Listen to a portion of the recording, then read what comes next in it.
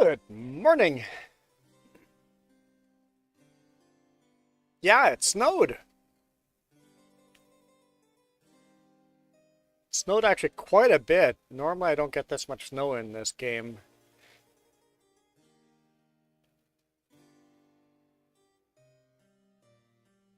So I went and bought a snowblower.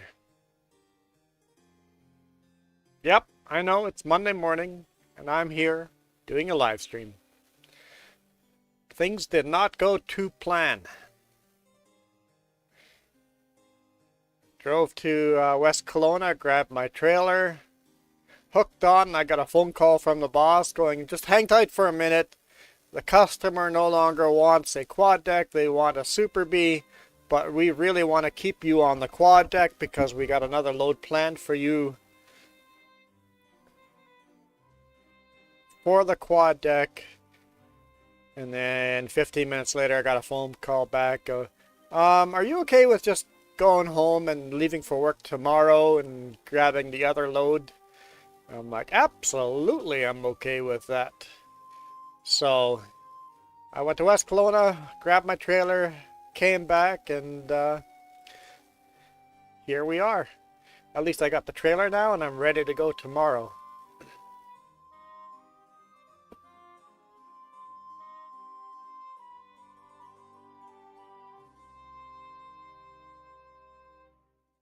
We bought our brand new beet harvester, sitting over there.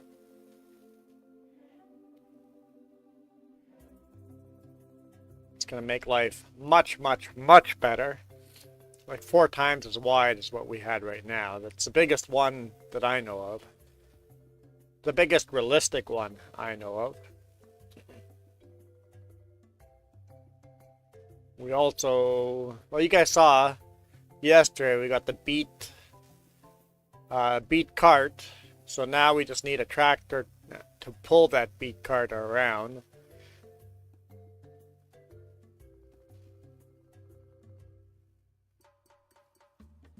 Hey Michael, how's it going? Why are you not at work? I guess it might be like lunchtime for you or something.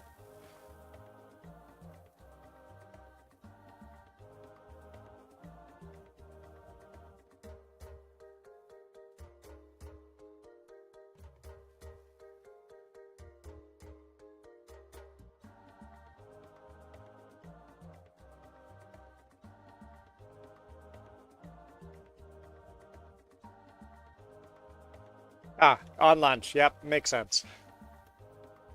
There's our new beet harvester. Let's back it up out of the snow. If I bring that snow plow here, I'll clear that snow off too.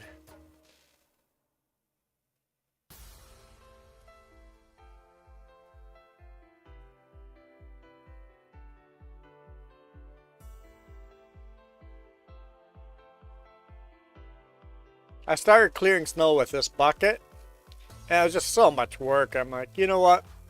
We'll buy a snow plow.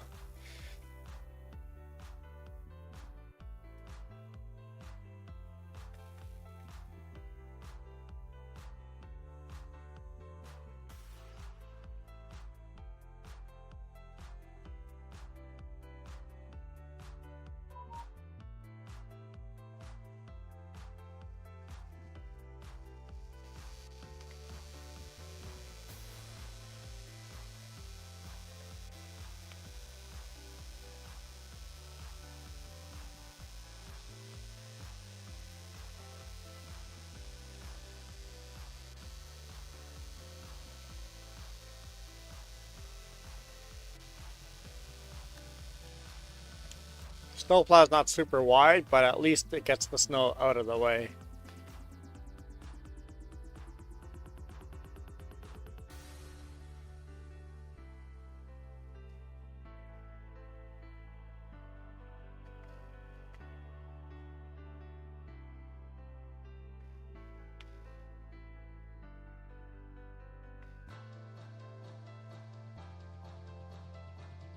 You just gotta make sure you aim the snow.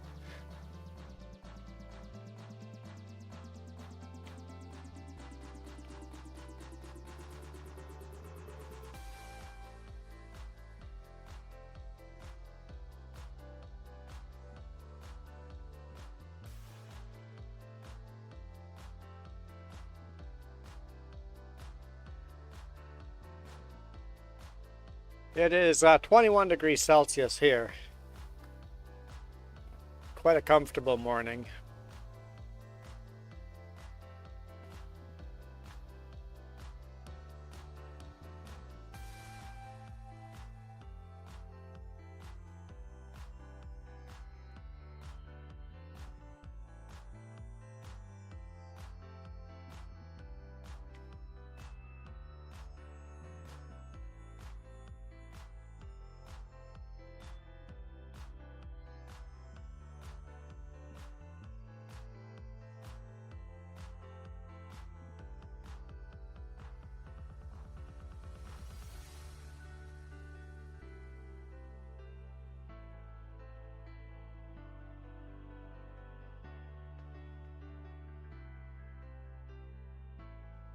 Yeah, I wasn't expecting to be live here either. I was expecting to be on the highway.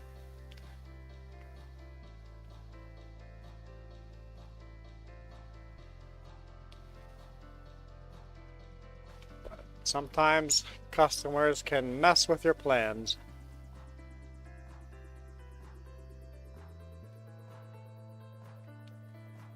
In fact, I got up at 6 in the morning and it's now almost 10. So I did go to work. And then plans didn't go to plan.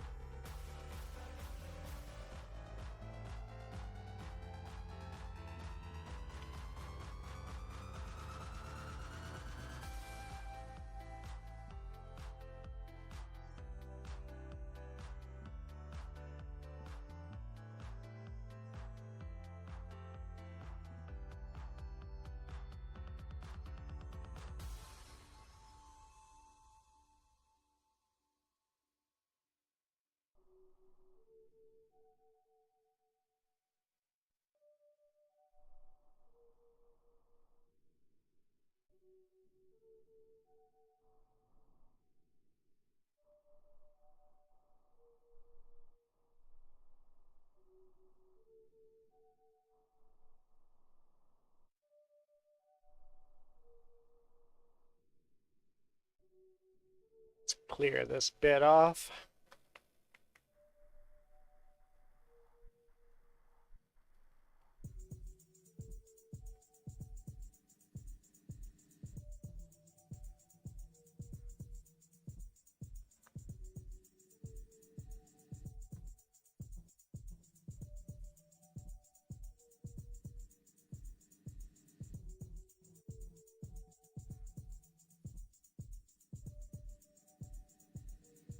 Jess will be home this week, so probably live stream from her tomorrow, I think.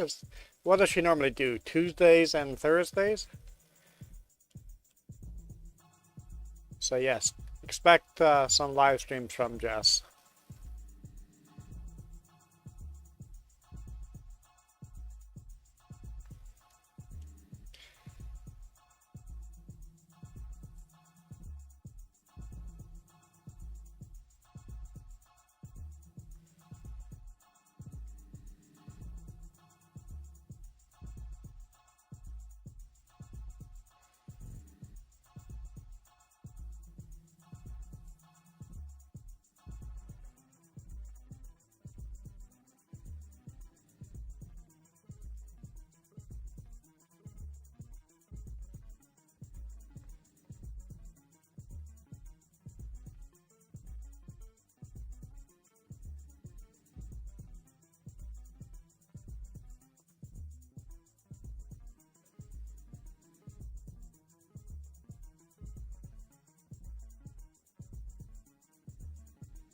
Yeah, that's gonna be on the warm side. Are you allowed to take extra breaks when it gets that hot?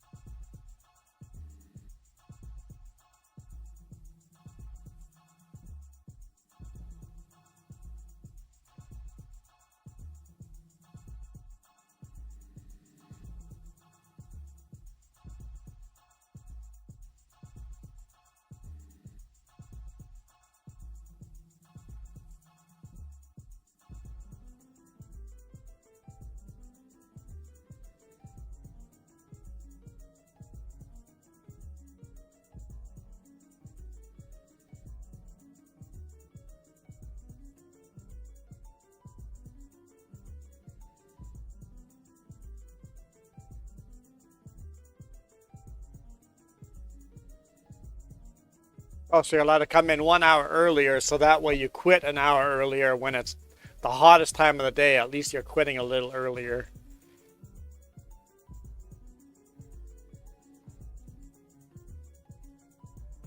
If I were you, I'd be asking for another 2 hours. Let's come in 3 or 4 hours early. Work in the morning when it's cool.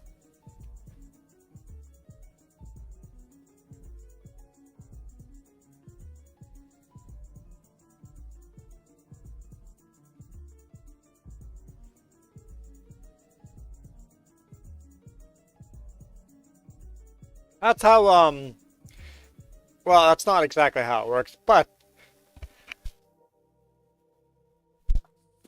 in southern Mexico and Belize and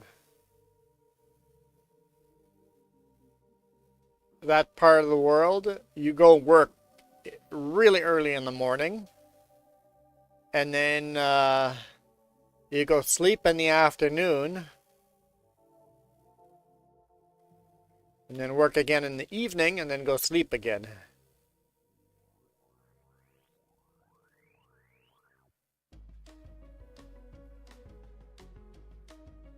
So you kind of do like a split shift.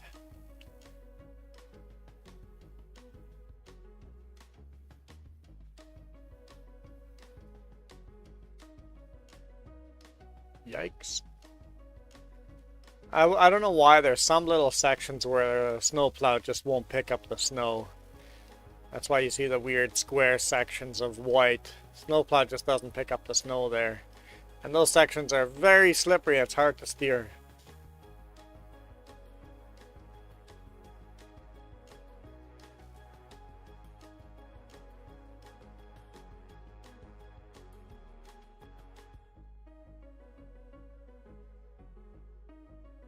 Yeah, coming in at 3 a.m. would be nice.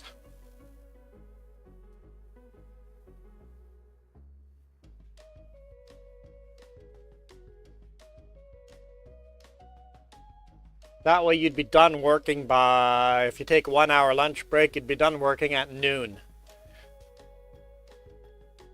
3 a.m. to 12 with a 1 hour break.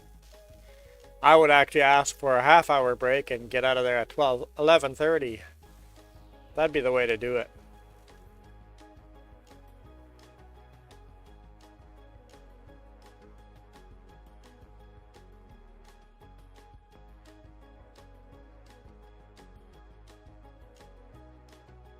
Legally, I believe BC is 10 minute, 30 minute, 10 minute.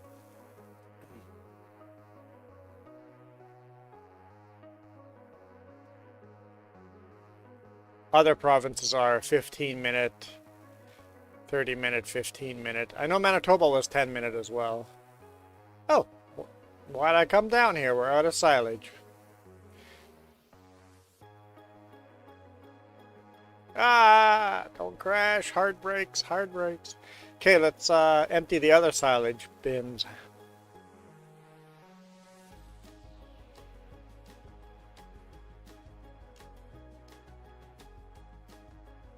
Most workplaces here do 15 minutes, and then half hour, and then 15.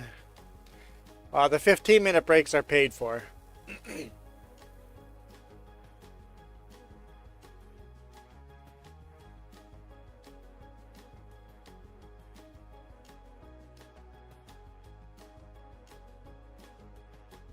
Well, some places pay for the 15 minutes. I shouldn't say all places pay for the 15-minute break. Some places pay for the 15-minute break.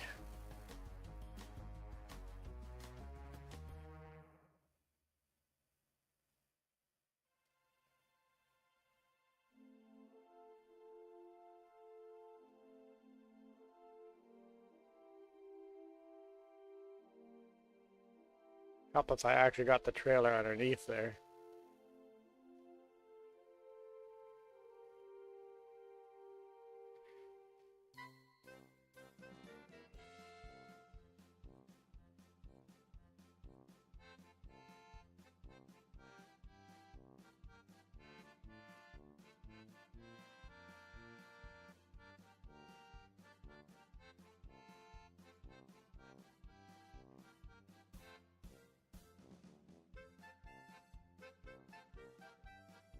Well, make sure you got a big water bottle and you're drinking water all the time.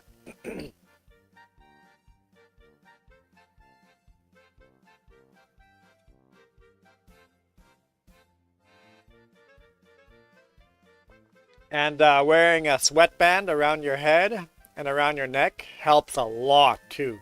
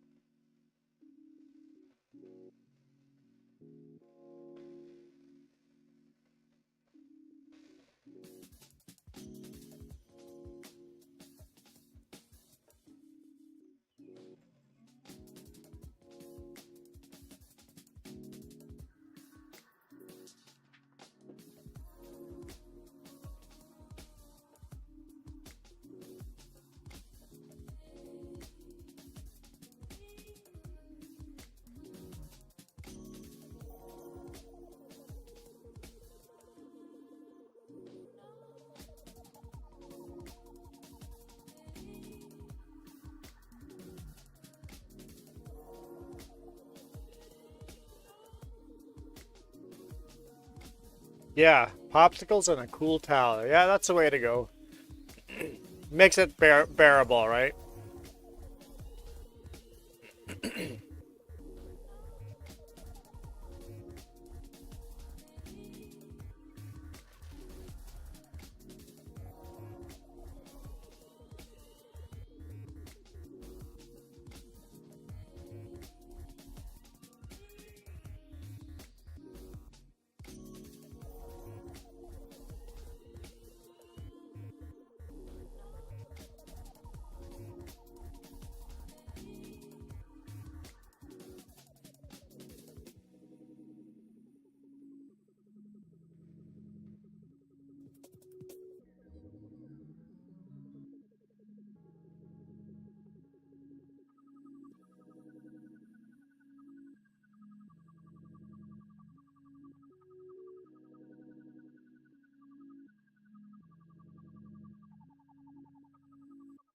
Kind of debate if that's a vocal song or not.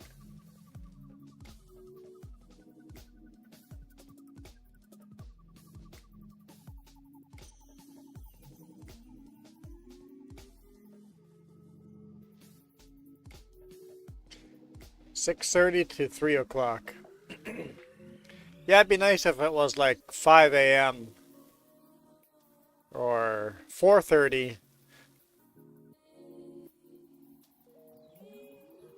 till 1 o'clock or something like that.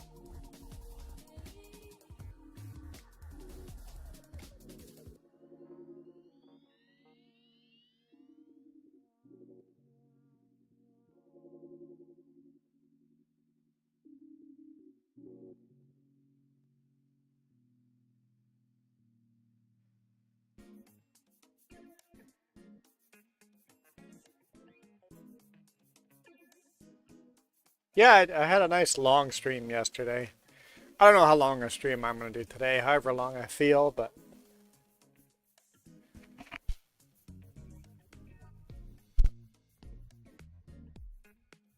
you're off of work in 3.5 hours. No, in 3 hours. In 3 hours.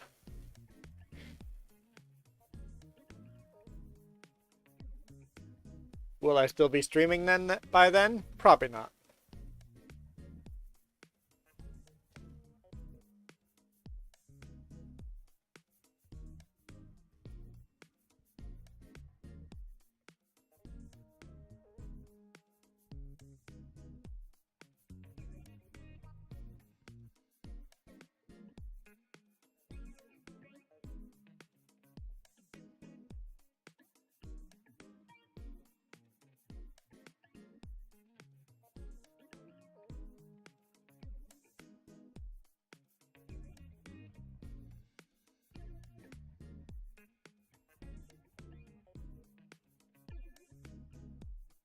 Should have set up those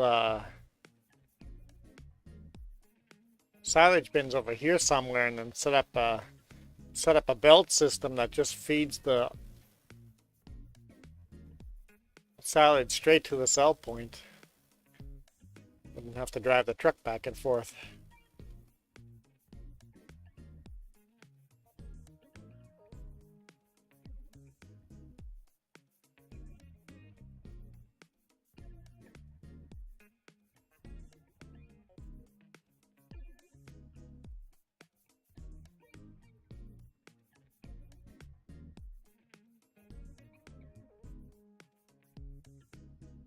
So do you like your new place better or worse?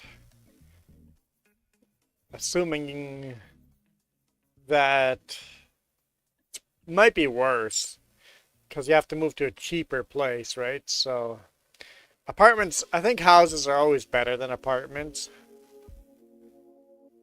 But what are you going to do? Pay $5,000 a month or not, right?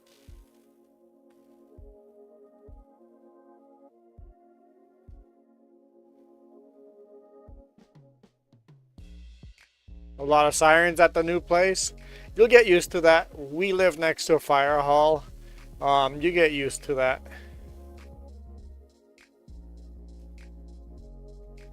I can turn the trailer around while we're loading it just by jackknifing it.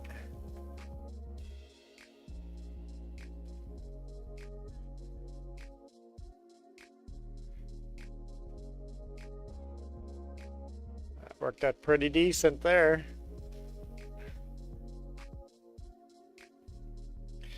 All right, back to work. Thanks for joining.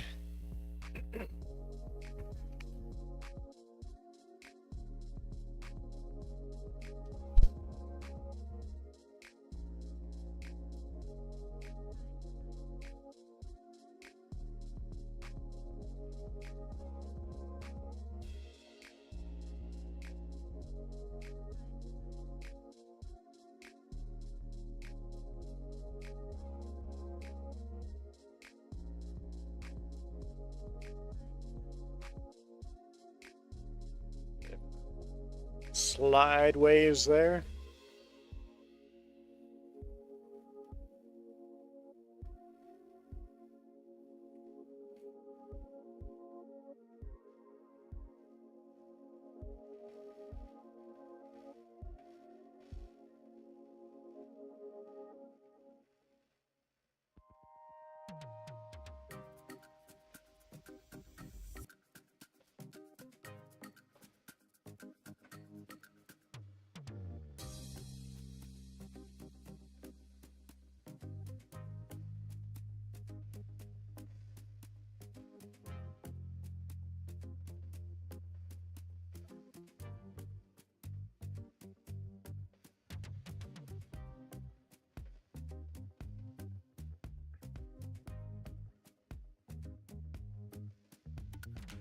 Wonder if we can do it again.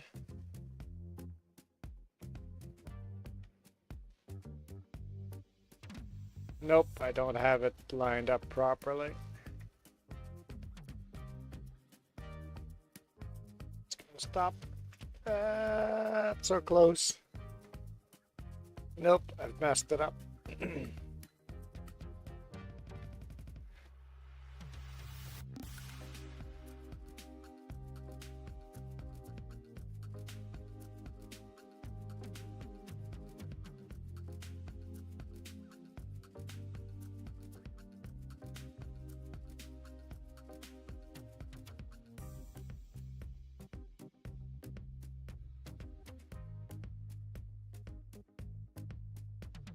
Oh.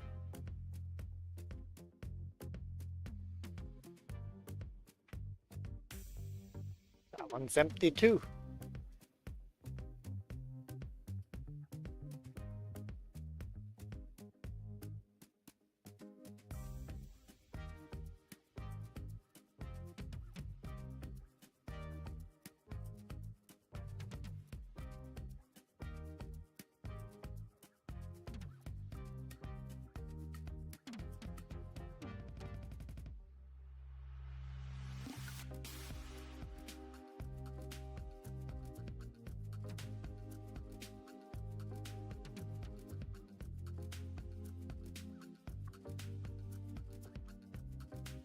was hoping this would get us to over 500,000, but we'll see.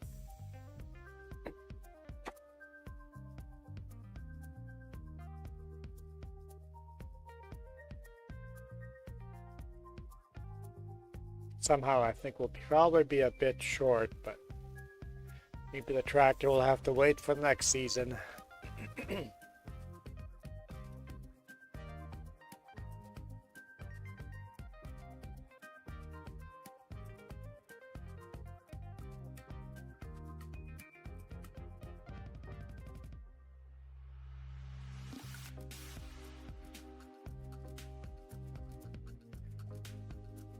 Michael asked if you're doing live stream this week. I said most likely Tuesday and Thursday.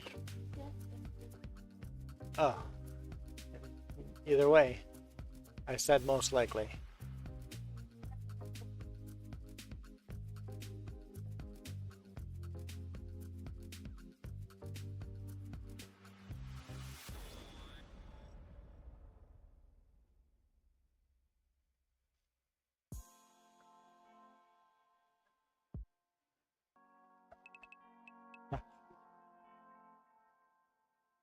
What? No, probably no stream from James. Nope. Huh? Ah.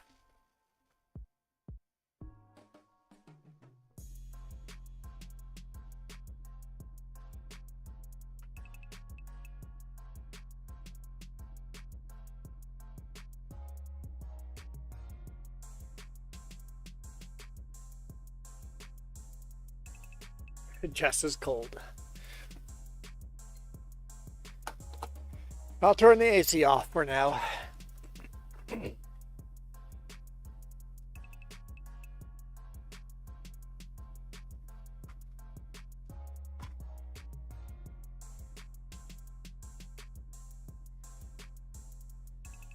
We're going to take that corner slower, getting off of the snow onto the pavement.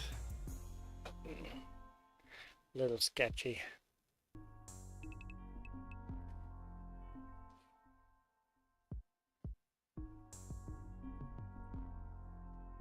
Now we just need 5 more loads, and if we get 5 more loads in here, then we'll have the money to buy a tractor.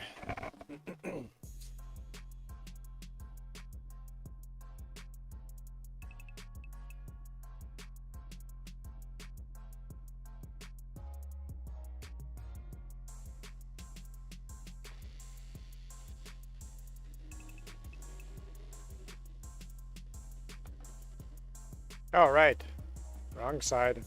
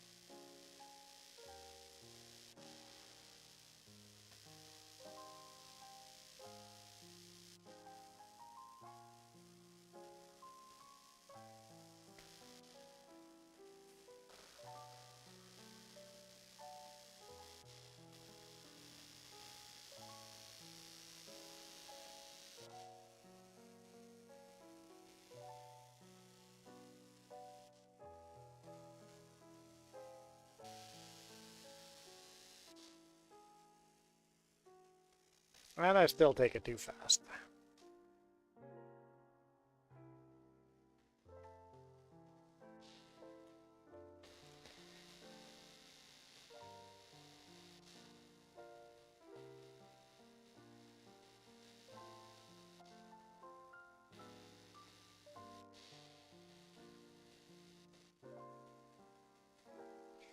Uh, 3.5 loads is all we need.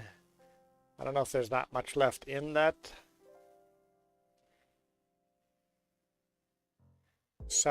silage bin, but we'll see.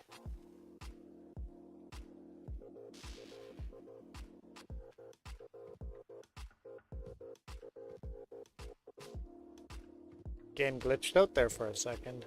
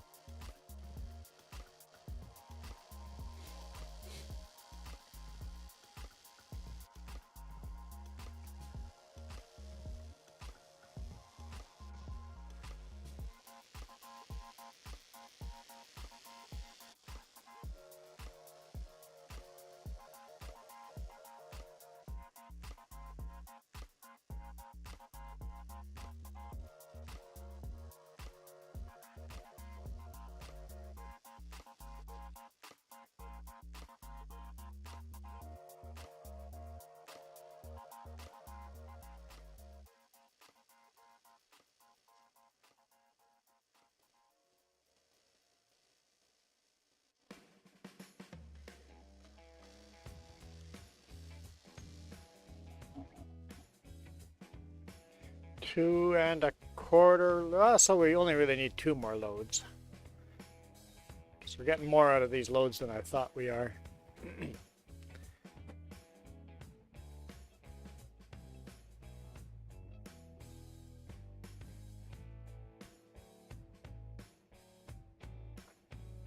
And we really need $200,000 just for operating costs. So we really need more than that, or else we'll be in quite a bit of debt. But we do have still like bread and cake and stuff like that to sell, but we sold most of the big money makers. We've sold everything there, so let's see what else there is to sell. We still have sunflower to sell, soybean to sell, so there's some money there.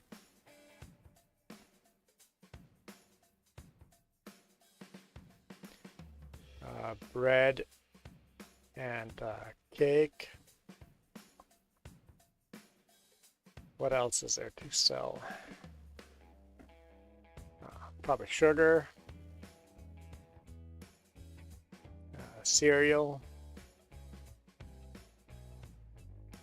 Strawberry and lettuce. We have to sell that too. That's going to bring us some money. So, but none of that brings us as much as silage and flour do right now. Those are our biggest money makers.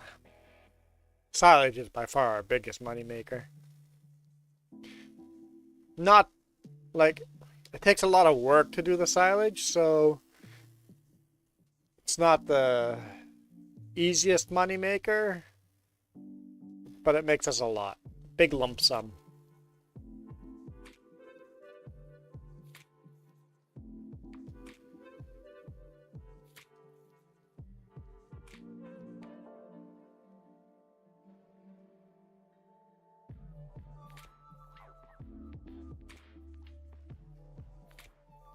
Another load should get us there.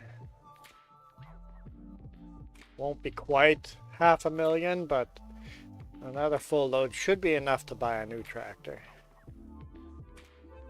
Unless the new tractor is over 500,000, I can't quite remember.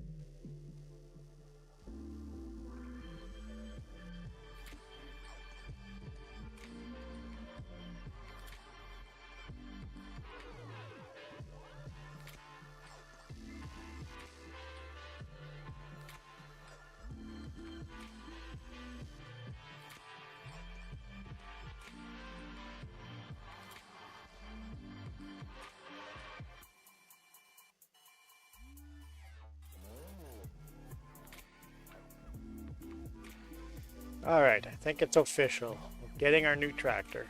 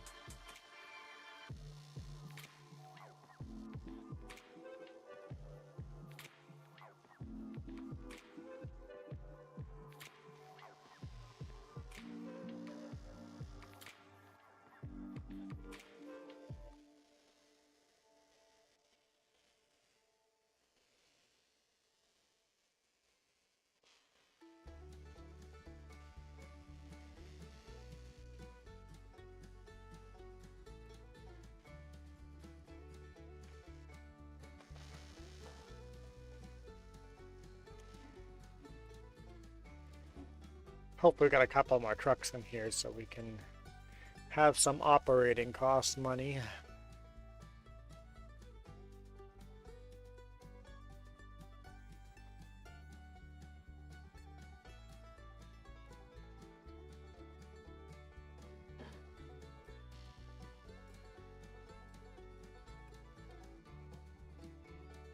I wouldn't mind extending our vineyard here in spring either, so.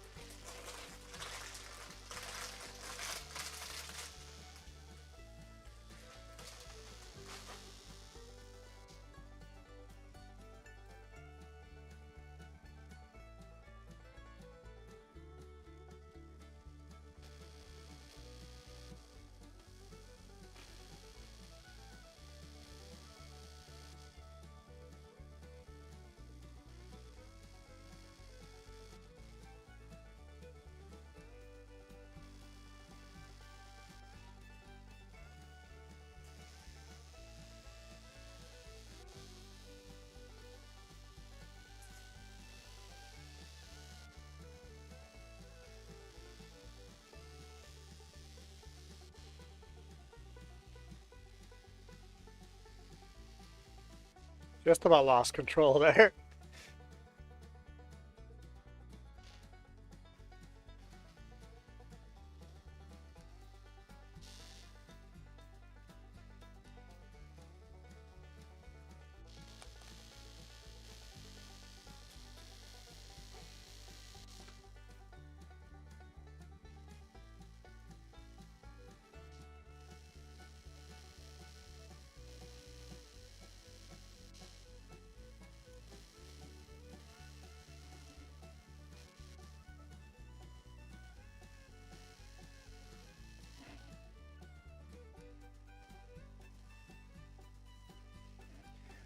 Oh, that would explain why Petro-Canada, all credit card machines were down.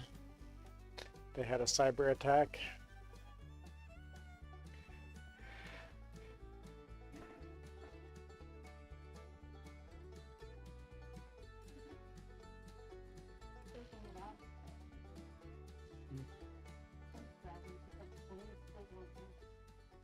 They're still down. Still cash only, so it'll probably be a ransomware or something like that, right? That means all the credit card info got stolen? Who knows, right?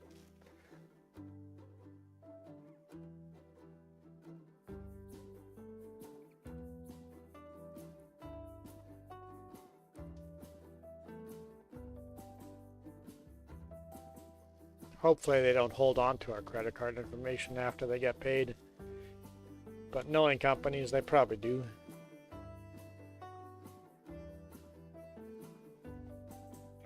Here, let's take a look at our brand new tractor.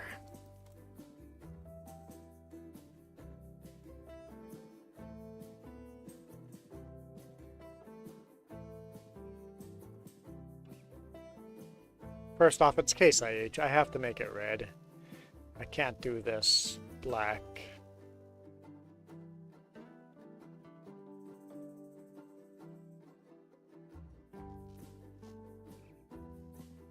I wonder if I could take Case IH red and then adjust it.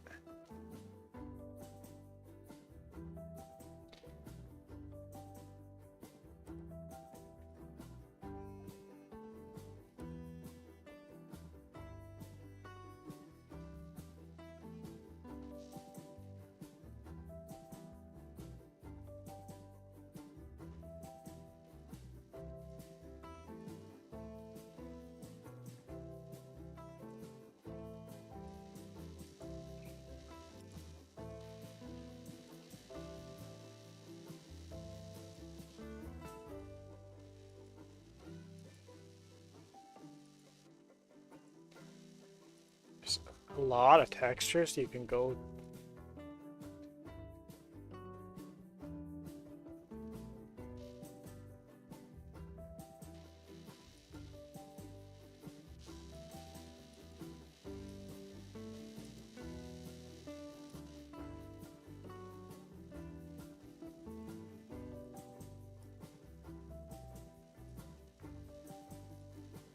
Man, there's a lot of different textures you can use. I've never looked at this. Go shiny chrome. What does that look like? Yeah, I don't like it.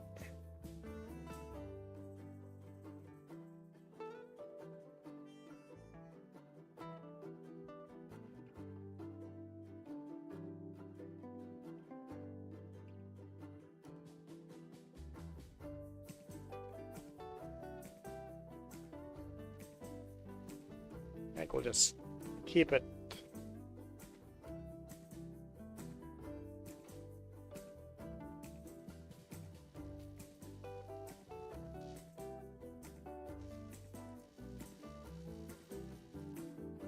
I just want to keep it Case IH red. Seat. The seat we could change though. And go fabric.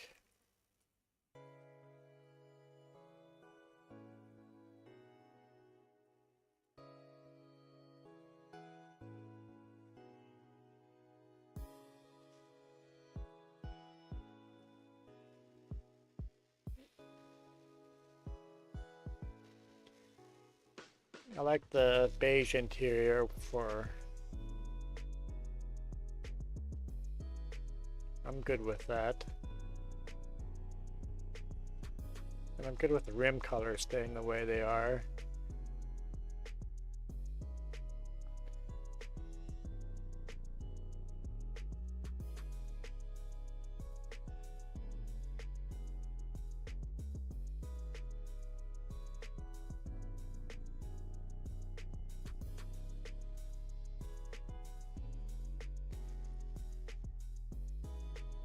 Okay. GPS, yes. Yes.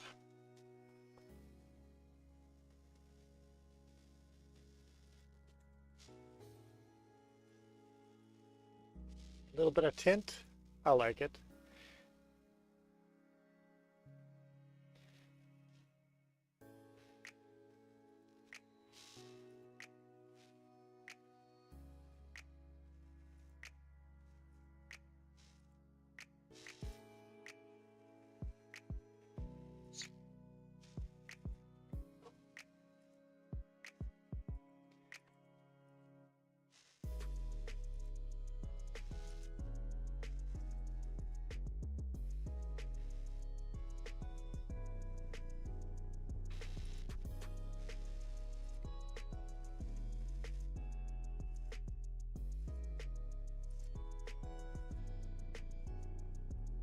I mean, it looks sharp with the dualies, but debating. That looks pretty sharp.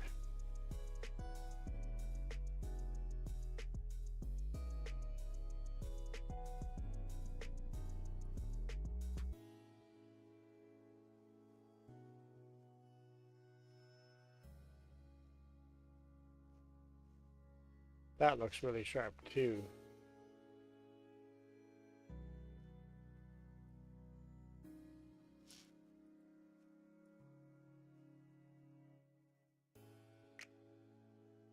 Could go something like that as well.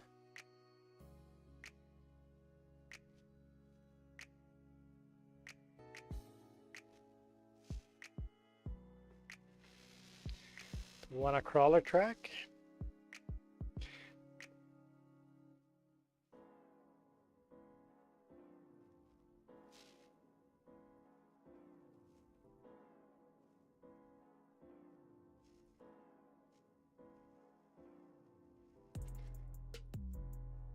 I think I'll go with duals.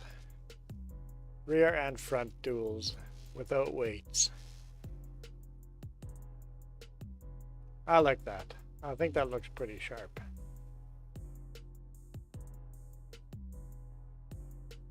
Engine.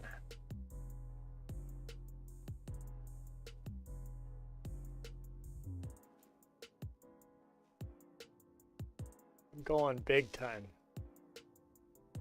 Twin turbo. 886 horsepower. Massive, massive engine.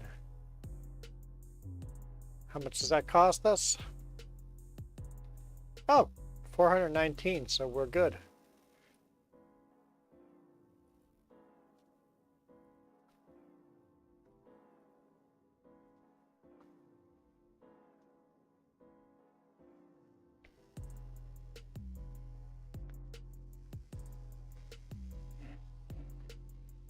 That is by far our most powerful tractor we own now. Well, the Versatile, I'm not sure how much the horsepower is on that.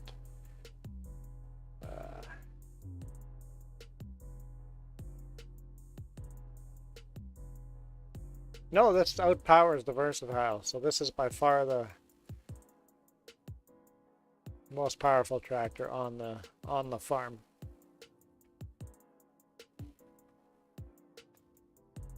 Probably order a couple of those, maybe in different colors or something, but we'll see how much we like it.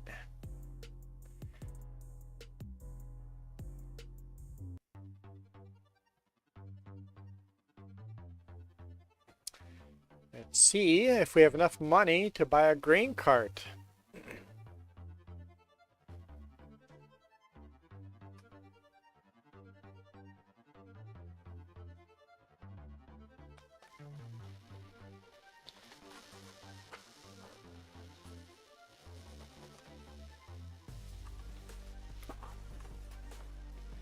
How much is a grain cart going to cost us?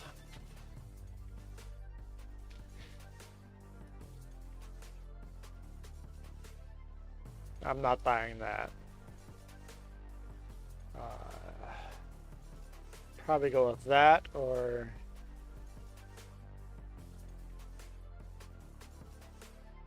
that one.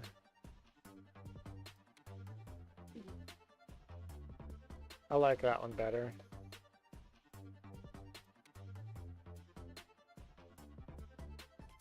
$115.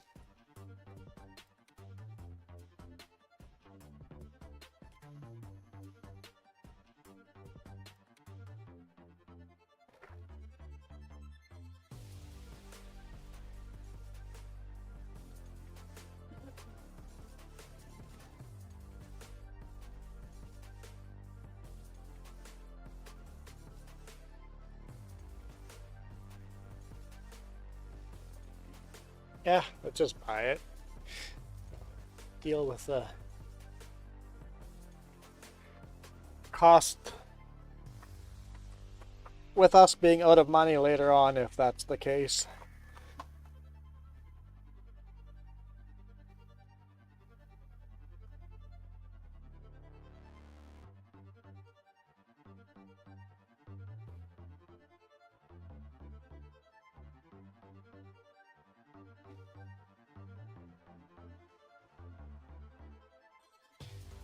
Oh, I realized I accidentally forgot the pizza at home.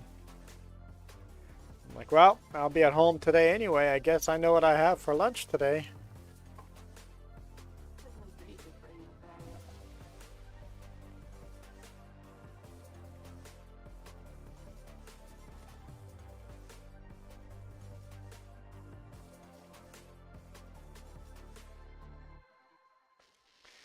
Here, let's go check out our grain cart. I bought this tractor specifically for this grain cart, but the Versatile would be fine with this grain cart too.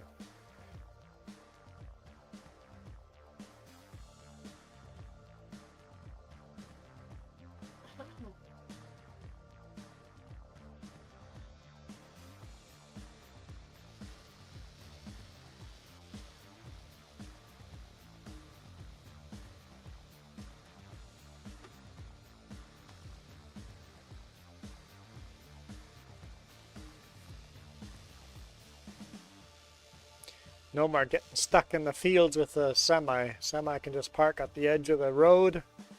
And the grain cart can do all the collecting.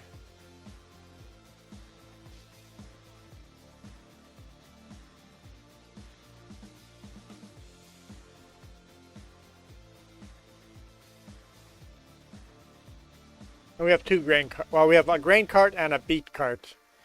So the Versatile can take one and this tractor can take the other.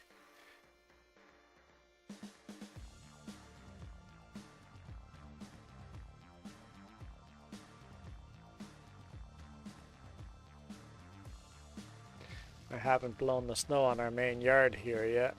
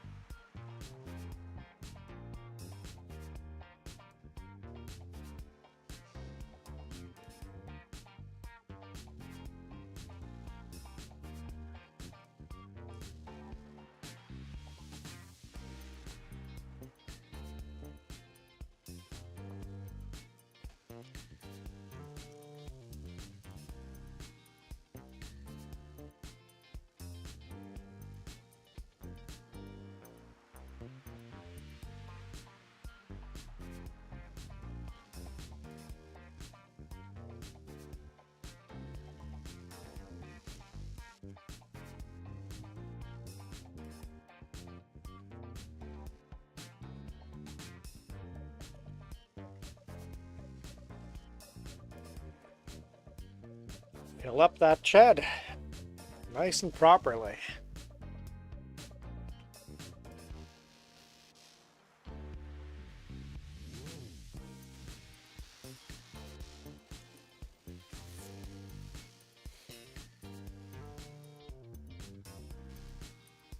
Kind of hoping to park this in front of the Versatile because the Versatile will only get used. Well, the Versatile can get used for the big cultivator we have too, but that grain or the beet cart will only be used when we use this, so.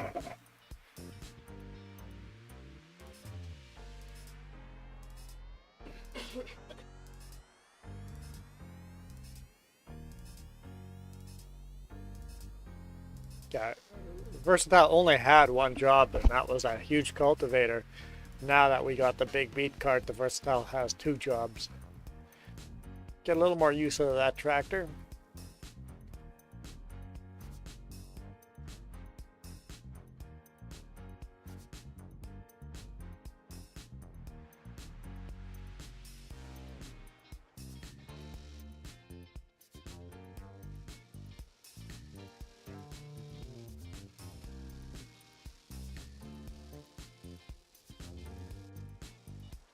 And now we can plant a big field of beets.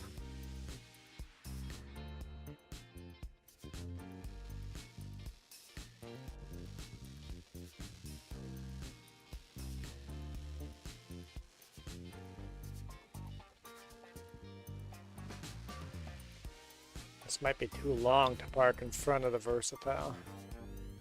Yeah, definitely too long. Okay, it has to go between.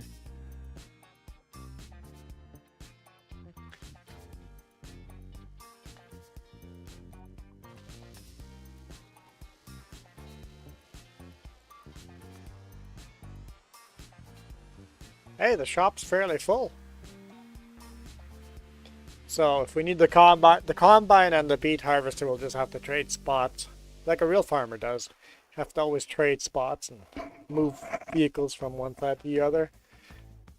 But shed's actually being useful now. Let's see how much more money we have of silage than when I last dumped this corn. Oh yeah, must have done it recently.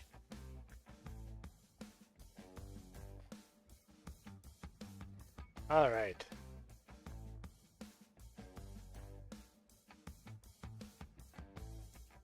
Let's see if we have another load or two. Be nice if we had another 10 loads, but I have doubts about that. We've pulled too many loads out.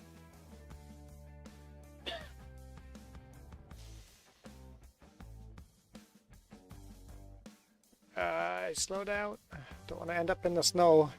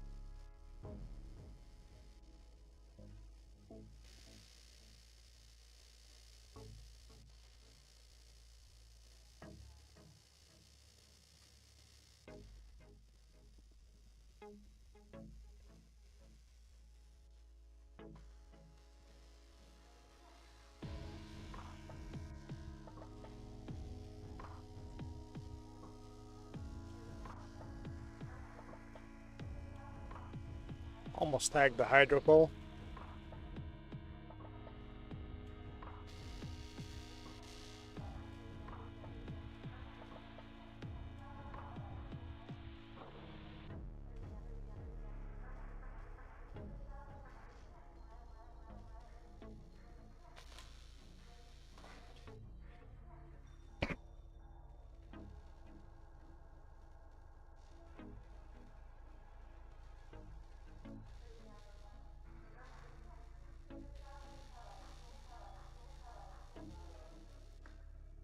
Yeah, we're almost empty.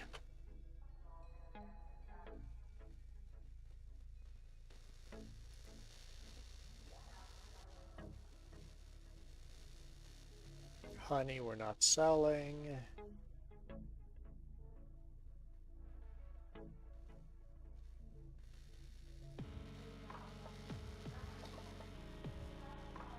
Silage price is starting to go down, so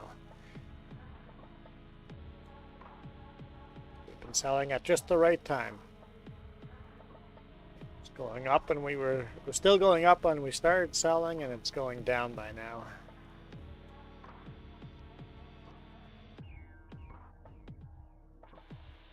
Us flooding the market probably doesn't help.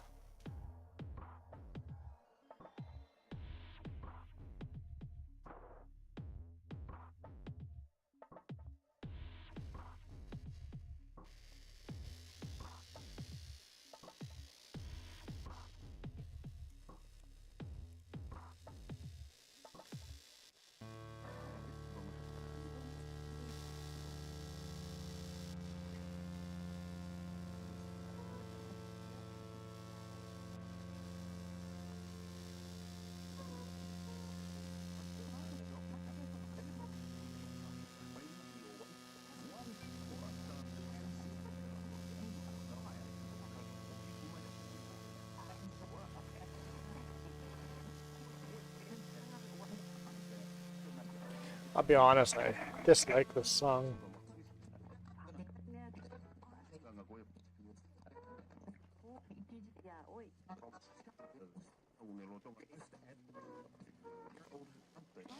There was a song before this that I disliked too.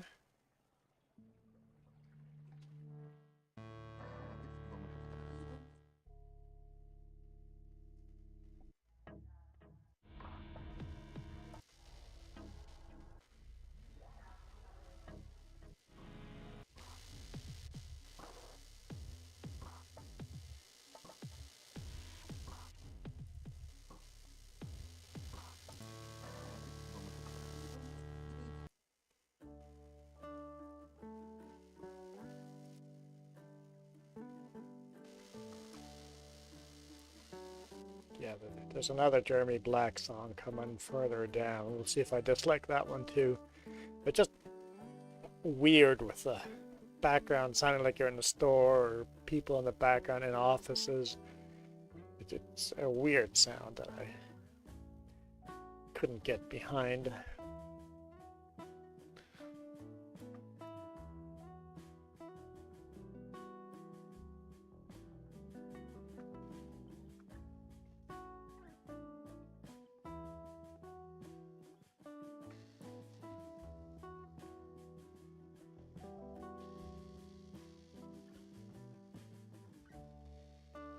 It almost put me like in Uncanny Valley. Not voices, but weird sounds that sounded like voices. Audio uncanny.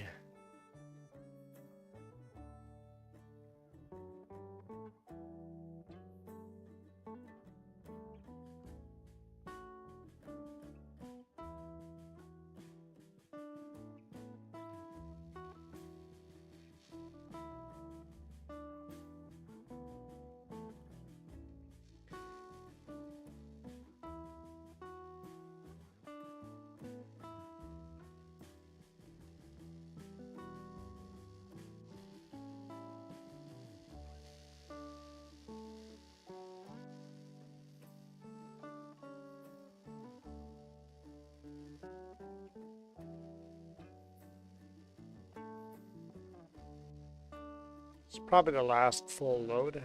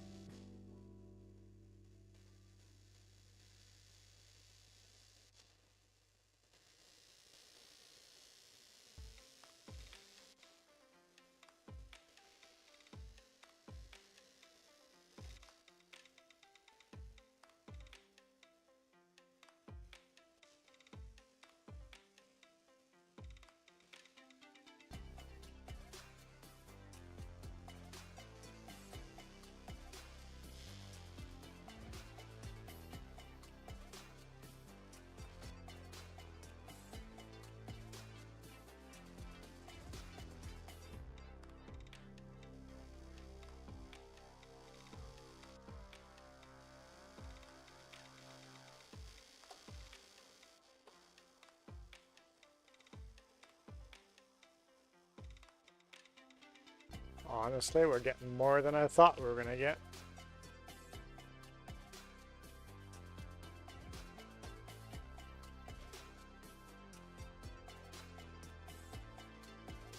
Are we? Not getting any game audio? Huh. I just saw that.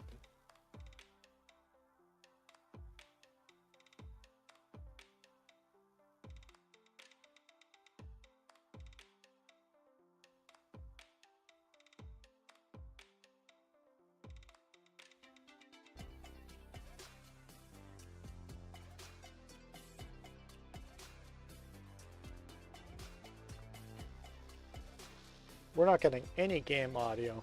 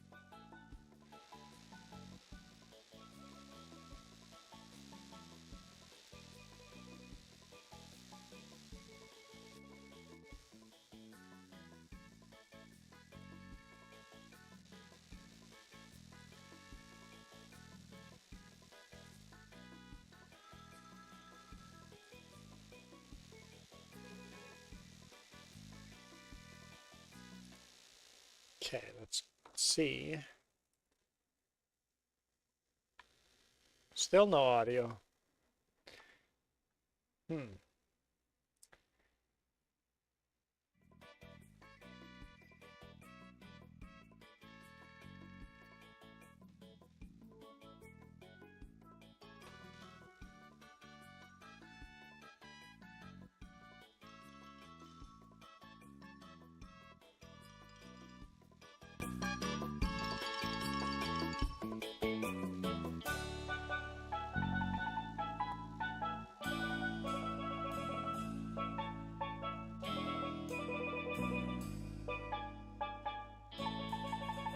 I'm not sure what that's gonna do.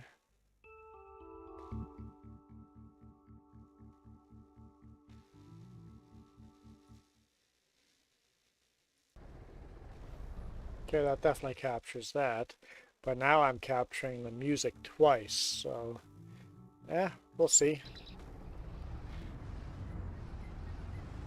Oh wait, were we full? Is that all of it? Yeah, that's all of it. Okay.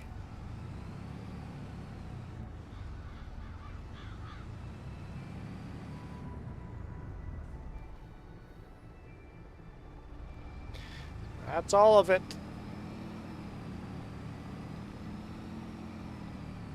Done with silage this season.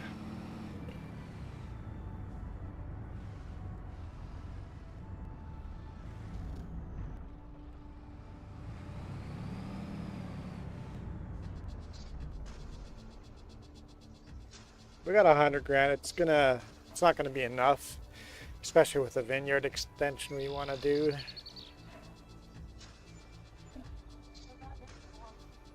Cows? I upgraded the cows once already. But yes, I want to upgrade them one more time. It's on my list to upgrade.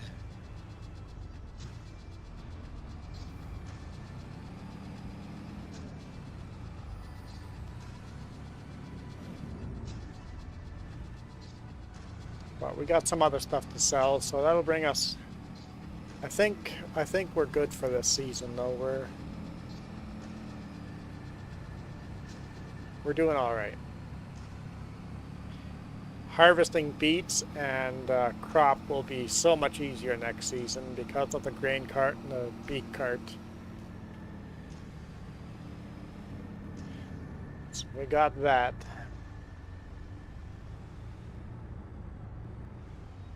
Hammer down through the snow, I'll be fine. Don't stop. Don't want to get stuck. I'll bring the snowplow down here and plow the main route here.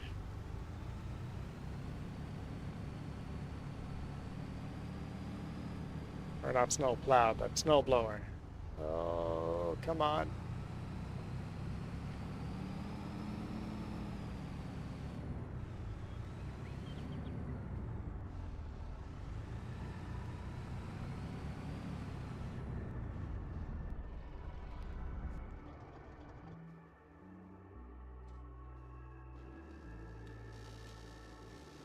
Let's get this out of the way.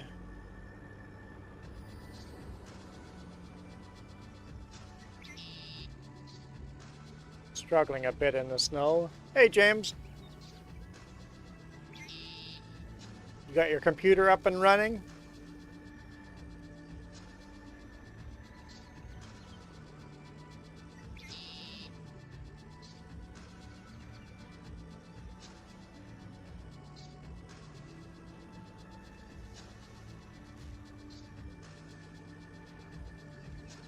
Are these sort of up and running or fully up and running?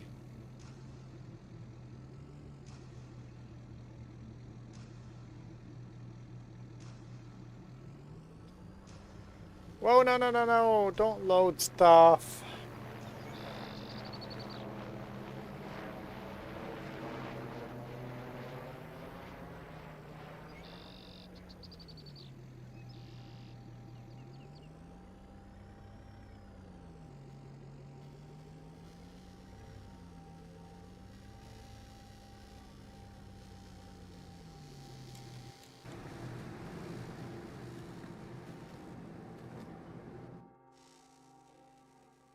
We could use some more flour, more butter, and more strawberries.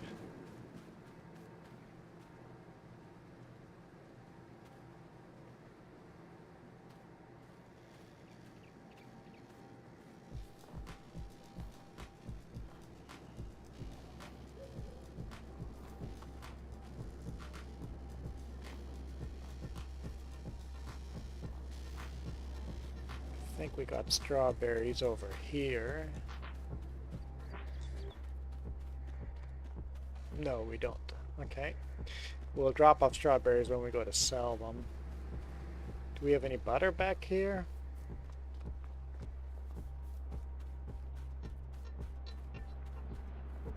Oh, so you're still on your old power supply.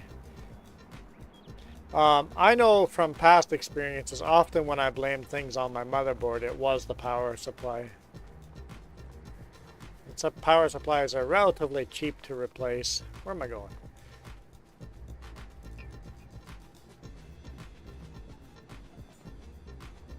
I would recommend you buy yourself a new power supply.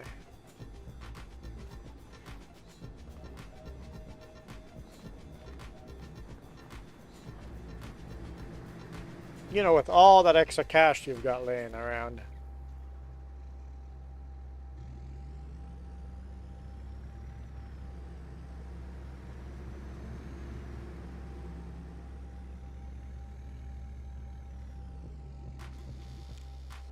I have an old power supply that was working really wonky last time that I use as a backup, but I doubt you would be interested in that.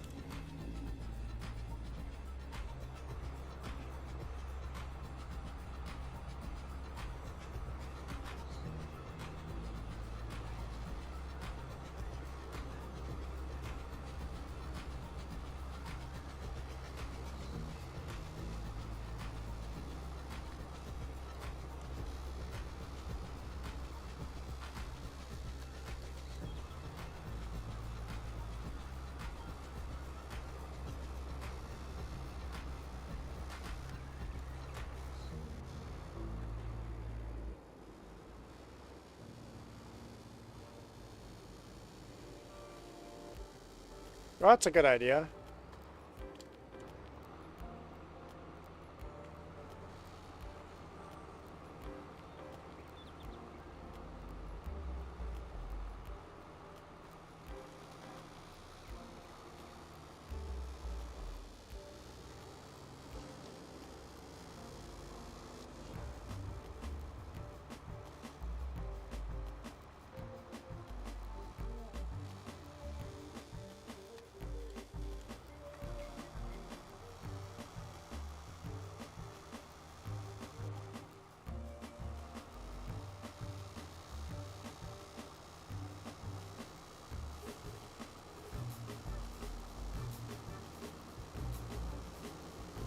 Yeah, dedicated server. Once it's on, it's running. Yep.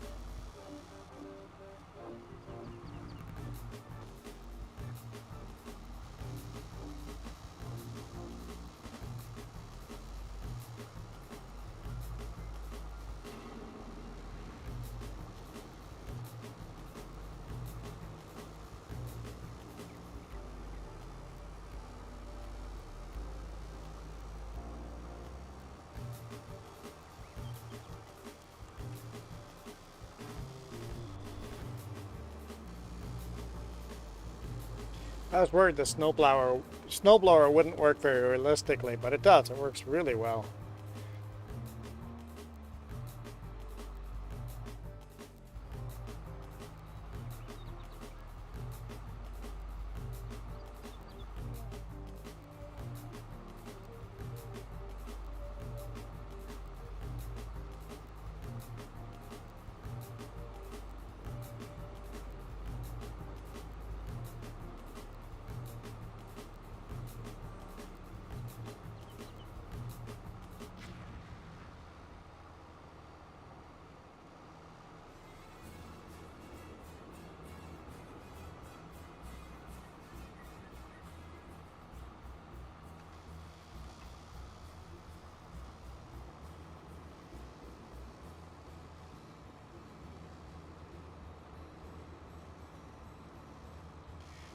I wish this map would get more snow more often. It's not very often that we get this much snow in the winter in this game, so I wish we would get more snow more often.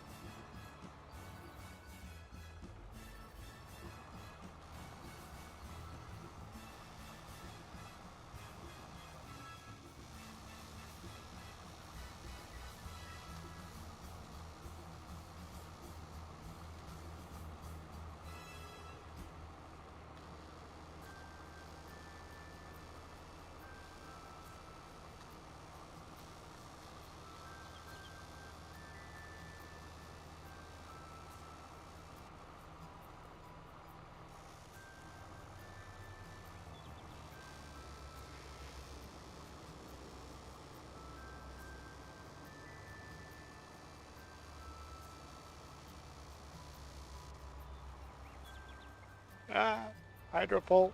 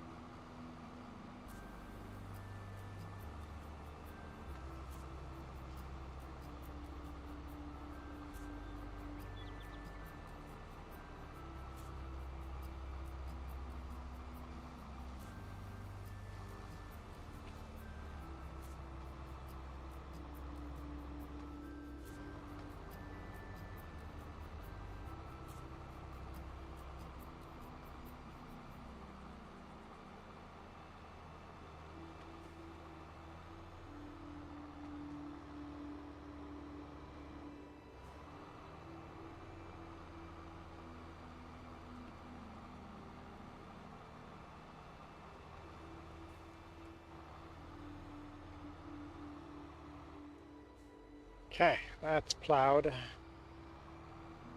I mean, blown.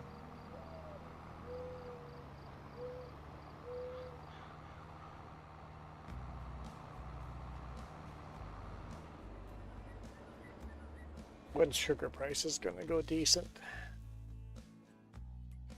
Sugar. July. Okay, so I don't need to blow snow around the sugar factory.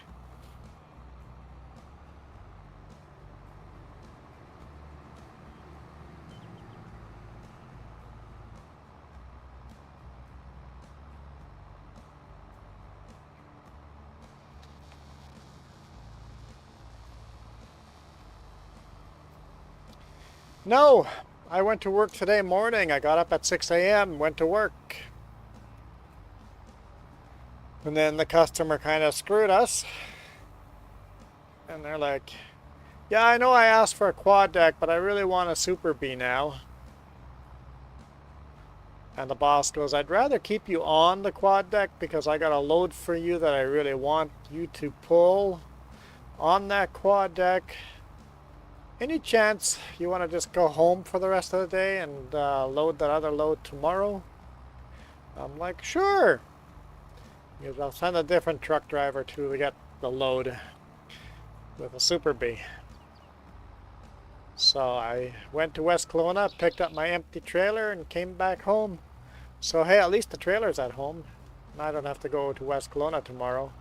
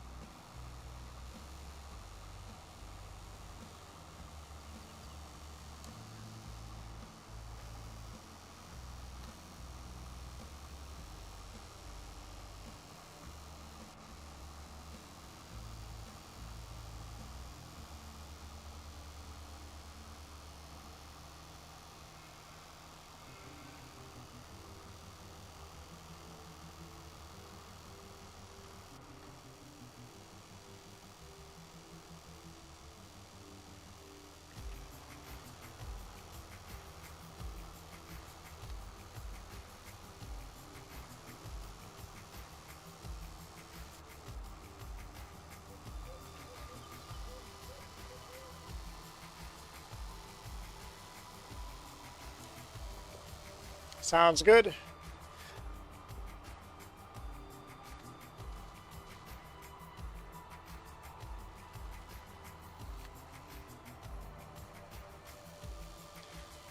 Where I'm gonna push this snow.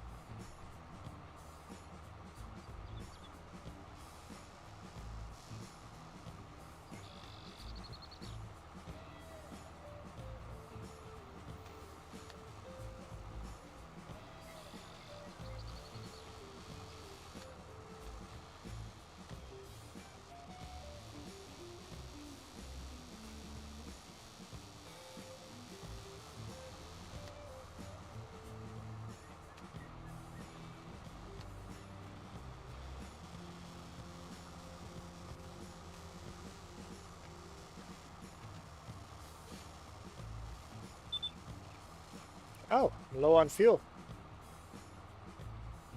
Top it off when we go by the fuel tank.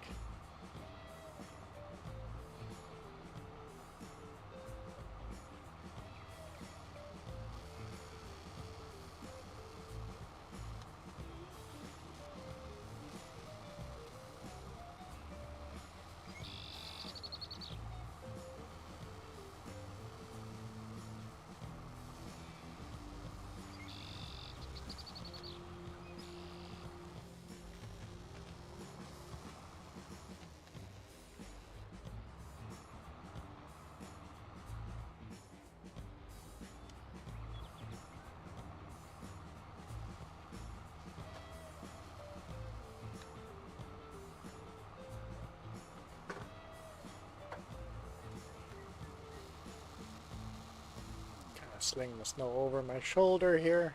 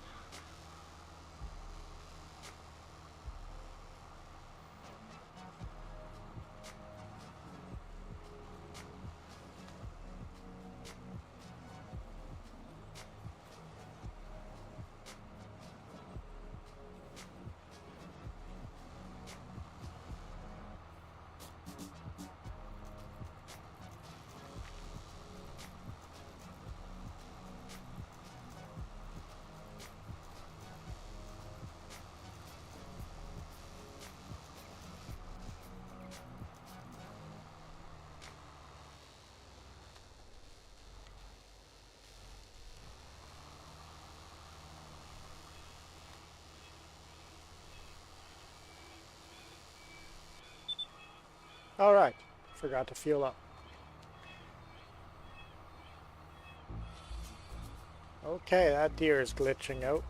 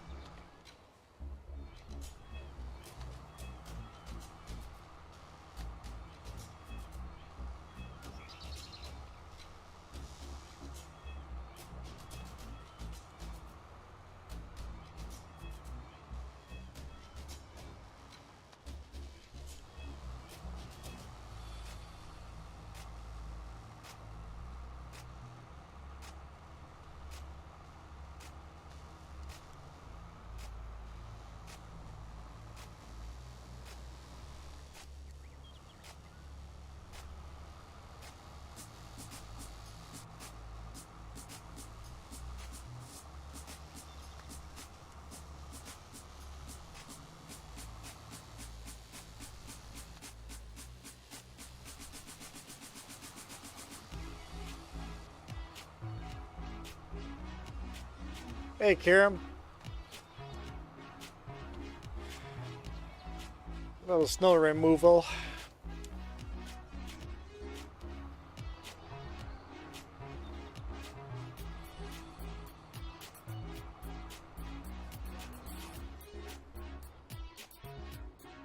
Yes, you can rotate the snowblower any direction.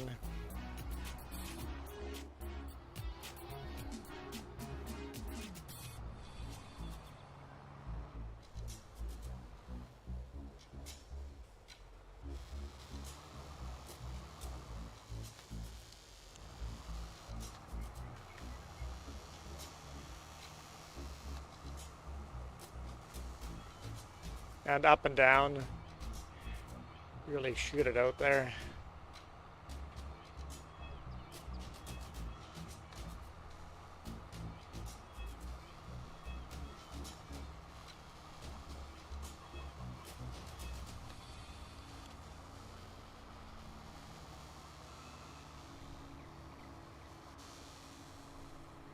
Yes, much, much better than the blades. I've never used a snowblower before. I always use the blades.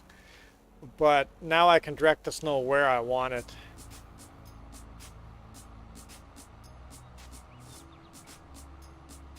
It's narrower, but you get it clear the very first pass, right? It's other than some weird stuff where the blade doesn't get to it anyway, but I like it much better than the blade.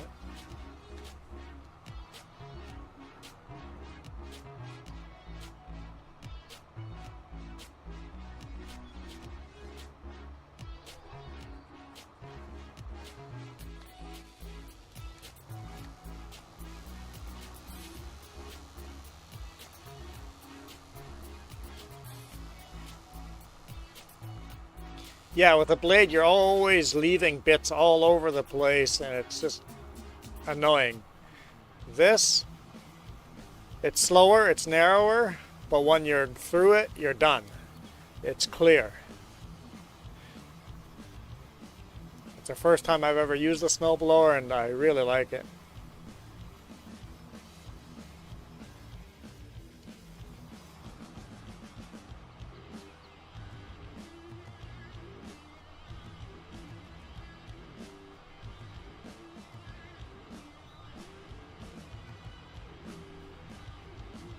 I don't need to clear the rest of that road because we're not going down that until we're planting. Just clear to the chickens.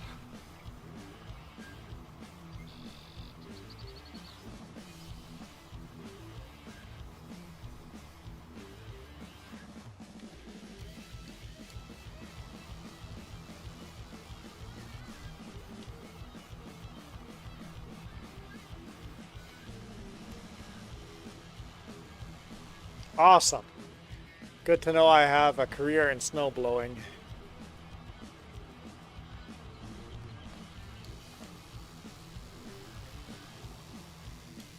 I've done real life snowblowing, and it's honestly quite realistic.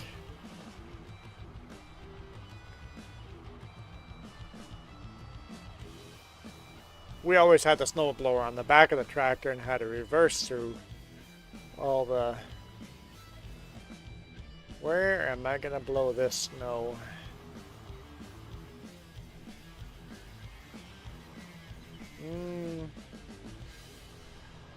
We'll see how this goes.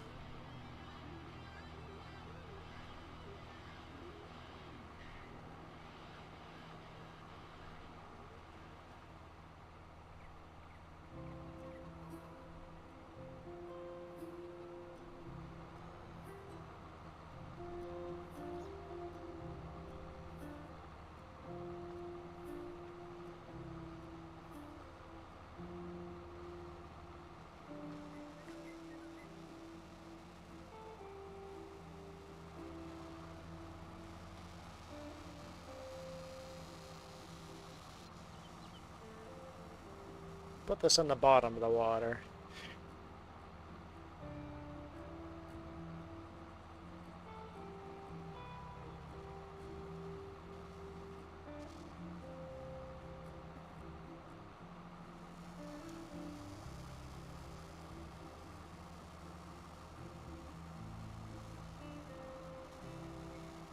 It's funny, you can see the snow piling up under the water. Alright, I still forgot to fuel this thing up.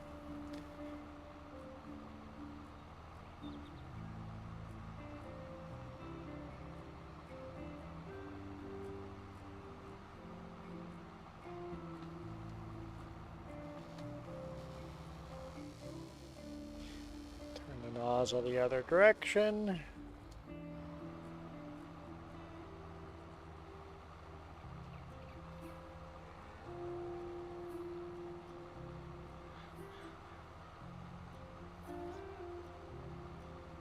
Yeah, I think the snowblower gives it a really cool effect in the winter. I, I'm a big fan. I wish I had bought this thing a long time ago.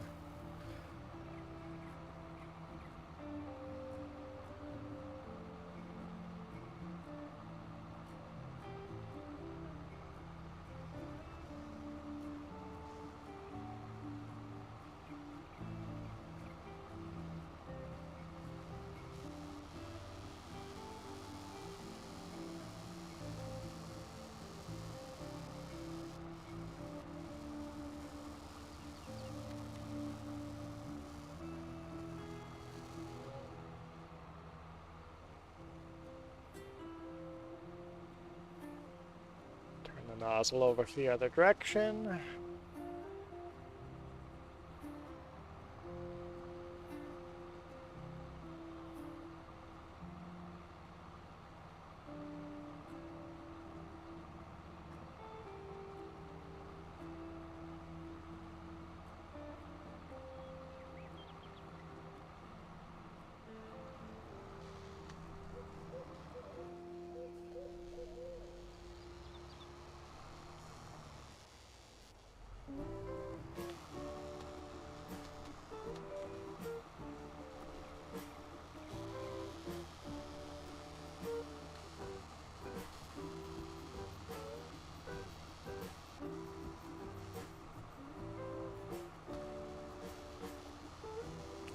Okay, where am I putting the rest of this snow? Shoot as much over my shoulder as I can.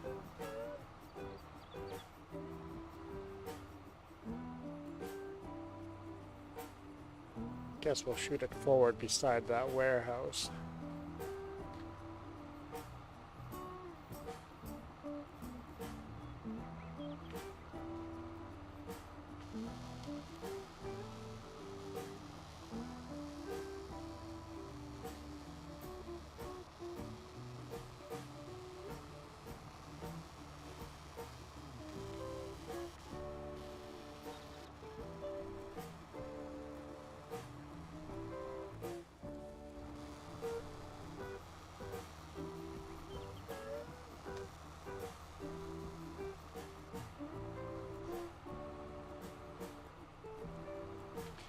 Right, let's fuel this thing up.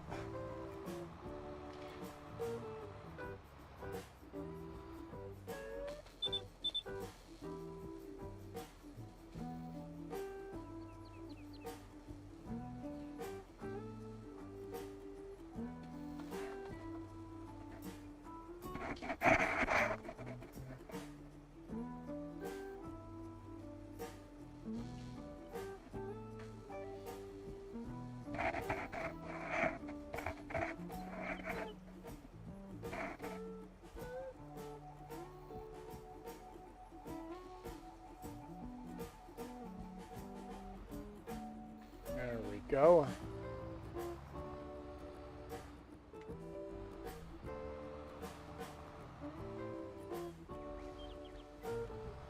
Can I blow this over top of the shed here? Haha. Except it won't clear that section there.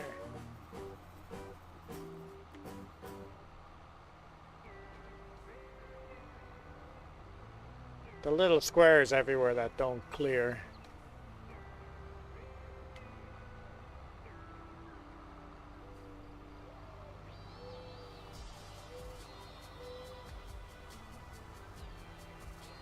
If you aim high enough, the snow just disperses.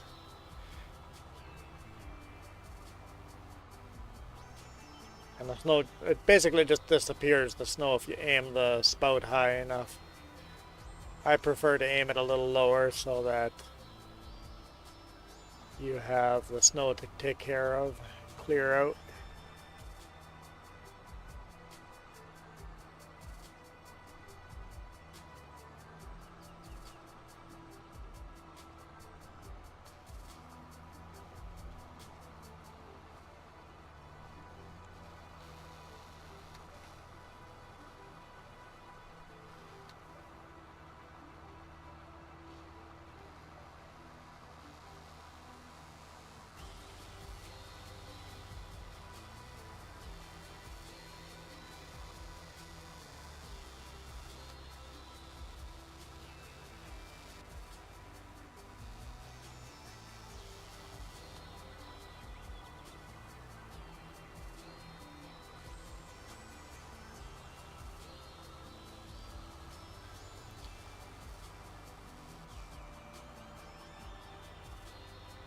think that's pretty much it for Snoops. Didn't name that one right, but just clean this up.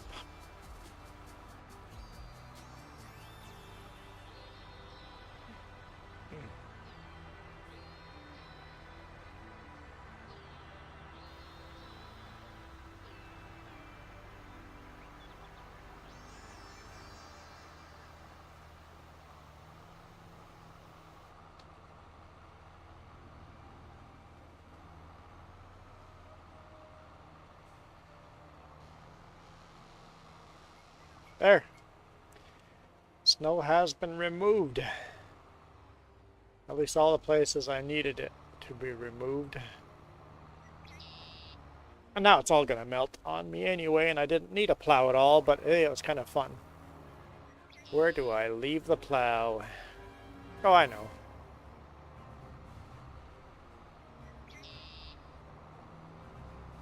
Oh, except that I blocked it off with snow. Well, I guess I gotta blow the snow to go put it away.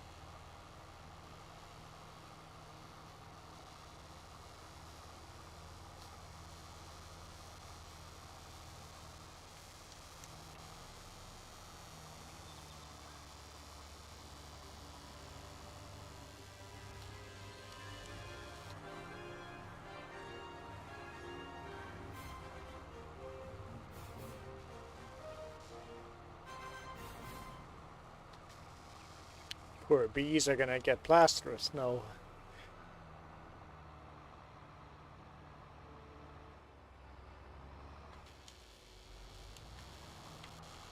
Whoops. Careful where you aim that spout.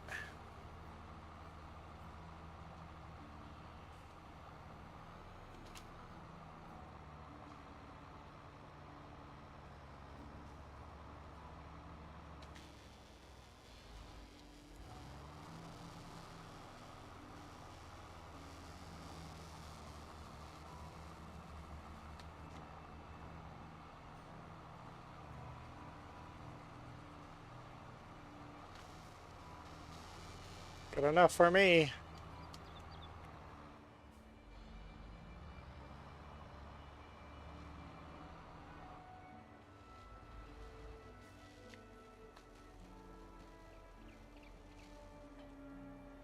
I think I'll just leave this tractor here for now, just in case it snows again.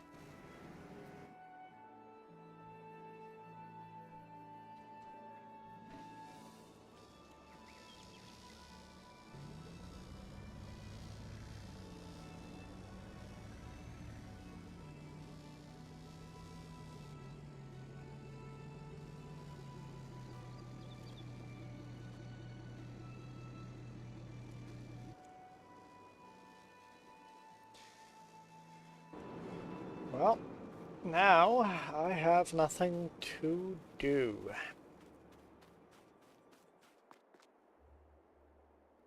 I guess we do the 2-hour price checks. Speed up time.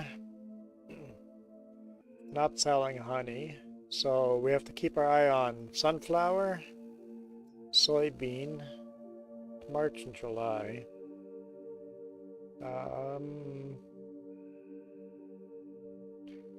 Bread and cake. Did I miss my window for bread? We're in February. That sucks. Somehow missed my window for bread.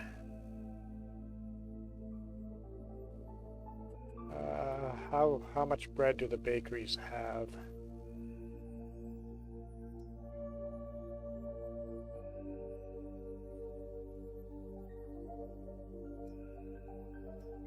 I'll just store it for another year. Oops.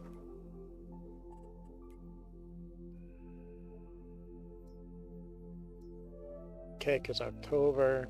Okay, so we're probably not going to make money off of that. Sugar is July. Sell that. Yeah, we're going to have sugar, sunflower, and soybean. That's it.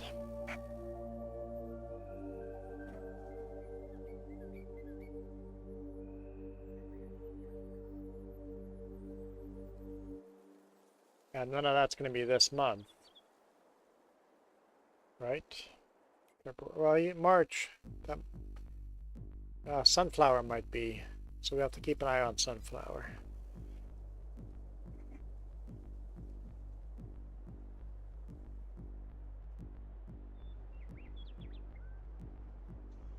I see I've parked in a way that it hampers.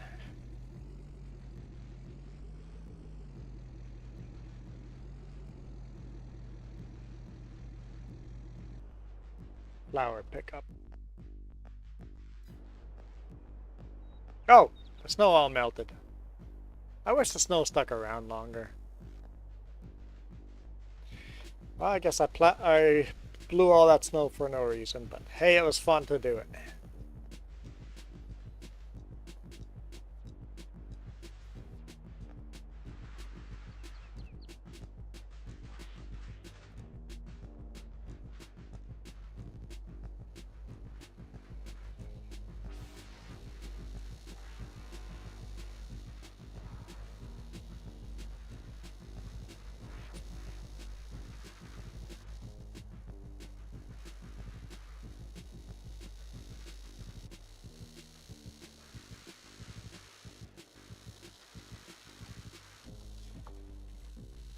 Alright.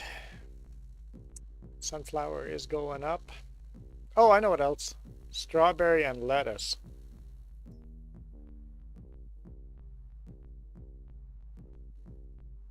Oh, lettuce was going up. It has stopped going up. We should quickly sell all our lettuce. And strawberry is going. We got to sell our lettuce and strawberry. Although, strawberry, it is, yeah, February, okay. Let's sell both lettuce and strawberry.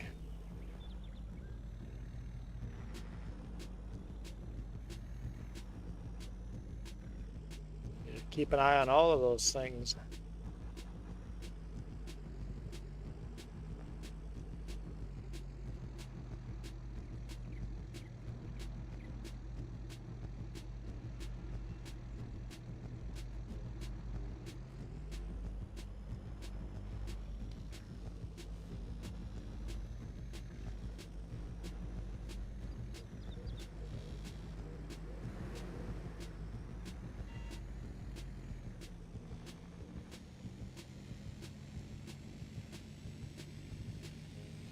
Now, I saw Kiram had pushers installed beside his greenhouses. I don't, but I did install that mod, and I'm gonna, once I got these strawberries and lettuce picked up over here, we will install those pushers ourselves.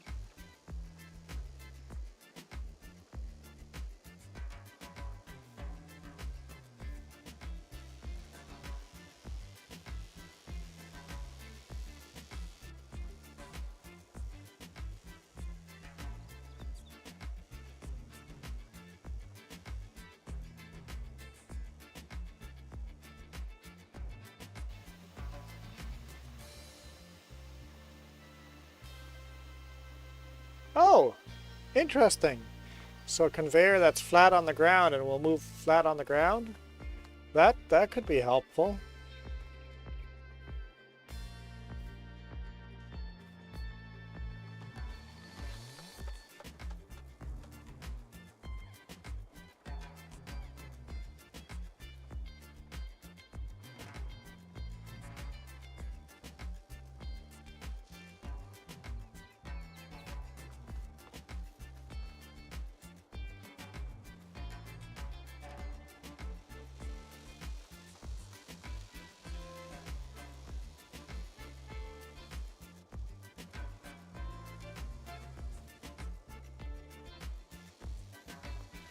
Alright, let's install our first pusher here.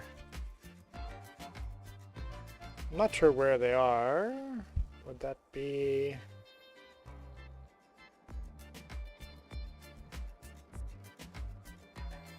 maybe tools?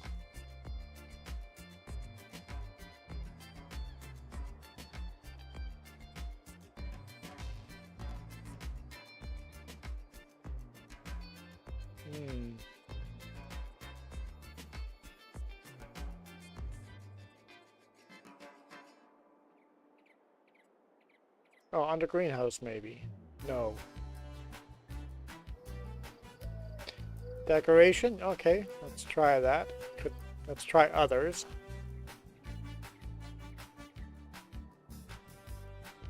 I could be going right over top of it too. Oh, there we go. Are there different lengths? There are. I see. Okay. I think that's the right one though.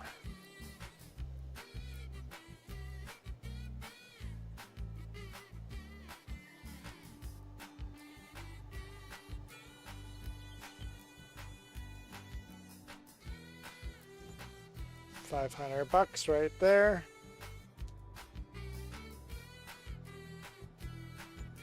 $500 right there.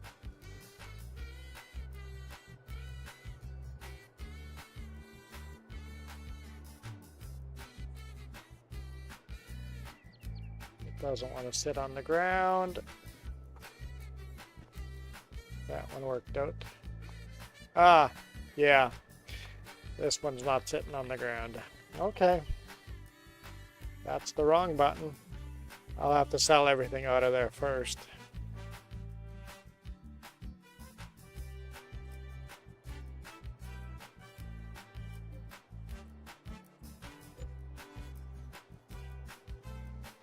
So.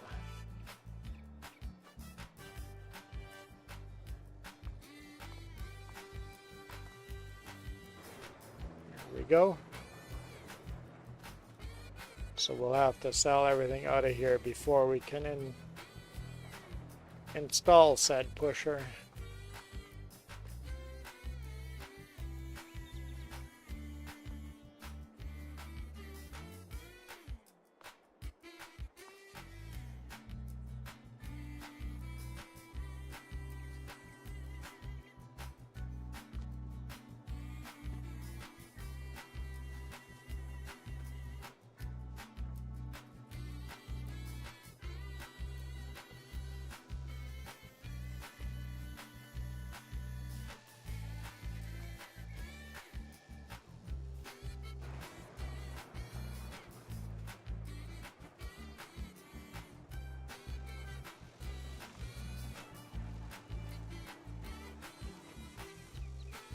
Yikes. Yeah, the pusher will be much better than me trying to lumberjack my way out of this.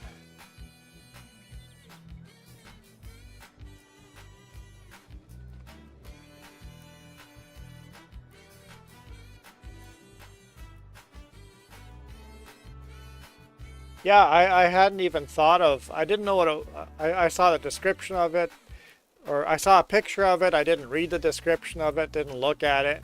Then I saw you using it, and I'm like, oh, that makes life much better. I see how that's useful.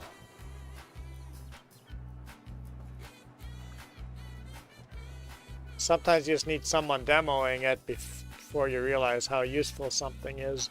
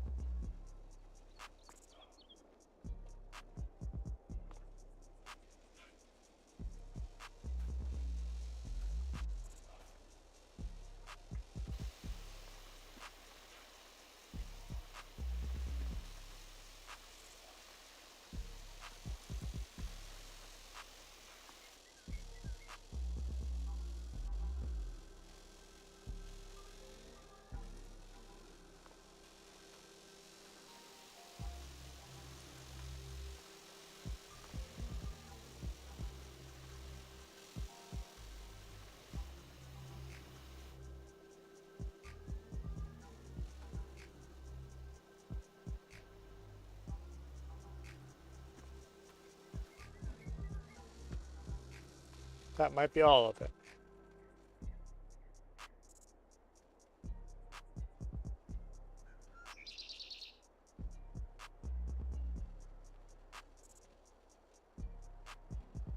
All right, so that's other. Where was this again? $500 mark. After the letters.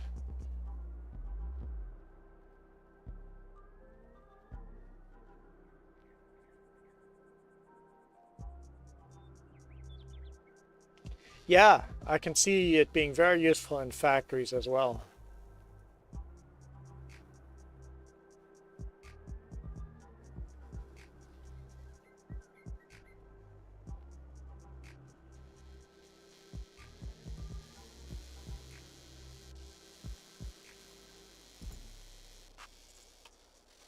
All right. Perfect fit between the greenhouses. Now let's go get the other greenhouse. On this side.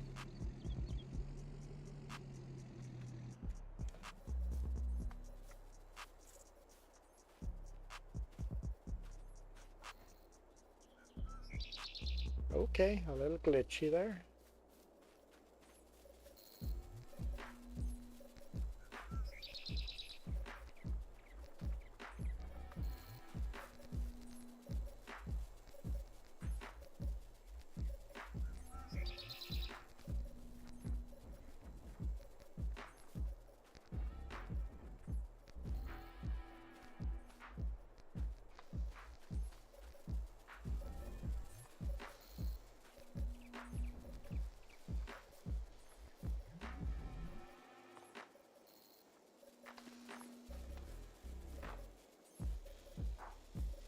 Sounds like Sputnik.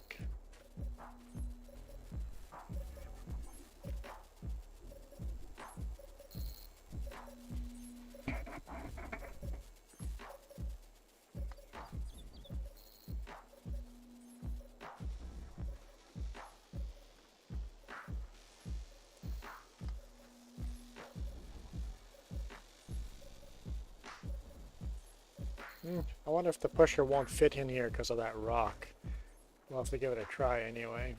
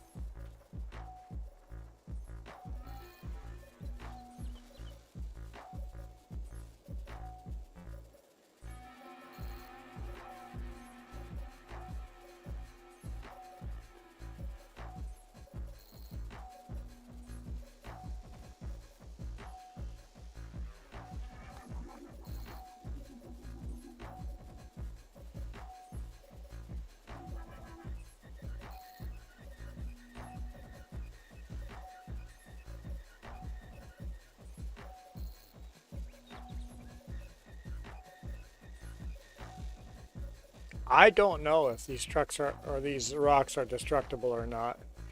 I know you can delete them all by cutting down a signpost, but I don't know if they're destructible.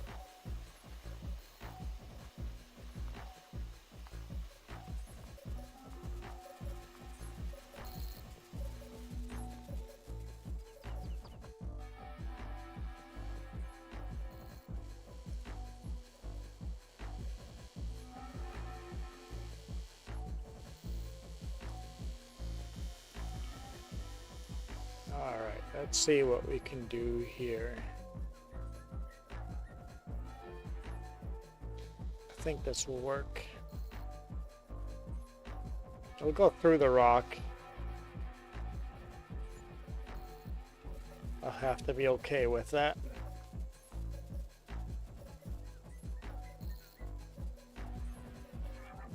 You cut the signpost in your play?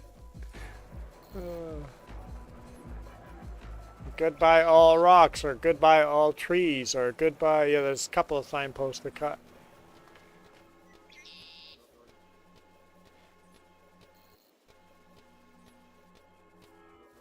I think this map is only 2 signposts to cut. Some other maps have a whole bunch of signposts. I forget what map I was playing. You can cut down so many different signposts that do different things to the map.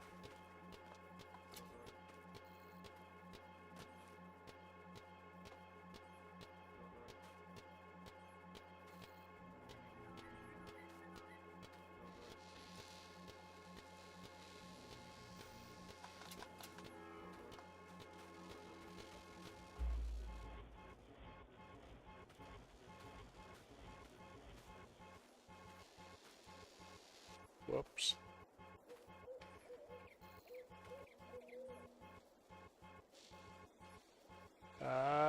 Making it worse.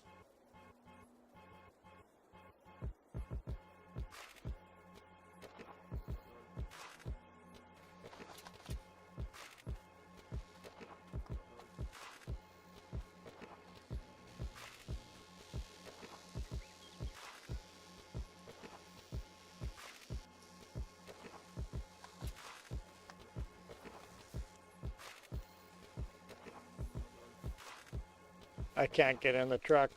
Whoa! But I can throw the truck. We'll just tab in. The Lumberjack mod does that. It's one of the reasons I don't like using that mod. With those pushers, I won't have to.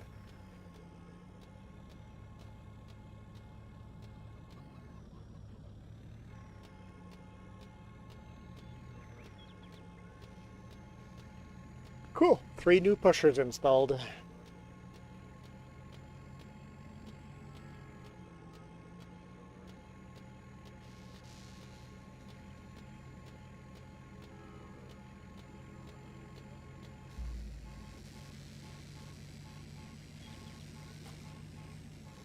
$114 Fahrenheit. Yeah, it's a little warm outside.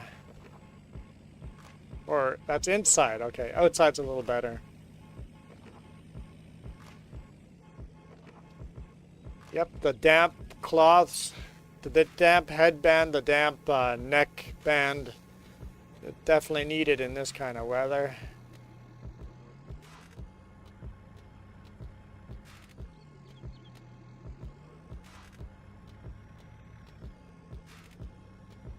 Let's top off the strawberries here.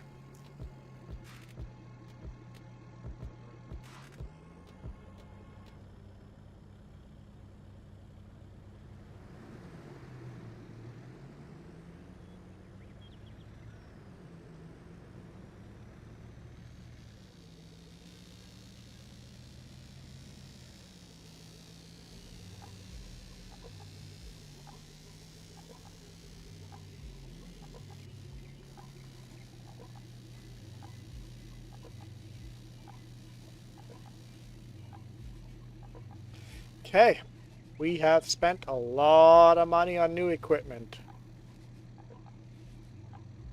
Well over $1 million. Yeah, about $1 million.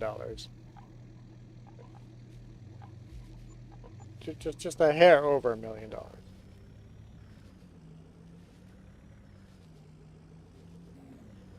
We'll save this money as operating costs.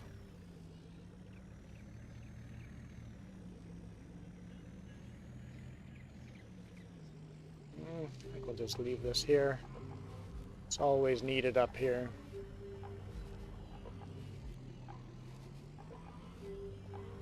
I think once I get rid of once I empty this warehouse here, I'm gonna sell that and make a little shelter building for that to park in. So what did we all buy? We bought a new beet harvester.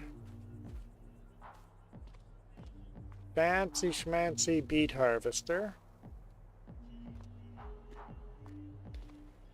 Bought ourselves a brand new beet cart. No more getting a big rig stuck.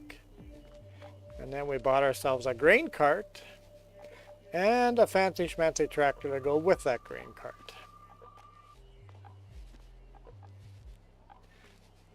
The tractor and the harvester were both about $500,000. And the grain carts were $100,000 each plus. So about $1.3 million spent on new equipment. But no more big rigs getting stuck in the fields. That'll be nice. Alright, okay. So we've sold that. Oh, cereal prices.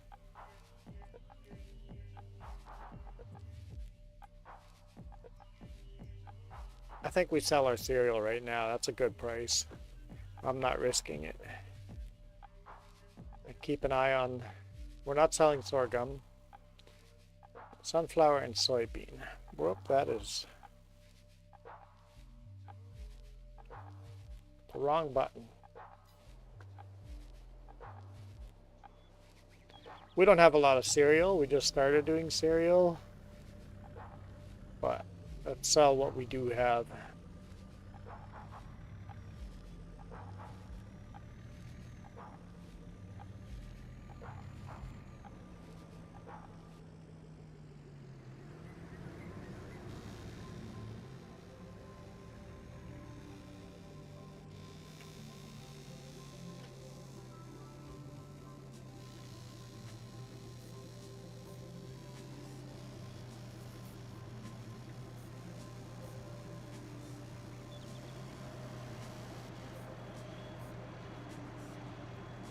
So Michael, are you on like a 15-minute break now?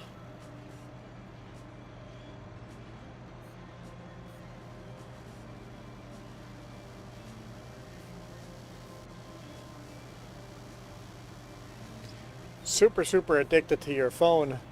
Every single break you're on your phone. I guess we all are these days, aren't we?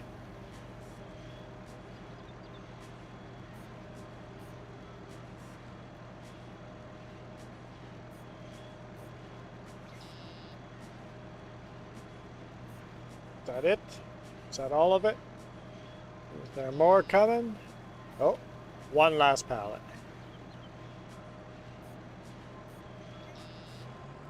Let's go sell that.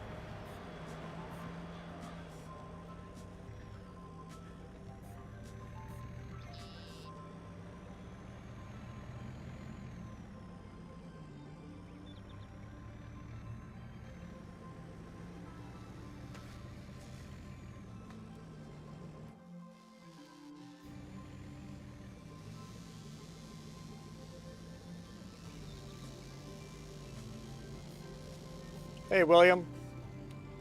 See how much money that brings us.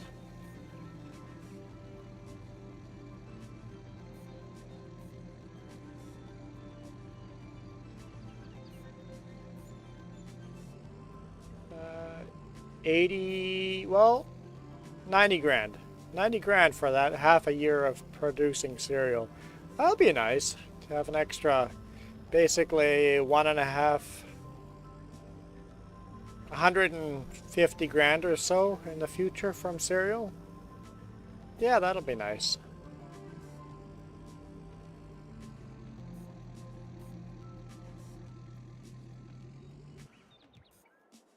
William, we are playing on PC and we have way too many mods, so this map you would definitely not be able to join.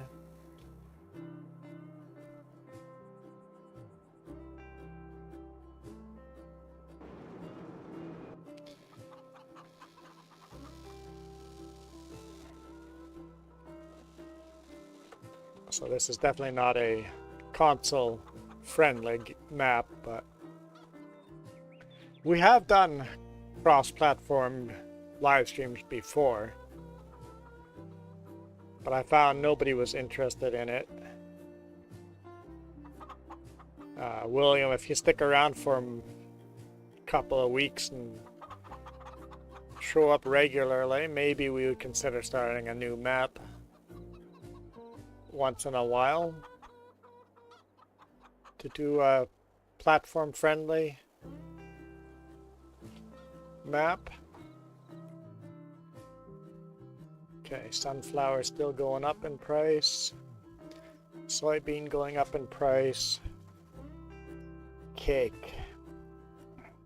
I think we're not gonna worry about cake until October.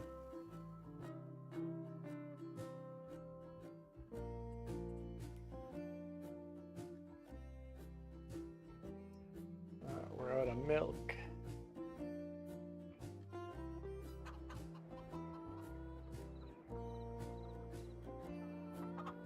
Yes, there was a new... It's a fairly small map, it looks like. Unless it's a 4X that looks small, but my initial look at it looked like it was pretty small. Pretty small Texas map.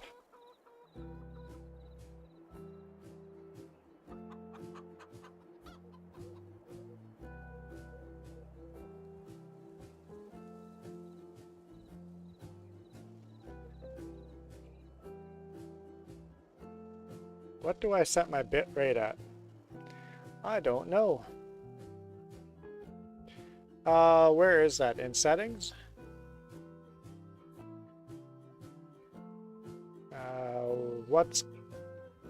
Where would that output?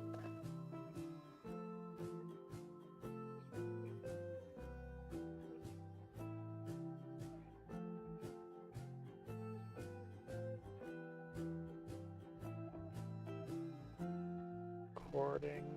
That's streaming. I don't see bit rate. The whole game is cross-platform?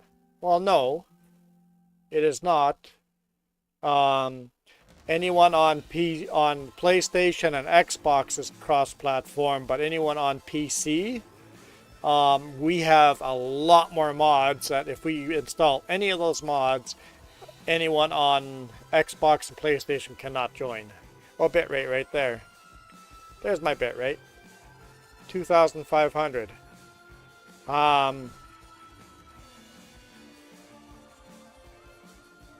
Settings. Streaming encoder. Settings, yes. 2,500. Just set this all up when we first did OBS and just did a lot of reading and set everything up like recommended. And I've just left it at that. At whatever was recommended originally, what other people were streaming. So.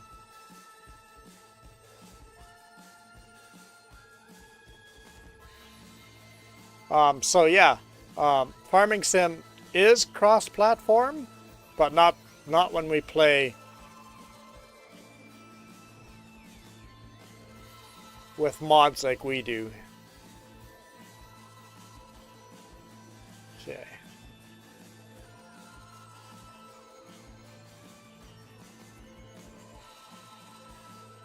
So PC has a lot more options if we want to do cross-platform, we have to be careful which mods we use, how many mods we use, and all of that.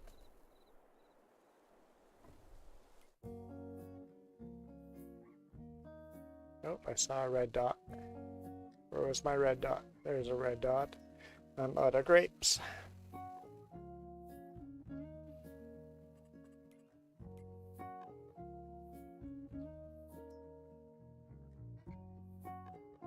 Sunflower. Sell my sunflower right now. Okay, let's do that. I can't see what vehicle we have here. Yeah. Well, William, I'm not picking on you. I'm just saying that with mods like this, you don't have these mods on PlayStation.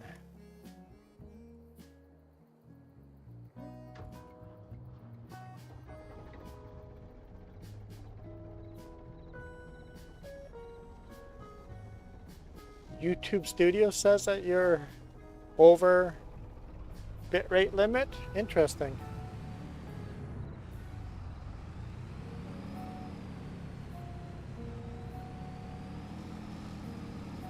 I also set the game to ultra low latency, which means lower quality video, but I can answer your questions a lot sooner. There's less lag between your comment and when I see it.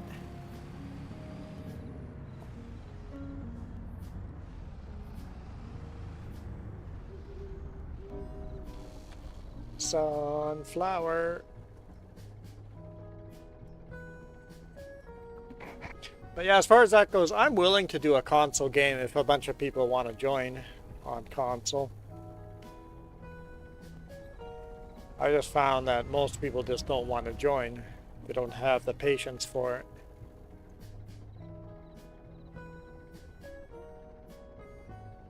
Oh yeah, so you had it set quite high.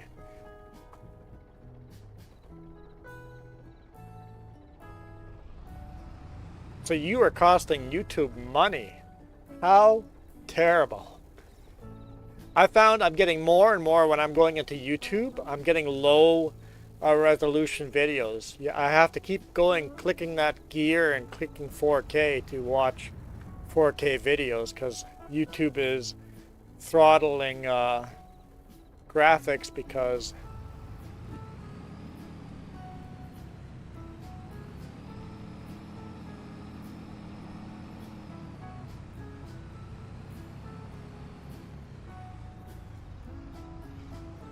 William, what's in multiplayer? We play this game in multiplayer quite often.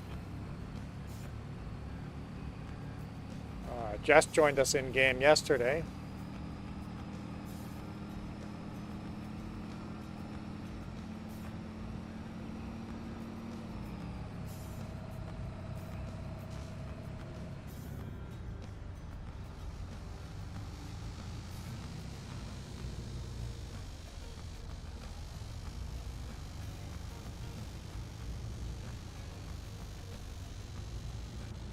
Yeah, we're at 2,400. We're quite low bit rate.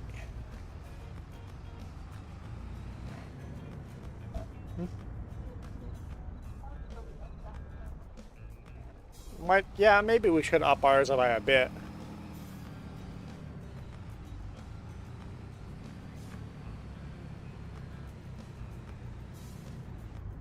You turn on your DLC. I'm actually playing with no DLCs.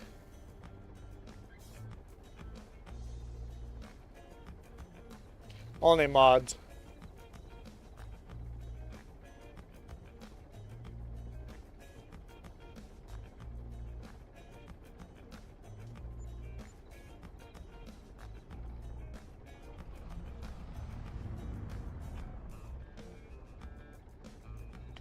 We're gonna get like 75 grand out of this. Nice.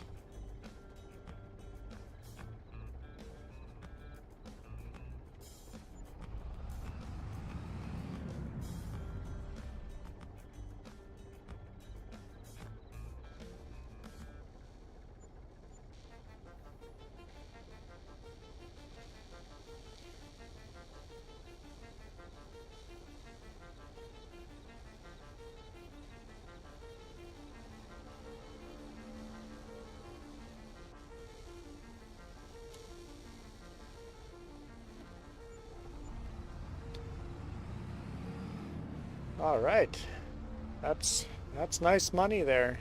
That'll help for operation costs pretty good.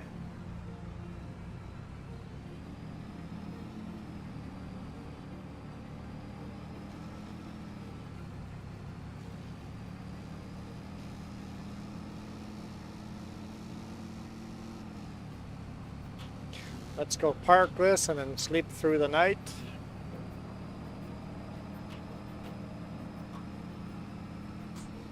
All we've got left to sell is soybean.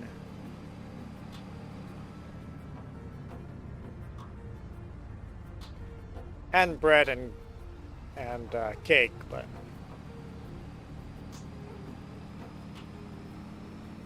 those are later on in the year.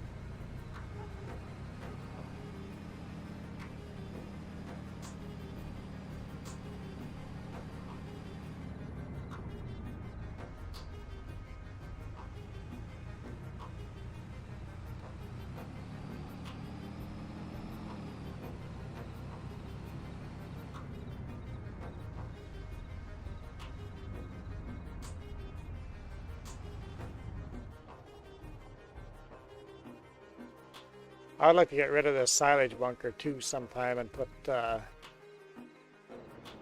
some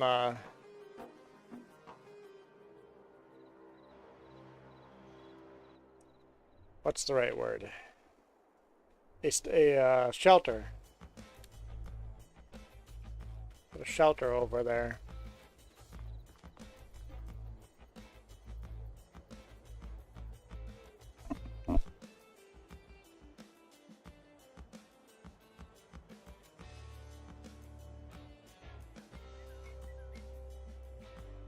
All right, good morning. Let's take care of our animals.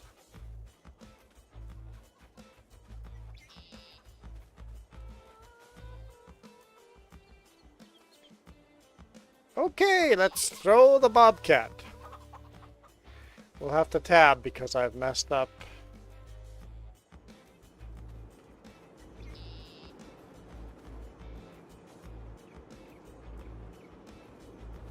Lumberjack, I've messed it up so that I can't get into vehicles without saving and quitting the game.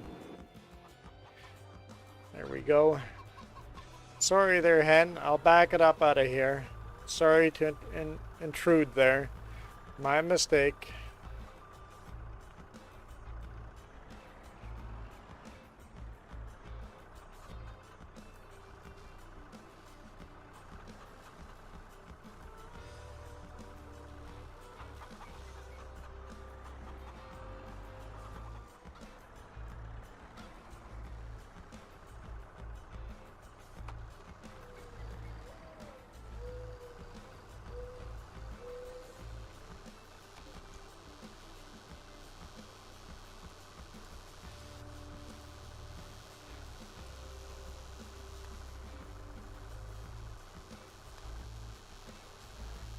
Whoop, whoop, whoop, a little tipsy.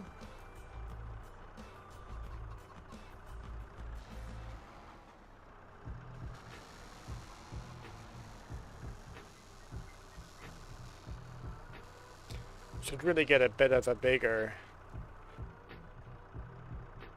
skid steer so that that's the smallest bucket there is, I think. And I'm still always heavy.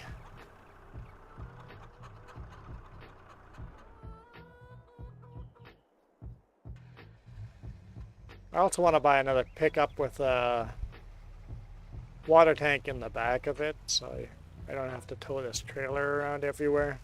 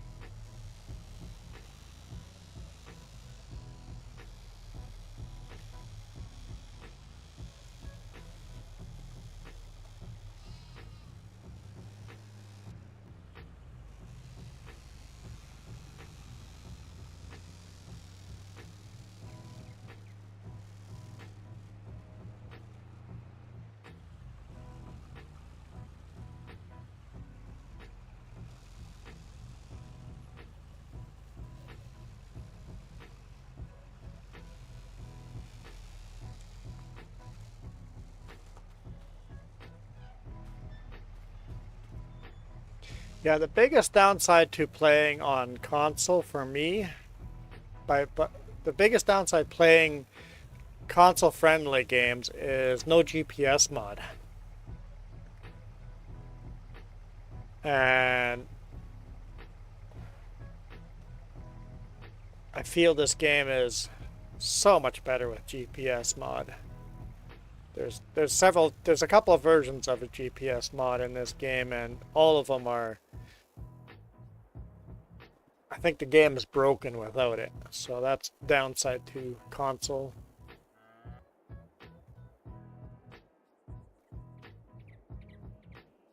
Looks like we got grass growing. Can I do some seeding?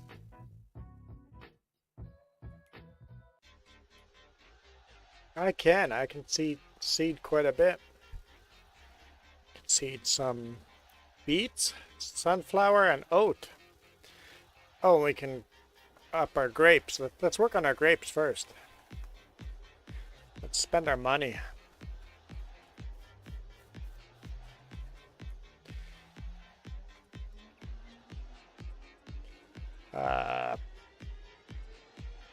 Orchards, grapes.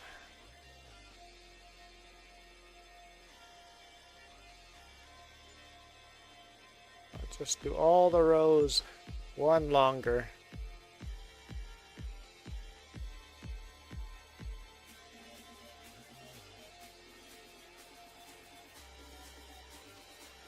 Come on.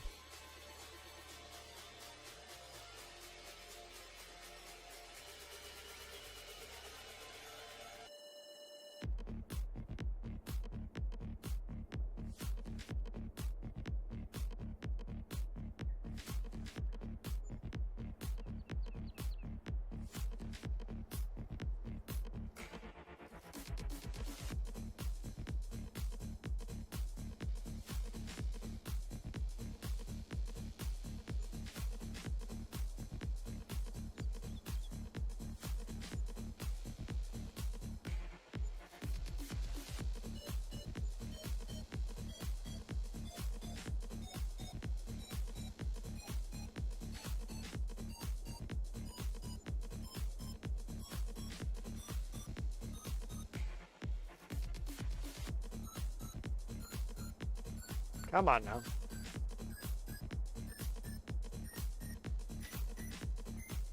Can be a little glitchy. I'm telling you right now, I hate this song.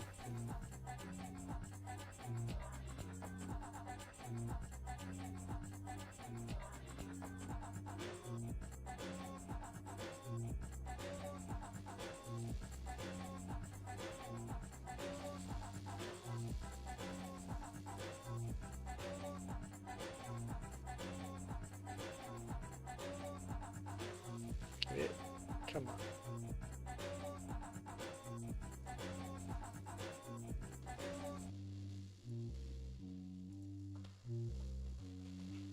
That's by Jeremy Black again.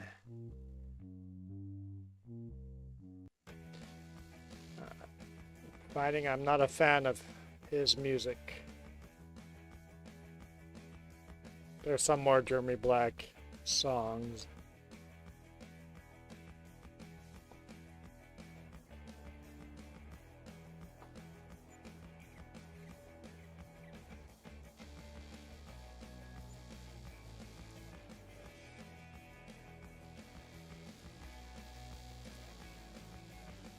Come on now. There we go.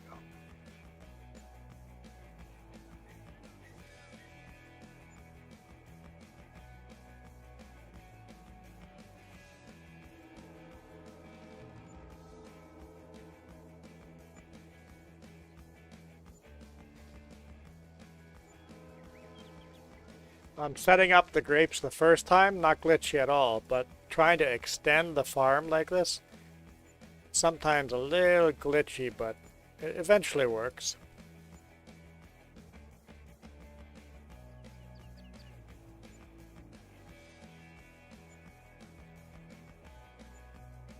That's a lot of money. That's why I'm just doing one row longer 1 post longer. Every year I try to add 1 post longer until we finally have this field done. Scrapes are not cheap.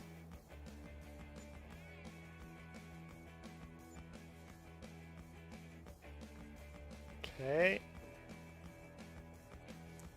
Let's paint a little grass.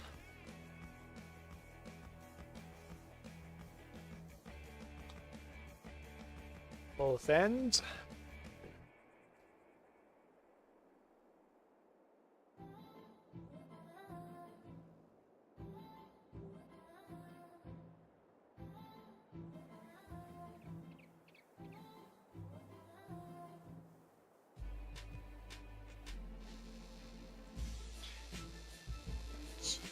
Plant a little bit of grass.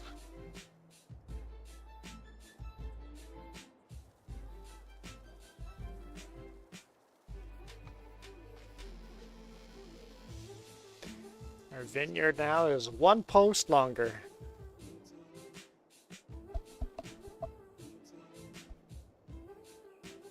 Eventually it'll be all the way to the road.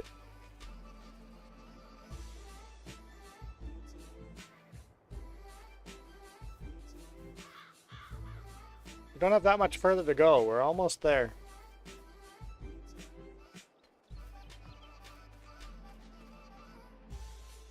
All right. Seeding time.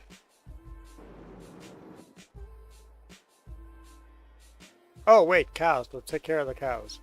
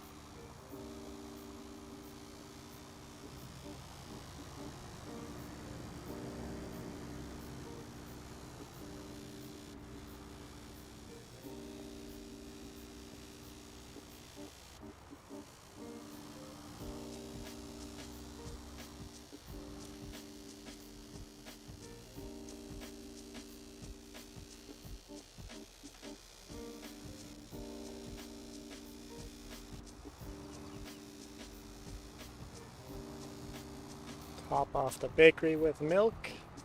Bring the rest of the milk here to make butter out of it.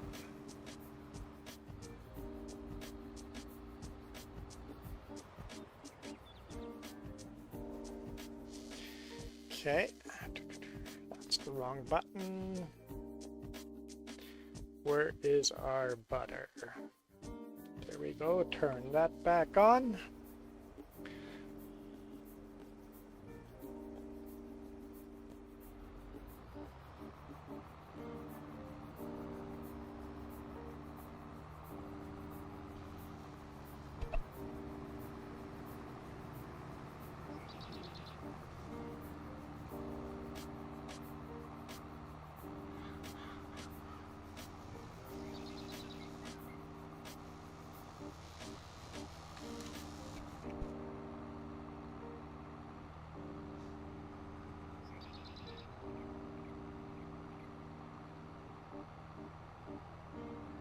And I think now that we've upgraded our tractor and our beet harvesting equipment. I think we're going to upgrade our cattle next.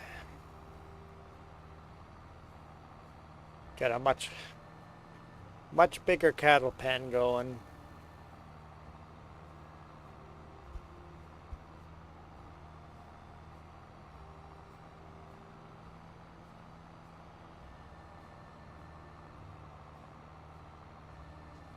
Cattle pasture, that's probably better.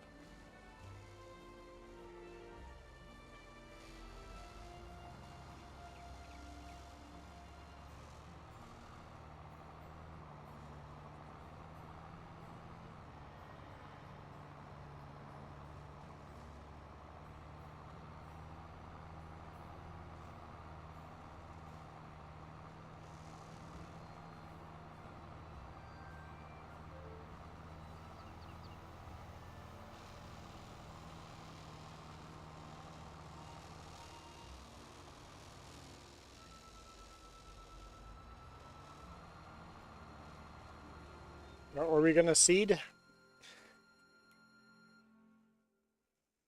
Beets, sunflower, and oat.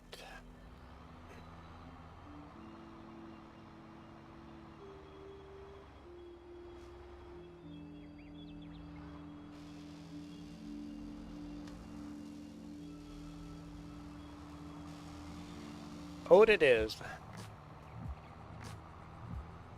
I have no idea where we're gonna seed oat. I'm just gonna go find an empty field and randomly pick one. That one looks empty.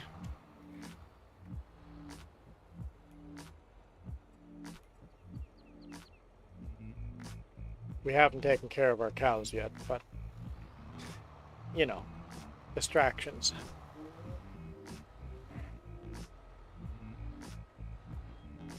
Jess thinks she's funny.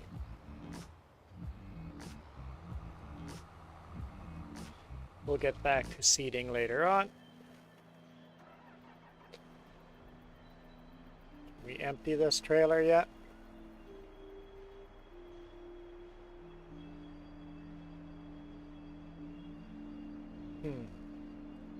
Guess I'll just leave it here a little longer.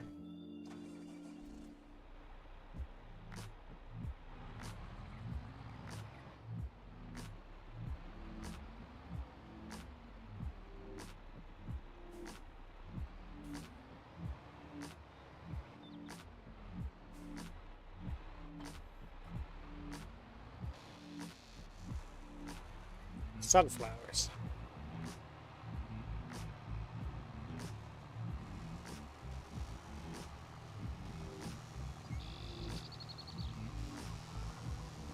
Oh, we're gonna have to cultivate a field before we can do sunflowers.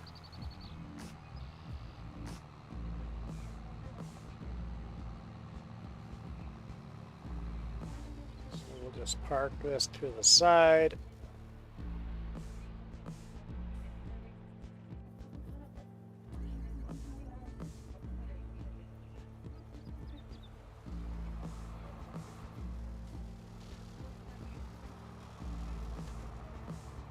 Really don't need these weights anymore. Our tractors are all big enough that we don't need the weights. I thought I might need it for the snowblower, but I didn't. So sometime when we have nothing to do, take both of these weights and just go sell them for a couple of bucks.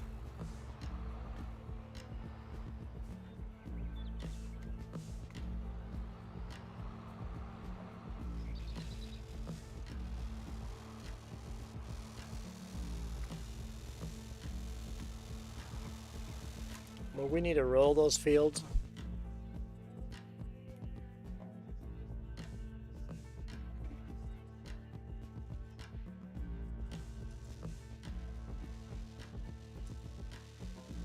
For sure. For sure, some of those fields will need rolling.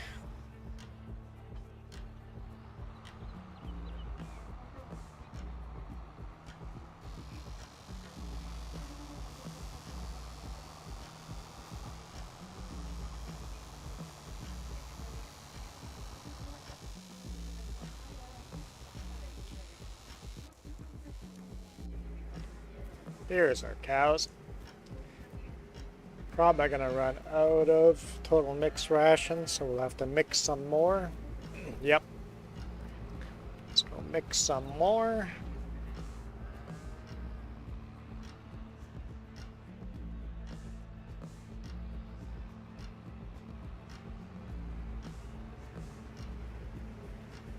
Oh, I just sold all my silage. Hopefully there's enough silage in here to make more.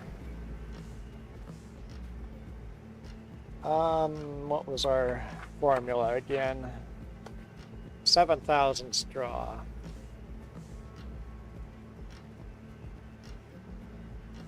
And then 10,500. Well, instead of picking these up, I will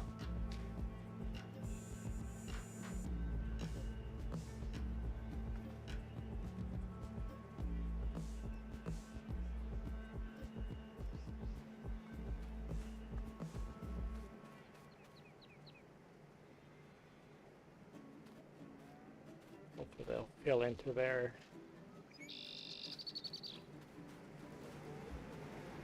Got more than enough hay.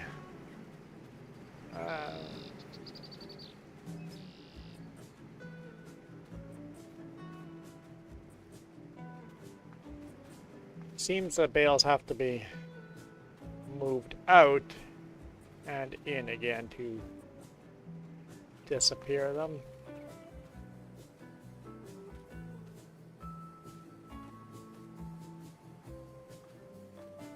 Oh, it's full. Yeah, we got lots of extra hay. Might consider selling some of it.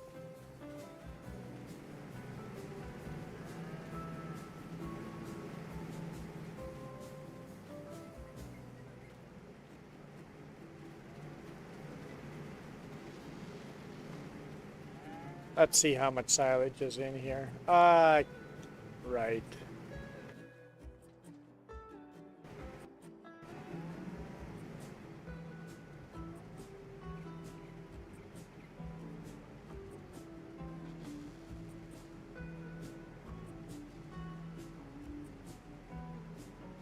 Yep, it's enough. Cool.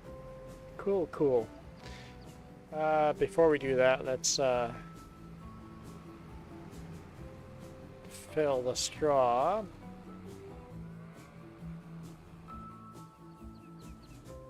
Basically, my rule is every time I have to go out to make new mixed ration, I run the straw wagon through.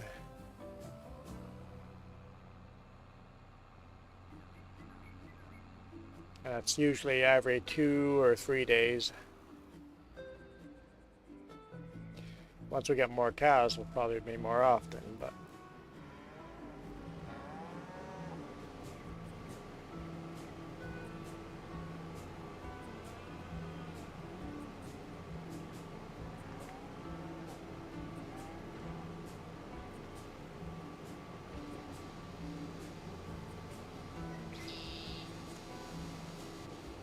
there's one bale.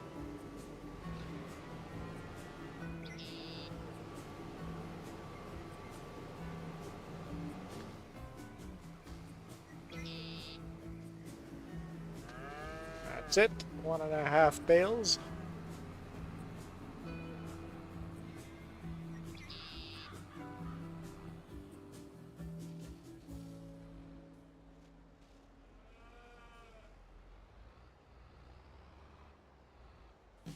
Yep.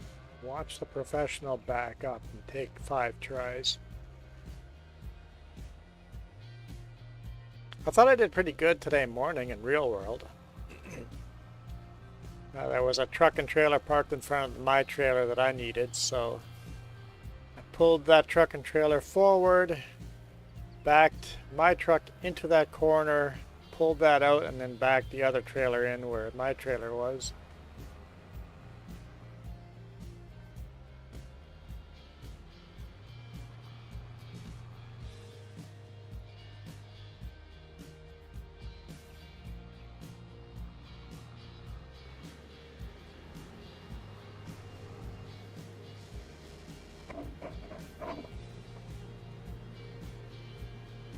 Oh, that's it. That's full. Okay, cows are taken care of.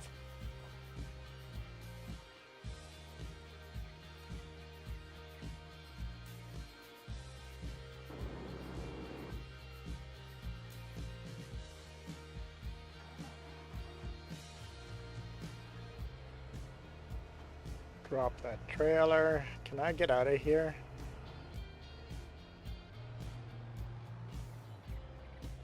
Barely.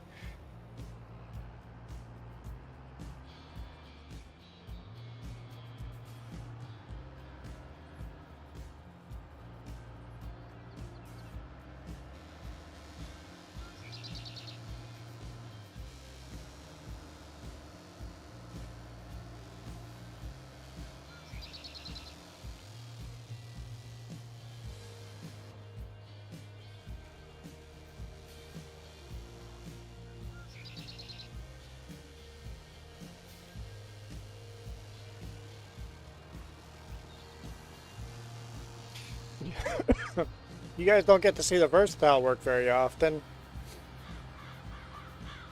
Here we are.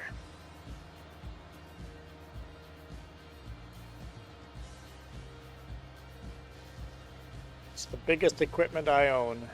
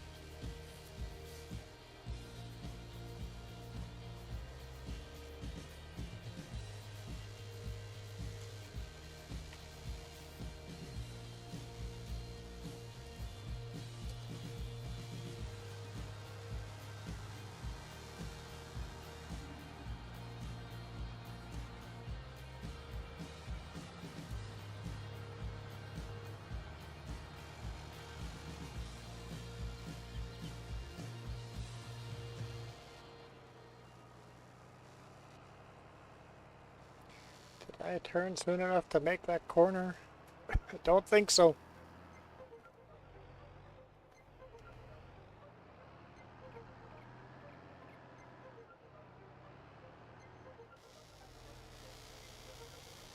She's big.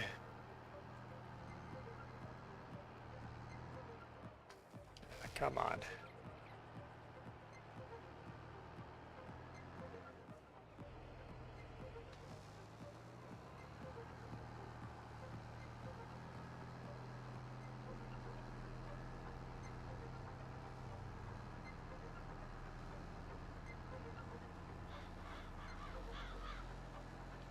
Makes quick work out of fields like this.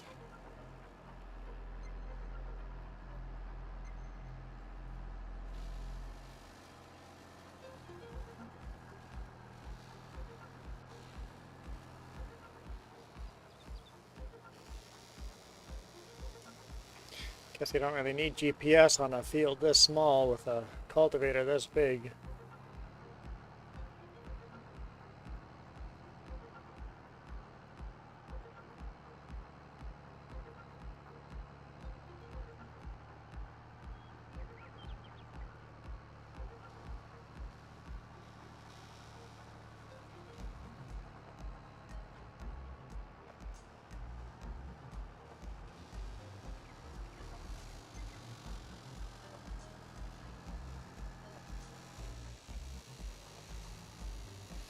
But why not?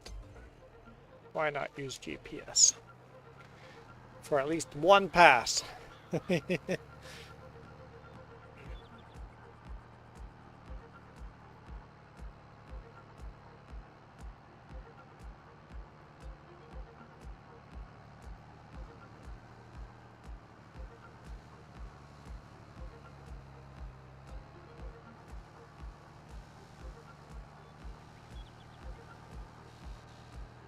Yeah, we're definitely spinning our tires a little bit up that steep hill.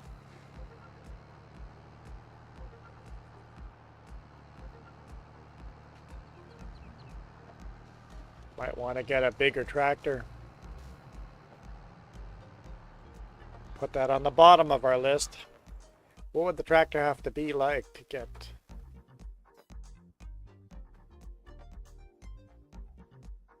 Cause that...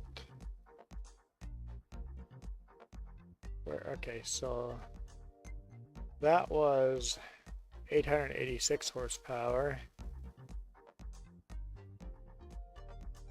This is 660.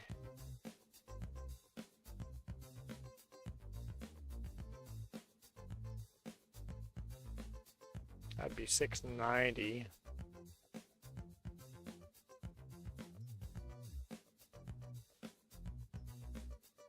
Oh, much lower.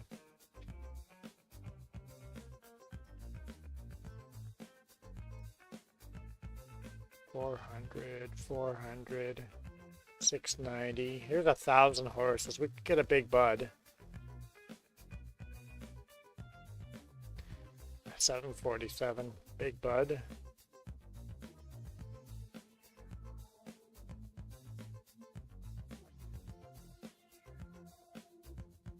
Big quad track would be 692 horsepower. How much was this? 660. Yeah, I think the quad track wouldn't add that much power. We'd be forced to go with a big bud. We'll put big bud on the chopping list as a low priority.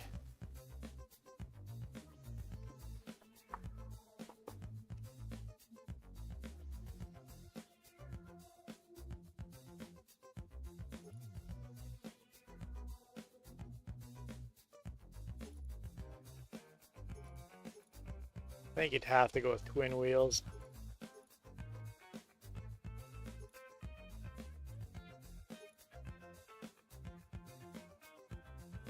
$500,000, a little under $500,000.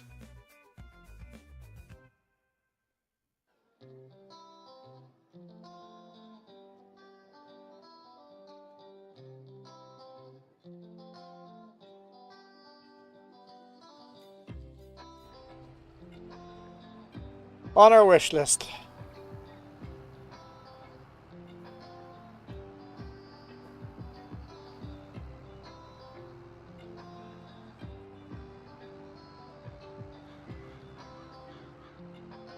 Hey, how's it going, Mac?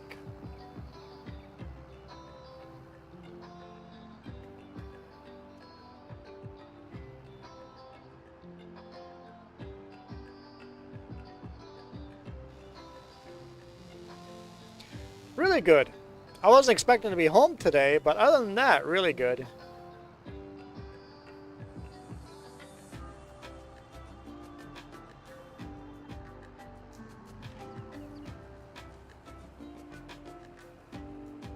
Vacation was awesome. Thanks for asking. That was a lot of fun. I have some videos coming up in a week from now that'll be on YouTube of our vacation.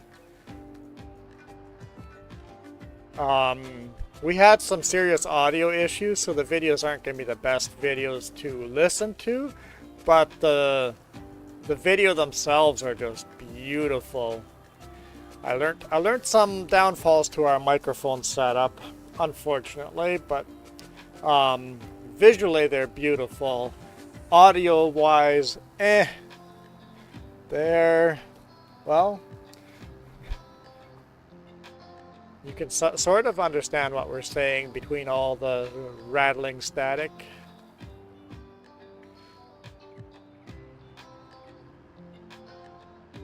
I wonder if, let's look it up. I wonder if there's an adapter I could use to make that better.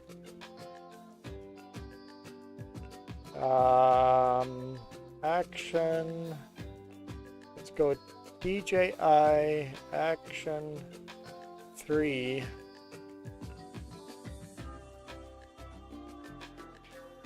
Microphone adapter.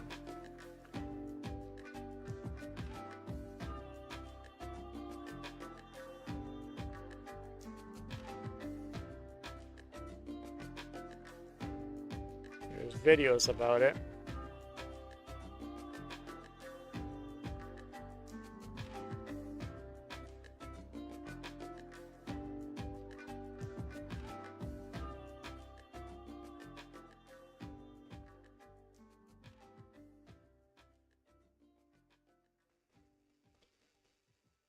See, I have that. It says it works, but it didn't. I've lost 2 cameras. I lost 2 cameras. Yeah, so I own that. And I used it for the DJI Osmo, not for the DJI 3. 3, it just didn't work. And they're showing the Osmo here.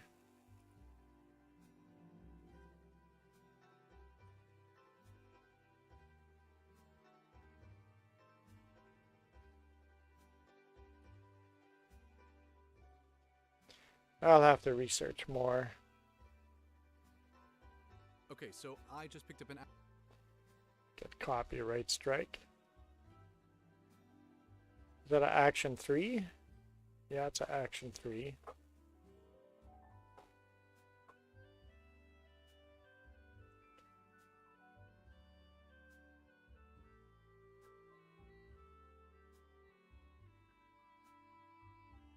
So he's got all these adapters. I really need a cable.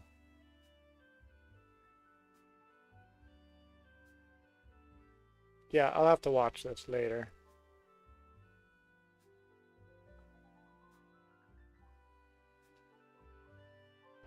See if I can improve.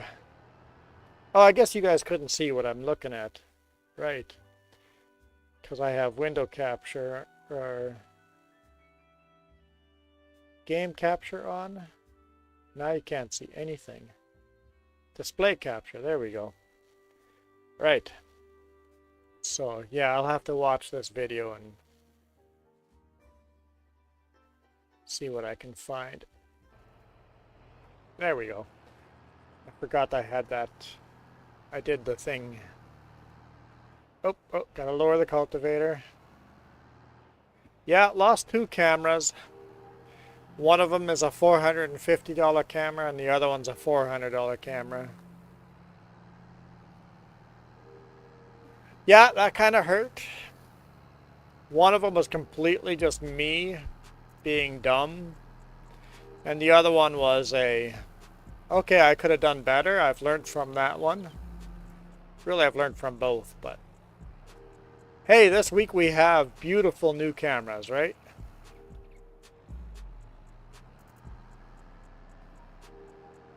Like, the video I released... Today's video, man, I is so happy with the quality of that video. Just the audio we have to now deal with.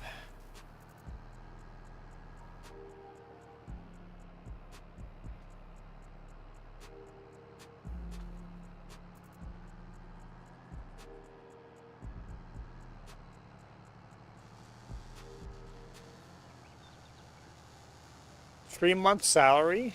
Wow.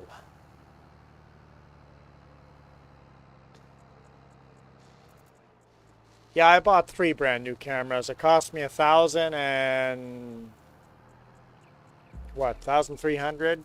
No, 1,500 bucks, $1,500 for 3 new cameras. So the 3 new cameras they're $500 each. So I spent $1,300 Canadian on 3 new cameras. It hurt. But I think it'll be worth it in a long run. But that hurt.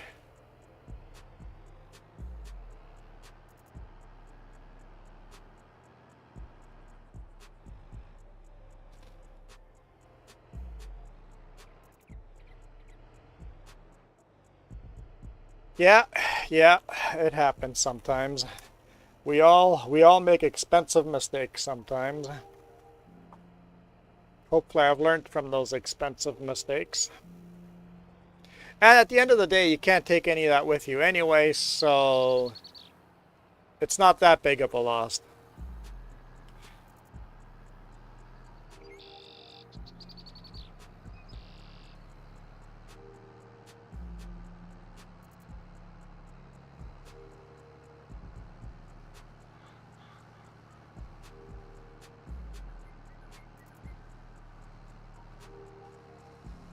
Need to buy field 28 so I can see this little corner here.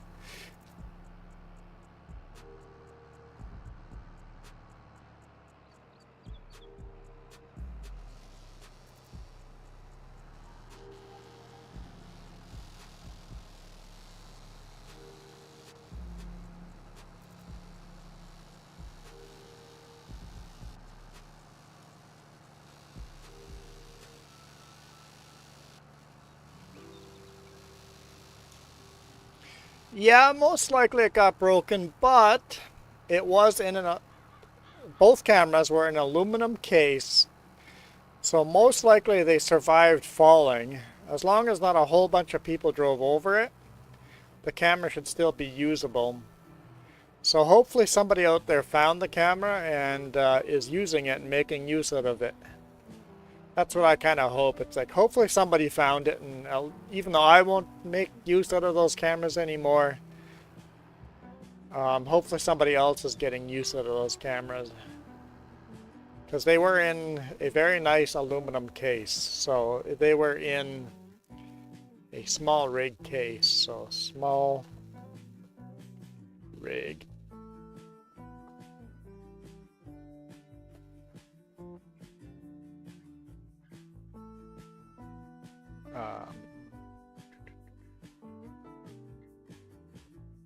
Handhelds. Nope. Where? Why don't I see? Here we go. DJI.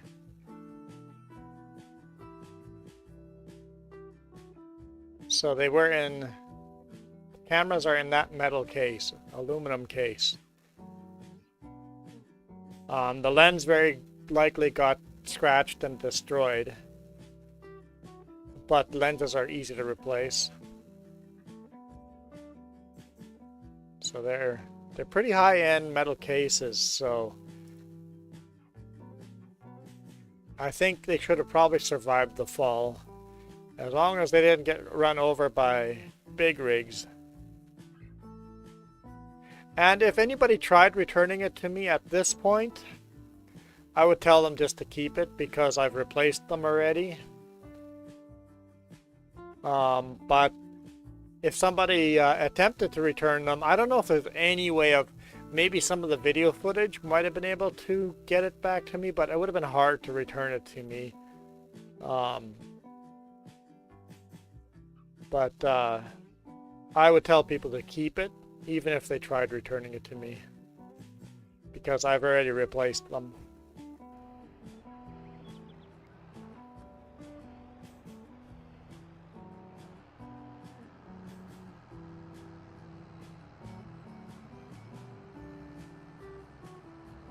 With better quality cameras. There's no way I'm making that corner. I'll lift it up and back her up.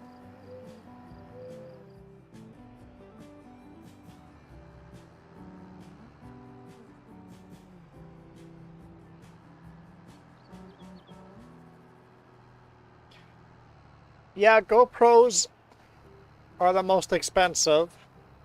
I would never buy another GoPro. I've owned, I think, 4 or 5 GoPros, and shouldn't say never, but I would not buy the current generations of GoPros. Any GoPro you can buy right now, they're all garbage. Video quality is a little bit better than my Osmo Action Cam, but not by much. Not enough that people really notice the difference. Like, I'm shooting 4K, beautiful 4K with these new Osmo Action 3, right? So, I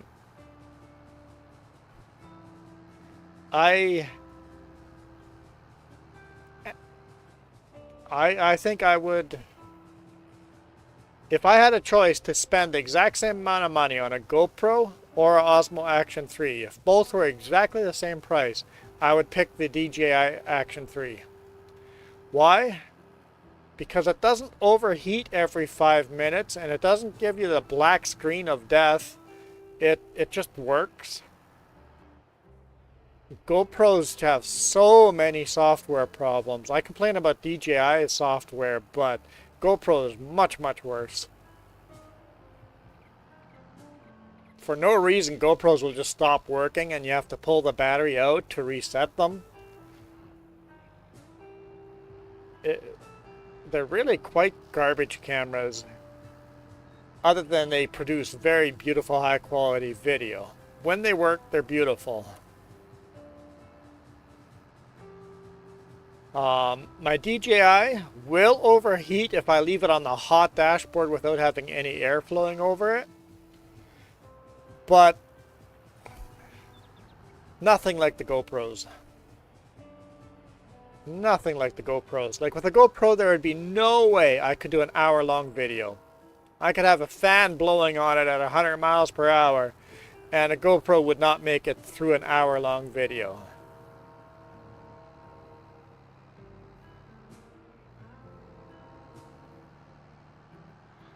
You have to do a bunch of short clips and put them together. So I highly, highly recommend nobody ever buy GoPros unless you're making short little videos.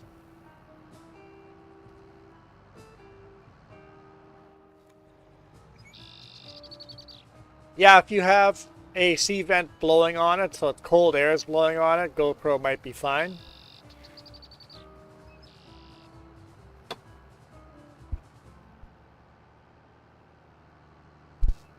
But GoPros need constant airflow on them. But they are action cameras after all.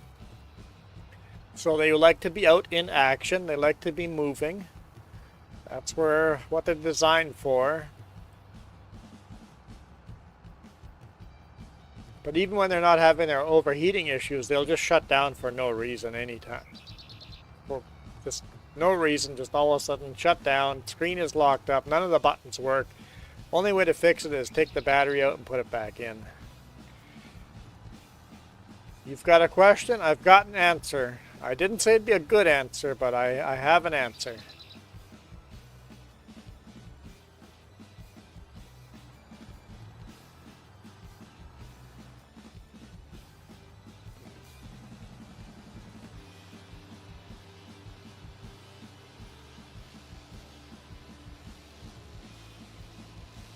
No, I am not allowed to drill holes in my truck. No, it's... I use sticky mounts on the outside of the truck. The sticky mounts have never failed me. They're really good. That 3M GoPro mounts, really, really good. Those have never failed me. What has failed me is, let's go to Amazon. GoPro extension arm. So I bought these, and that's what broke. I bought those extension arms and they broke on me. Where did I buy my new ones from?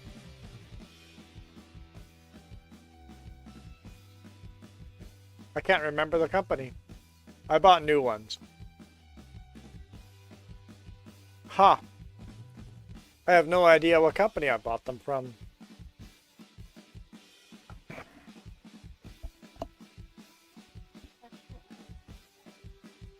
Did I buy them from Amazon? So if I go recent purchases.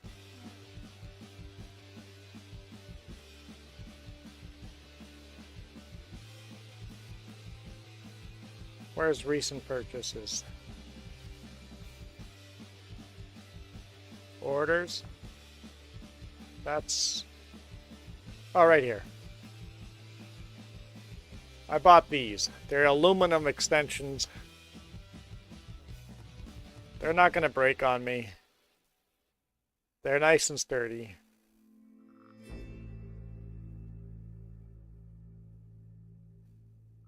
The other thing that we have is this Mute. Yeah, these aluminum extensions. I bought these now and I have those. I'll start testing them out. And they look good. Super, super sturdy. So that'll be fixed. And then I've made my own tethers.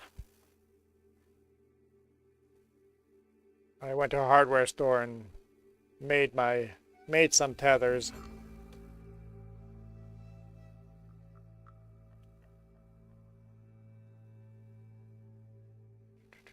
That look very similar to this. I've made tethers just like that. I went to the hardware store and just bought a long cable like that. And then bought the little grommet things that whatever you are to squeeze the ends. I've made tethers like that to be whatever length I need them to be. So the cameras will have these aluminum cages on them, aluminum mounts, and tethers attached to them when they're outside. So that should reduce me losing a camera. Doesn't make it impossible to lose a camera, but it should greatly reduce me losing a camera.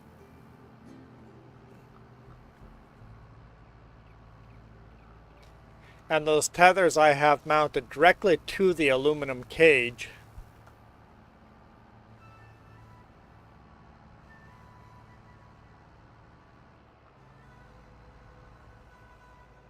And not to the mount like I had originally.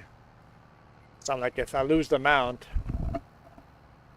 I still lose the camera. So now I have a tether attached directly to the camera cage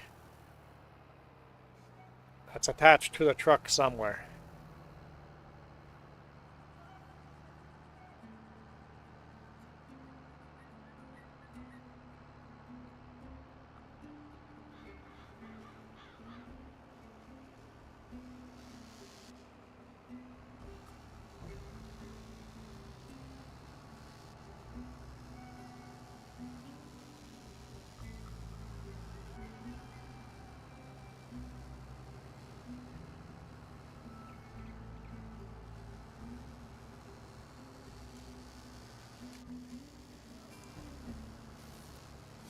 Oh, DJI does so good outside in the weather. It'll never overheat outside, ever. It can be really, really, really hot, and they're fine. And you've seen the videos of the rain. As long as there's air flowing out over the DJI action camera, they'll never overheat. They just work amazingly well. And even if you have them inside with no airflow on them in the hot sun, they'll probably record about a half an hour, 45 minutes, somewhere in there, before we see the, hey, it's overheating. And then it turns the screen off and keeps recording until it really starts overheating. Outside in the airflow, and the videos are so stable. So stable. Such smooth video. I am so happy with the DJI Action 3. So me losing the cameras, I guess kind of helped the channel out. Because now I have better footage. I just have to figure out the microphone connection now.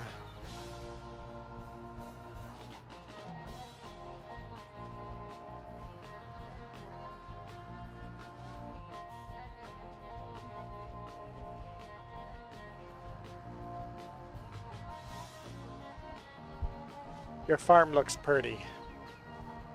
Jess is working on a farm by herself.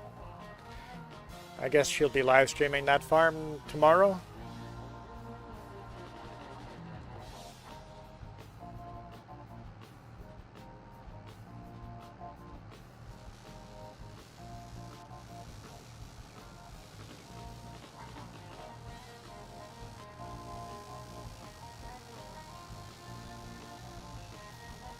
So that's all going to be sunflower. Let's go make a field over here for beets.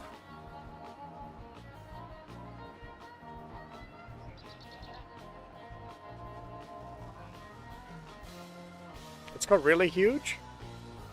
Why not? Let's go really huge.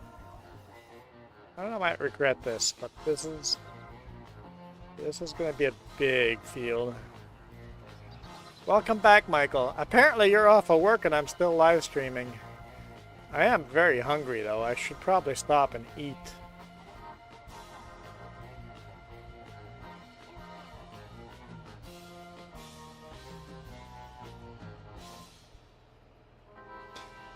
Yeah, you shared the video with how dusty it was. Holy smokes. Like I thought you were driving in like a forest fire or something. That's honestly, if you could get good quality video of that, that'd be a really unique video to watch. That's something that I've never seen, so I would enjoy seeing more dust storm video. That's something I've learned making my videos. The videos that I think are going to be the most boring, the stuff I get to see all the time and I'm like, oh, this is boring. Those are the videos that people want to see the most. For you, you think a dust storm is a broken video that is unusable. And I've never seen a dust storm. Not like that. I would love to see more video like that.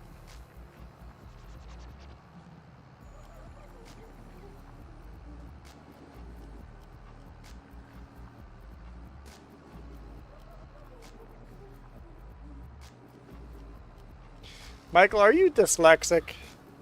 Because you reversed the D and B. I know I am dyslexic, so... Yeah, the phone camera probably isn't good enough to show the dust storm. You probably need a better camera for that, but wow.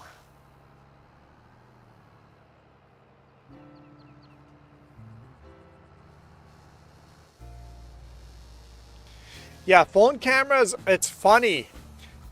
Can see through hard rain, snowstorms, and dust storms much better. That they do this artificial clearing up of the image that make the video so much clearer. I'm like, but I don't want to show the clearer image. I want to show what it actually looks like.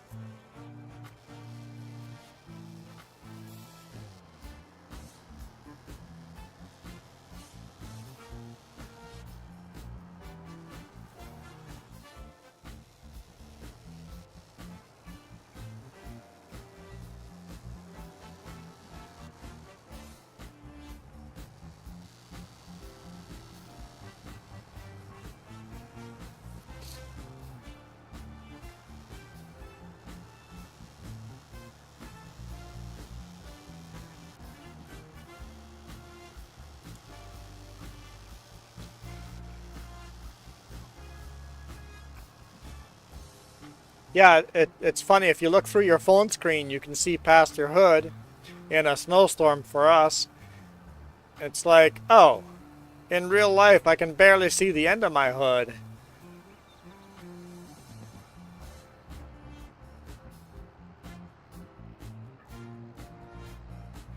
Yes, Michael, don't text and drive. Don't watch YouTube and drive. Drive home and then go watch the YouTubes. Speaking of, I should really... I guess I could do... If I'm doing pizza, I could keep streaming.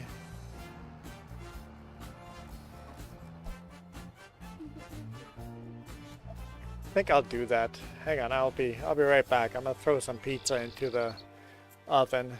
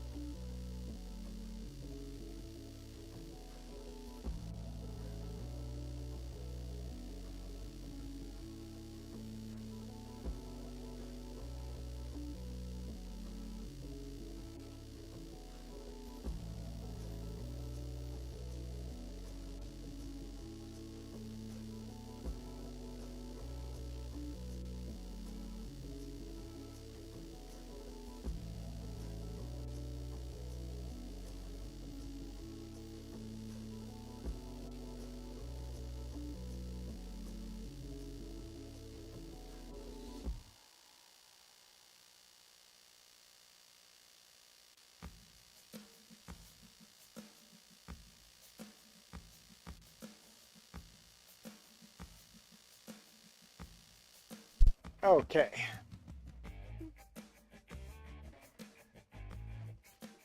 Yeah. I think people will enjoy your live stream tomorrow. You've got a pretty good setup. Okay.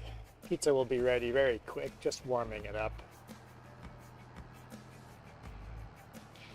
Yeah, I'm not going to make this corner and get all the way to the corner, so we'll have to lift it up and back up. Sorry, I was told there would be pizza. There is pizza. So are you coming all the way back to Penticton and then going up to Prince George? Yes, Why so?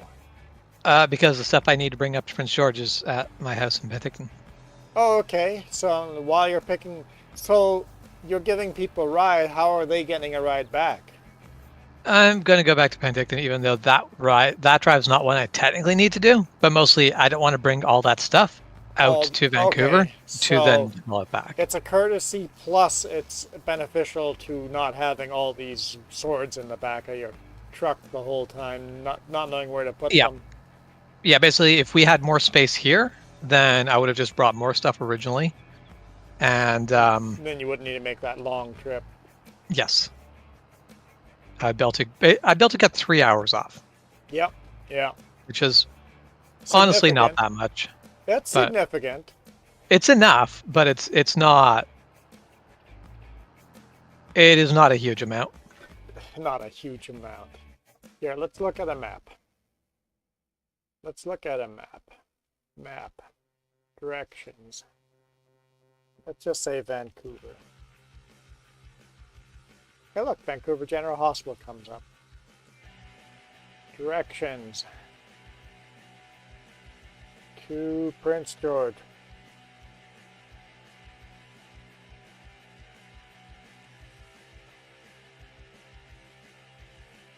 Oh, you know what?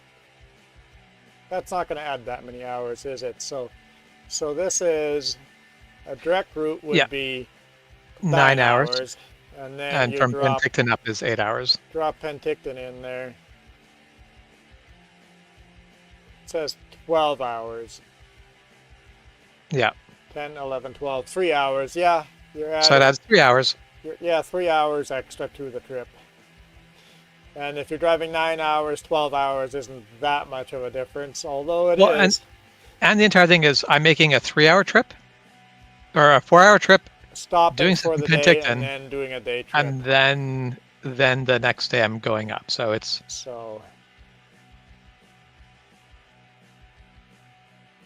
that's not what I wanted to do.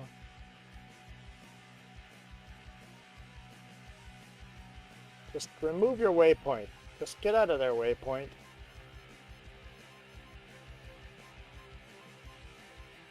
Fine, I'll just drag. Are you taking the scenic route? no. Take I mean, take the connector to Merritt. From Merritt, cut straight through to Cache Creek. yep. That's the scenic route. Nobody takes that route because it's too narrow and too high of a winter pass. I love that route. I mean, the 7.5. Foreigner's not quite the right. There's not quite the vehicle I want to take it in, but it is a good route. Like right over here, all these. This is a long climb, but you have to climb over a huge mountain and drive by this huge mine. Huge, huge, huge open pit mine.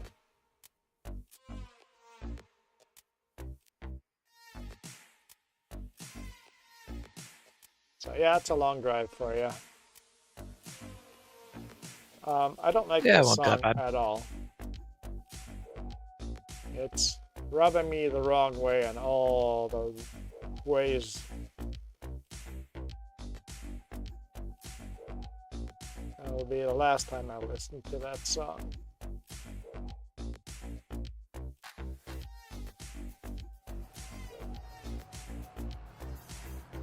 So yeah, that'll be a significant. So if that's a 2-day trip for you, then yeah, that's not too bad.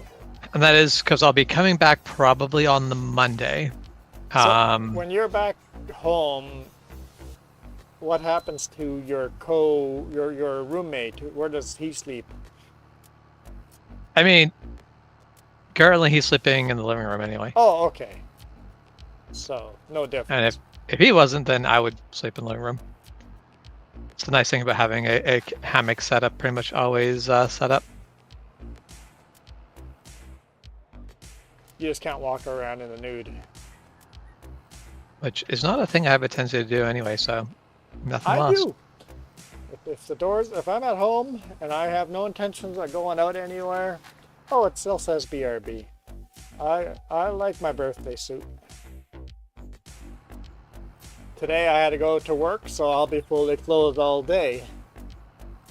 But if I start the day and end up not having to go out, why bother getting dressed? Yeah, I basically get I'm very happy to spend my day in pajama pants, but I do still wear clothes.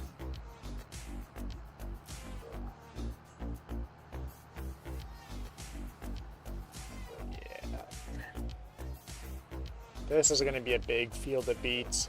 Man, I don't know if I'm going to regret this or not, but we'll definitely put the new beet harvester to a test.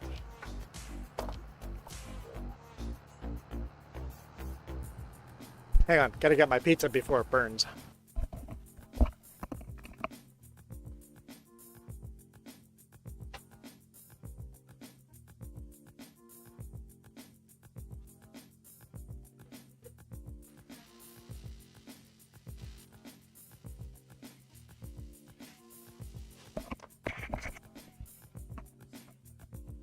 Yep, that was the right time to go get that.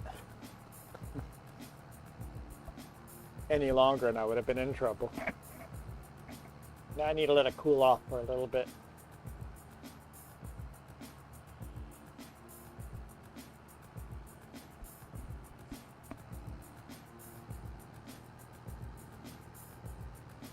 So when are you coming this way? I should be coming back on Wednesday. Okay. Come this way Wednesday, and then on Thursday you're driving to Prince George, and then you'll be in Prince George Friday, Saturday. Think I'm driving up to Prince George Friday morning. Okay, so you'll be in Prince George So I'll have Saturday, all Sunday, Thursday. Monday? Yeah, Saturday, Sunday, and then Monday come back. Okay, so Saturday, Sunday is a full day in Prince George. Yeah, I was in Prince George just before vacation, but the timing of it was so bad that I literally show up in Prince George late at night and then leave first thing in the morning. I'm like, but I want to see family, but the timing just doesn't work. Yeah, the timing just does not work out. And today's timing, I had arranged a meeting with somebody in Vancouver. I had to call and cancel that one because timing did not work out because my customer kind of screwed us. Yeah. So hey, I get a day home. I might as well do a live stream because that way I'm still working. I think I got Exactly. one subscriber. Work on- today. I got a subscriber today for sure. Will they stay a subscriber? I don't know. They insisted that all farming sim is cross-platform and that they want to join me. It's like, yes, you play on PlayStation. Anybody can join your game, but you cannot join my game. Because mods would be the big problem there, right? Mods. If you're playing on Xbox or PlayStation, anybody can join your game. Yeah, because your game will always be unmodded, but if you will not be able to join someone's game that is modded. And no, PlayStation, Xbox do have mods that you can play with. Okay, but all of it is basically, I guess what it comes down to is everything that's out for PlayStation and Xbox has been curated, so it's available across all platforms. Yes, yeah. Whereas with computer, it's not. So on PlayStation, Xbox, you have slots, a certain amount of slots that you can fill. Xbox has more slots than PlayStation, so PlayStation is the lowest denominator. and there's only certain mods. You don't have GPS mod in PlayStation, which kind of breaks the game for me. Yeah. If it wasn't for the GPS, I think I would play cross-platform a lot more. Yeah, that's fair. GPS seems like it. Yeah. Honestly, it should probably be part of the game. It should. So since I had my computer motherboard out, I put in a new M2 hard drive. How big of a hard drive? 2 terabyte. 2 terabyte solid state? Yep.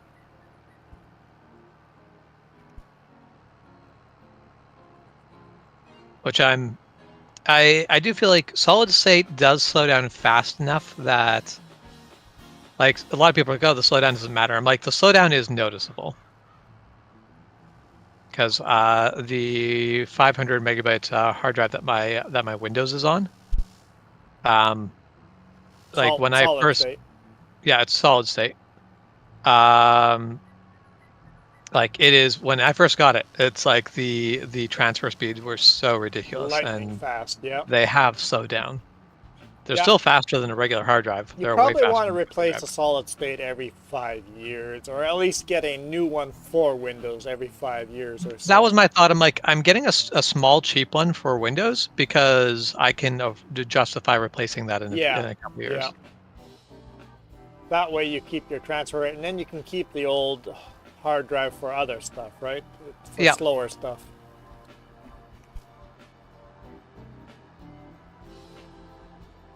So, just watching you play Farm Simulator, one thing I'd love to see is if they made it a bit more difficult, where it's like, no, if you don't, basically when you leave the field, if your equipment is down, you are now damaging someone else's yard. Yes, I think that'd be huge. I would love that. Because that would be a good way to basically punish you for not staying in the lines. basically- Yep, Yeah, I would love that. And ground deformation. If you get stuck in a field Yeah. and dig deep ruts, you have big deep ruts you have to deal with and get a front end loader or a grader to clean it up. And yeah, I think that'd be a Yeah. huge addition to the game.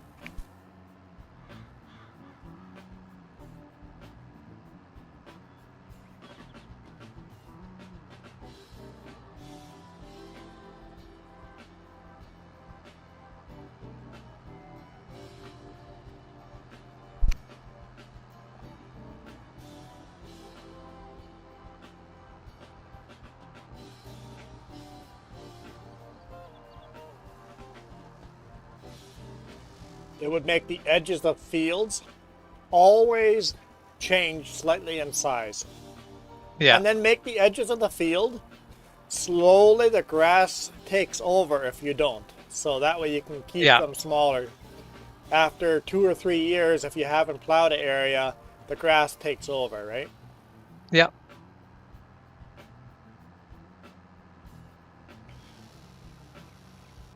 And then for spraying herbicide, you should have to spray different kind of herbicide on your lentils than on your wheats. So are you trying to kill grass or are you trying to kill other types of weeds?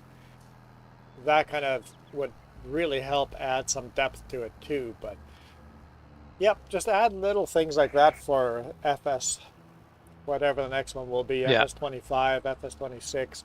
Add things like that, I'd be very happy.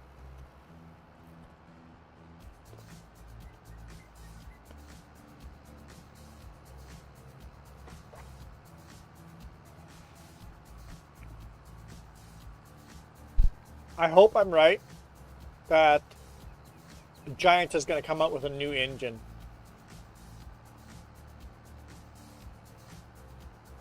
Because I think they've pushed this engine to its limit. Yeah, basically they've done what they can with it. They need to come up with a new engine to have better, higher end gameplay.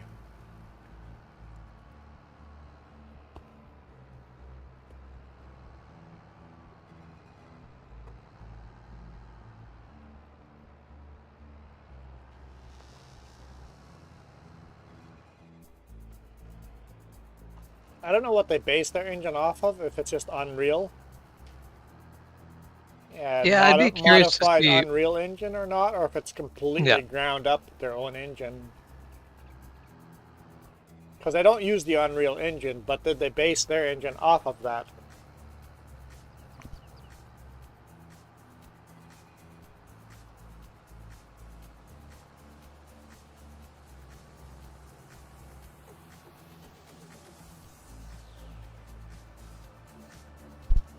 Oh, I missed the comment from Sure Noob that going to bed because it's really late there. Well, if you're still on, good night.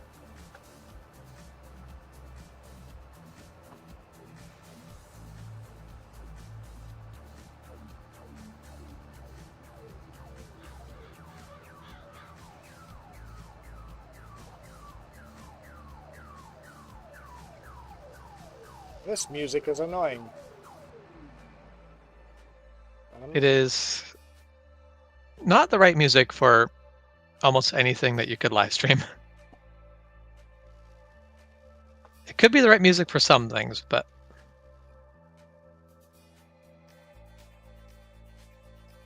Today's been a day of deleting a lot of music.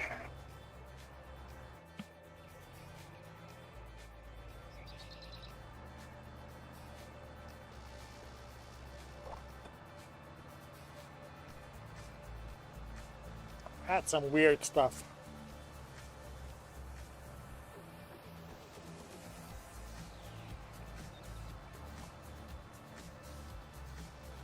Another thing that would be cool to add to the game would be ground compaction. But maybe you get a little too detailed when you start doing stuff like that, but yeah.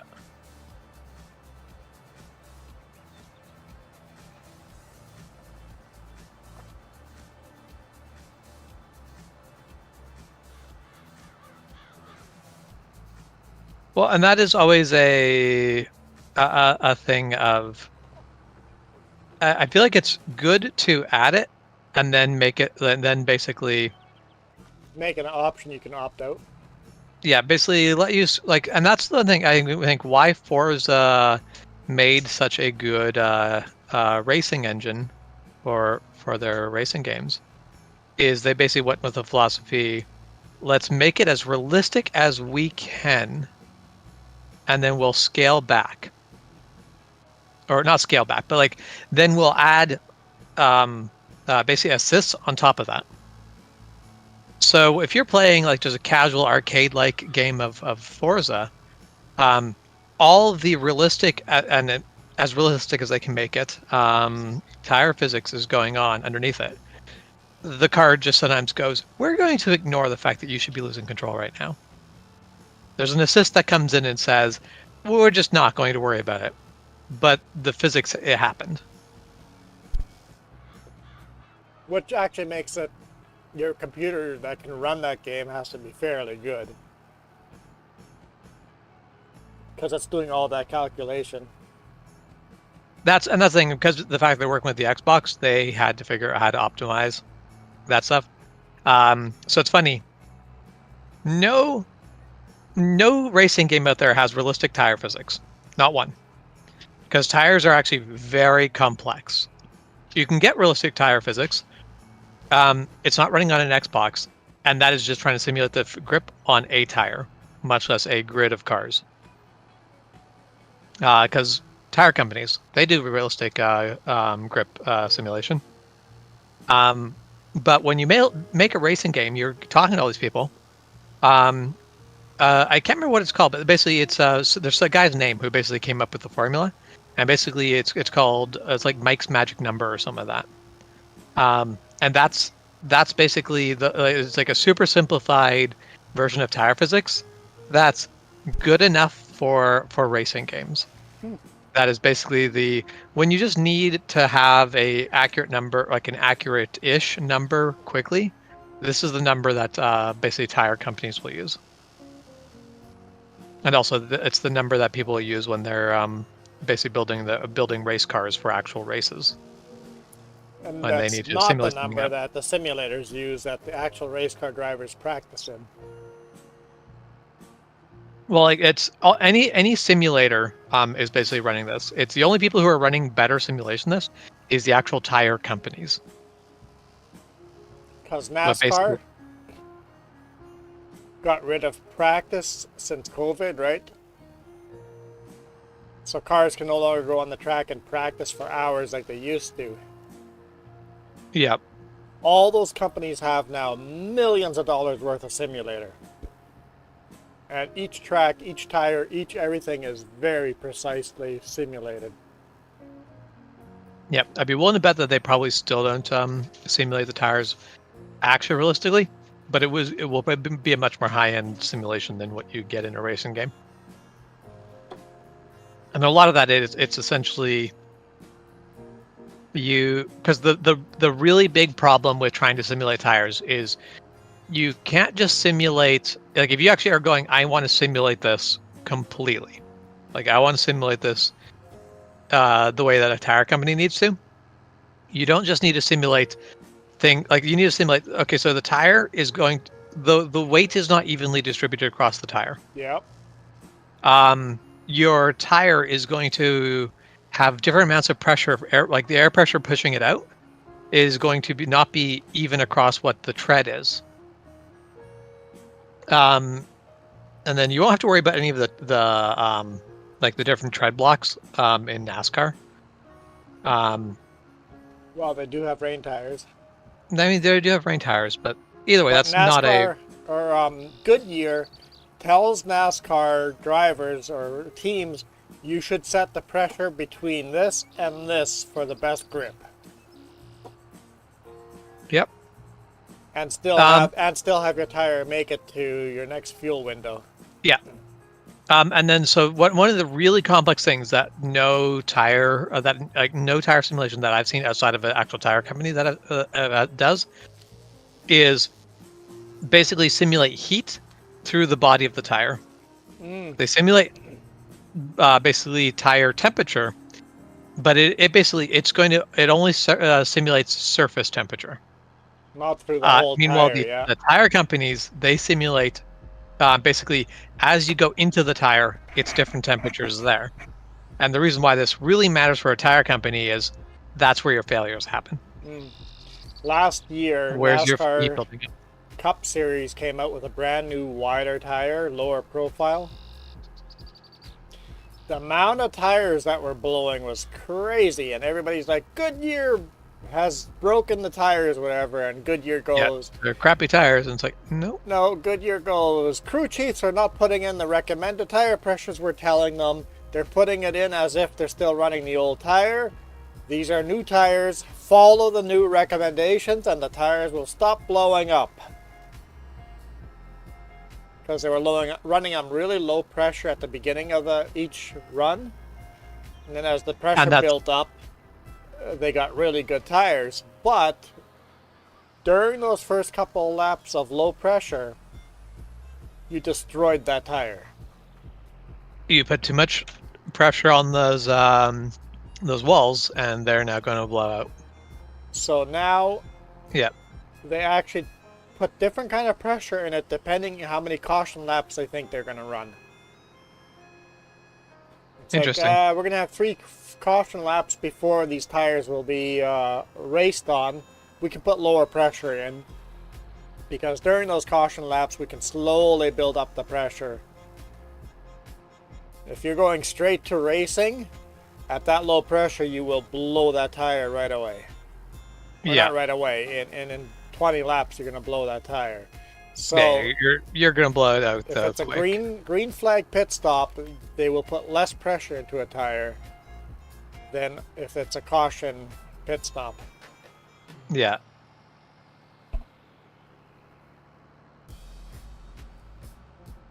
So I'm guessing the solution to that is probably not legal, but there's a solution to that. Heat your tires. Yeah, probably not legal. Because if that was legal, I imagine it'd be done already. Maybe some people are doing it. The if things you that heat they're your catching tires, drivers doing, it's like they're all pushing the limits to what they're allowed to do and what you're not allowed to do. Yeah. Talking about simulators earlier, Ross Chastain made that famous move last year. Everybody goes, a video game move. And it's like, Yep. yeah, he's been playing in the simulator and it worked on the simulator. And he's on the last lap and he goes to the crew chief, so to make it into the playoffs, we need to pass 2 cars. And the crew chief goes, yes, 2 cars. And it's last lap and and he goes, holding up here. So he goes, confirm, we have to pass 2 cars to make it into the playoffs. And he goes, yes.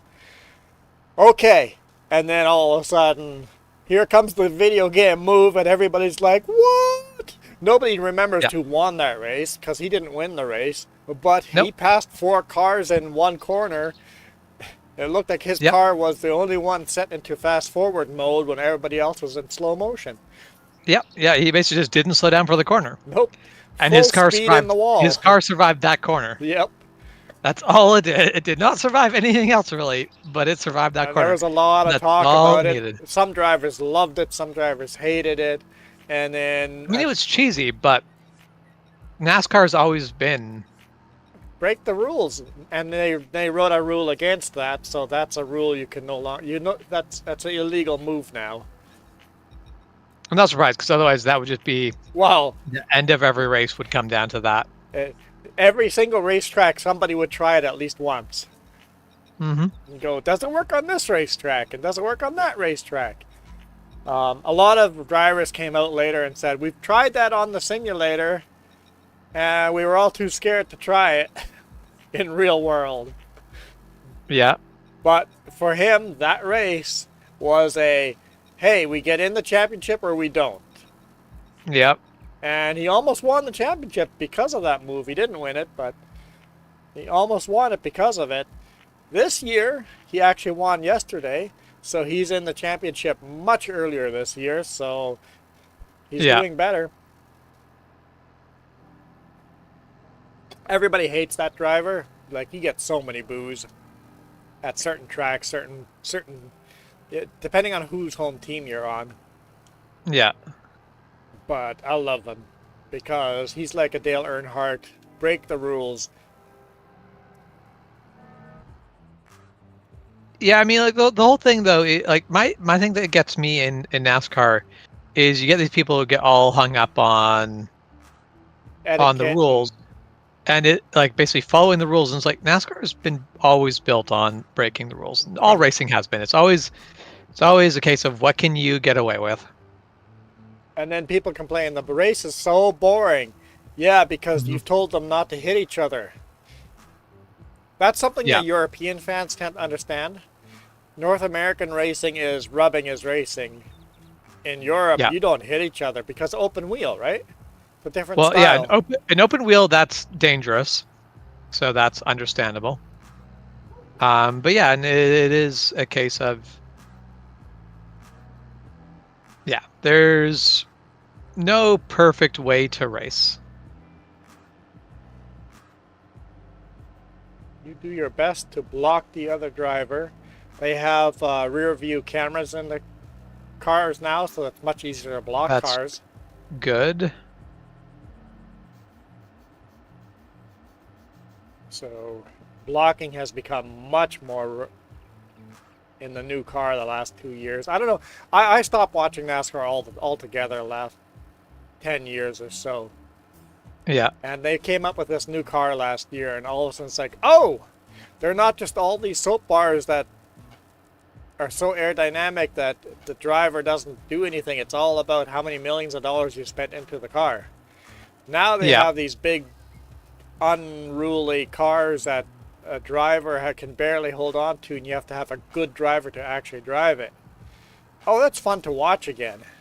Well, and that's and they've got 8 road courses, so that adds variety to the racetracks. Yeah.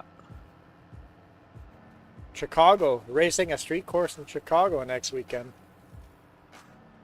And yeah, so one of my things is TVR, a British company that made race cars. They built race cars the way race cars should be built. They were insane.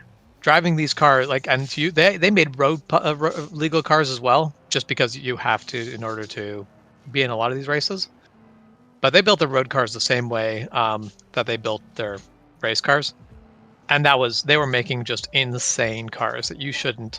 There was a case of basically every car needs to have ABS now, right? Yep, that was. Well, they apparently found the perfect amount of, if you build this many cars but not this many cars, you can have the cars, like, you don't have to follow the rules. So they actually managed to put out a road legal car without ABS while still producing enough cars to get into the races. And it was just, they were really putting everything together just enough to be like, yep, okay, we can do this. Barely make everything legal. Yeah.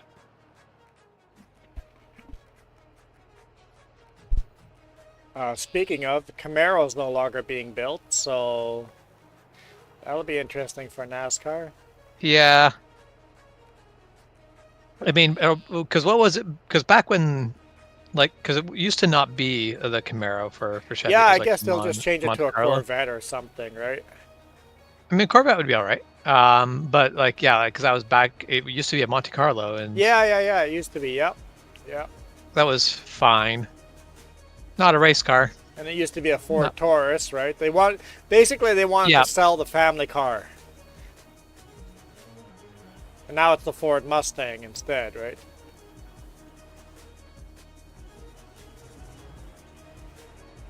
Oh wait, it's the Mustang in Xfinity. It might not be the Mustang in Cup.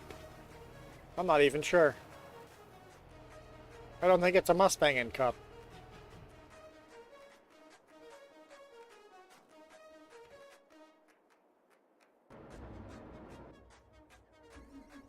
Okay, my Steam has just about finished moving over all of the games.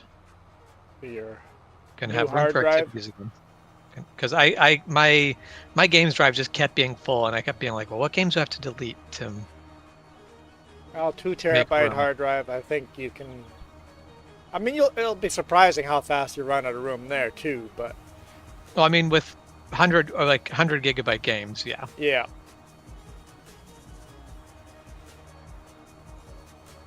That was the one thing I was worried about. I'm like, I was going to get not solid state drive. I was going to get a like traditional hard drive, because I'm like, oh, like I'm always going to be installing and uninstalling games. And I'm like, wait a minute. Part of the reason I want to get this is so that I'm not always installing and uninstalling games. yeah. I'm like, yeah, never mind. I can just go ahead and get the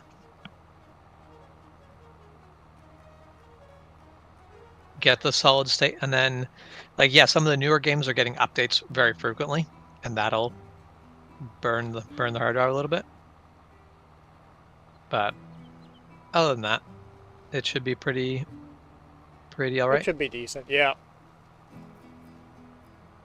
And the hard drive will slowly get smaller as bad sections are found and they Yep. get ignored.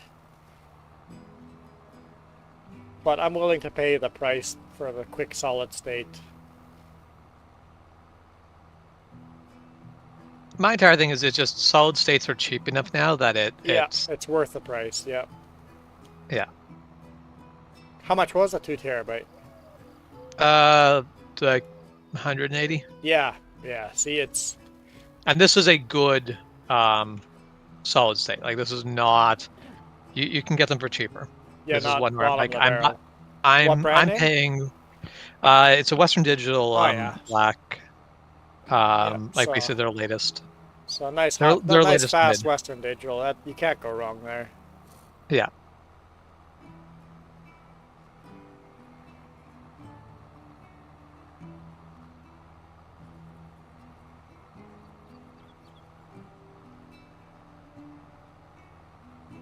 Hang on, is Discord even putting your voice through? I- Okay, yeah, it is. It is. Okay. I'm like, that's a good question, because I know Discord or OBS is really bad at not catching Discord, depending on, because it only looks for the or at least I have it set up. If the name of the Discord puts out is different, it doesn't record. Yeah. And if I basically just have it resting in a different room, it goes, oh, this is a different program, and it's like, it is not. This is just, I'm in basically I'm viewing a different text chat than I would otherwise be. I'm having trouble. So I kept having trouble getting music level and game level to the right volume so people were happy with Jess's voice, my voice, and all that. So I separated everything, but OBS will not capture audio from this game. Sorry, what? Oh. You can't do the audio capture from Farm Sim? Nope. Oh, that's nuts. Because yeah, that's why I do it. Everything is separate. Discord, all that's being recorded separately. See, if you look, I can make a new audio capture You use application audio capture, right? Yeah, that's exactly the way I did it. And then click OK on that. Click. Here's Farming Sim. Yep, cool. Farming Sim, click OK on it. And it's completely dead right here. That's the first one here. So that stays completely dead no matter what kind of sound is coming through here or not. So it's interesting because I've technically had a bug of the other variety. When I was playing Valheim, or not playing Valheim, what was I playing? I was playing something, and I'm like, oh, I'm gonna have to switch it over so that the audio catches. Yeah. But the Valheim audio was already catching it. Completely different program, and it was like, oh, this is Valheim audio, and I'm like, Yeah. it is not, but it was recording. So I'm like, cool, that's fine. So now I have this one which just capture all the noise coming to my headphone. I made that quiet enough so that you're actually on this. If I mute this one and this one, you're still hearing music, you're still hearing the car or the game, you're hearing my voice, you're hearing Discord, you're hearing all of that, but at a lower level. And then I've taken the other ones and put them on top of. So And they're just at a higher level. Discord so that, and music yep. are capturing over top of that one. So that way I at least still have the game, and then I can turn the other ones up a bit if needed. So it's a bit of a janky setup, but it works. Yeah, other than having like, yeah, I don't even know what the real correct setup is, because I can't see it anyway.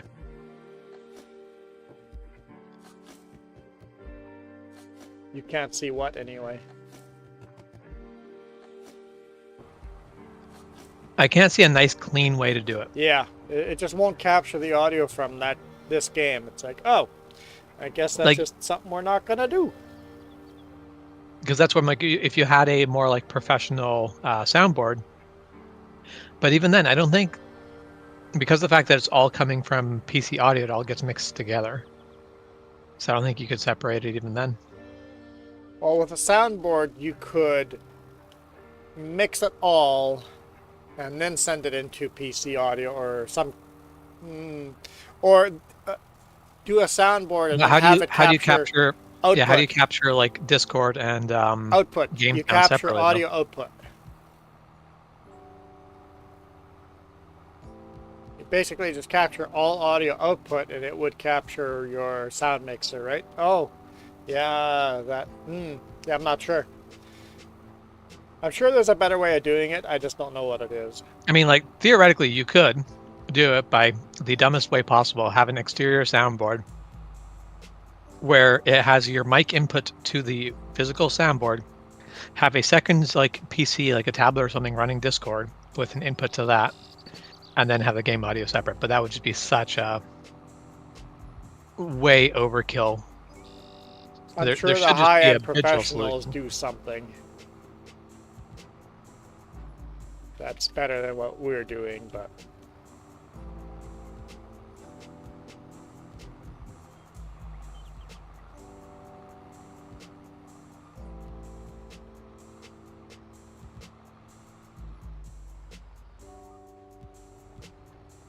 the people that actually make their living off of Twitch and stuff, they probably have something figured out.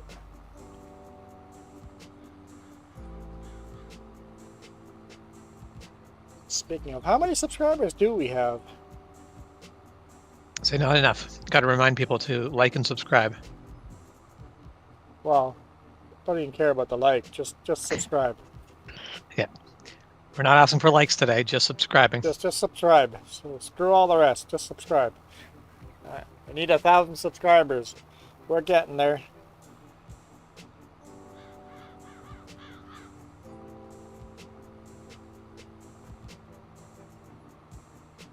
Oh, it's the wrong channel. There we go. We are at 242. I guess I could have given you the answer because I'm looking at the video and it has it there. Oh, it looks like my main channel went down by 1 subscriber because today morning I was at 2,777. I lost 1 subscriber. I did not see the newest comment. Doesn't like what? Well, if he doesn't like my Setco ad read, that's okay because I'm not doing them anymore.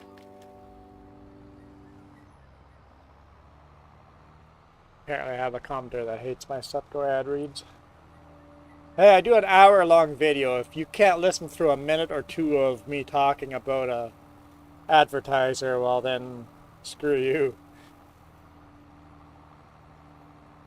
I'm not curious what the comment is, so going to that channel. I have made a lot more money off of my referral than,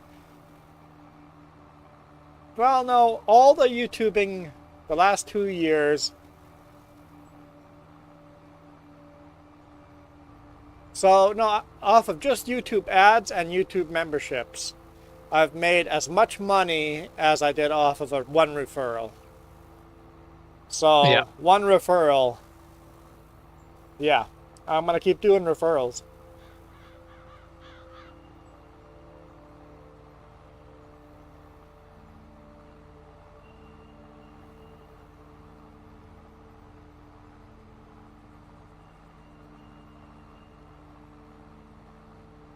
Which video is it that someone commented on? The newest one, Hooked Up.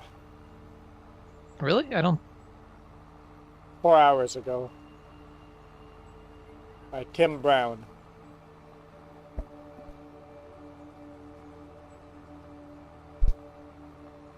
Interesting. I don't see the comment. Really? You don't see the comment? Nope. At all?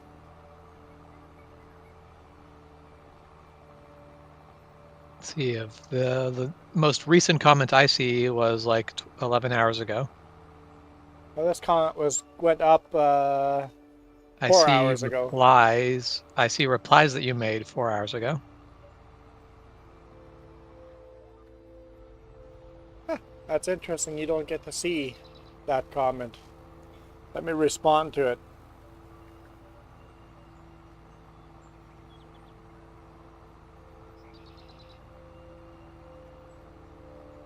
Yeah, that's interesting. I wonder...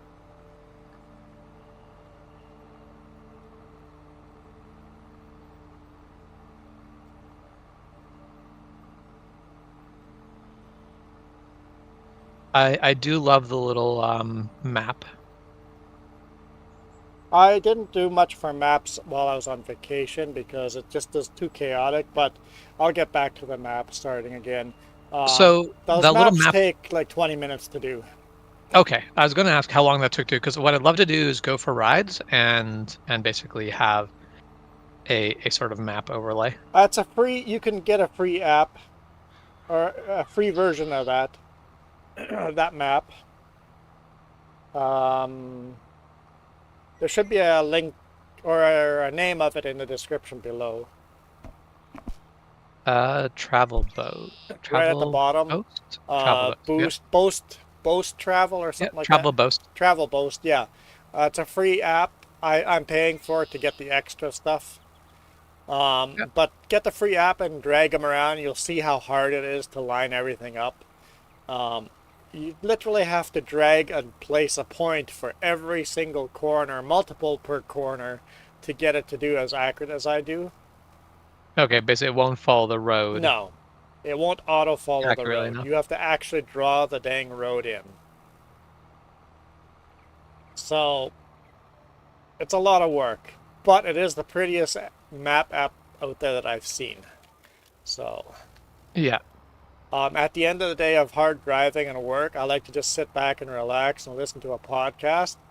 And I take 20 minutes to do the map then, so it's no skin off my back doing it like that. But it's not an easy map to do. Yeah, I feel like I'd give it a shot. Um, but yeah, it might be a bit more than I was willing to put in long term.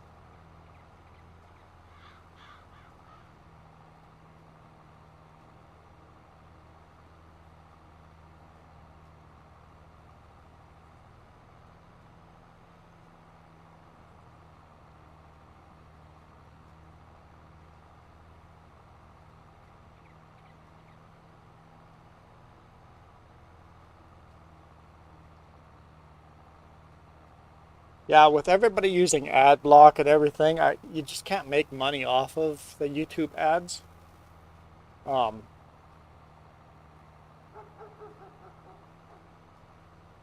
Okay, yeah, I see the Tim Brown comment now. ah, I'm gonna respond Not with sure. to him saying I 100% agree. Nobody wants to see or hear ads. Yep. But it does get me when people are like, people just don't want you to do ads. And it's like, you do you realize things just don't like ads are how a lot of these like things pay for it. You put you like your cameras cost money, making and editing the videos takes time. At the beginning of this month, I was negative $6,000 on my channel. Yeah. So my channel is losing negative $6,000. Now it is at the by now the end of the month we're at minus 5,500. So I've made a little more or less than that. I've made over $500 this month due to two referral bonuses. So Yeah. so that has helped take that number down. But how else are you going to make money? You have to pay for this stuff. Yeah.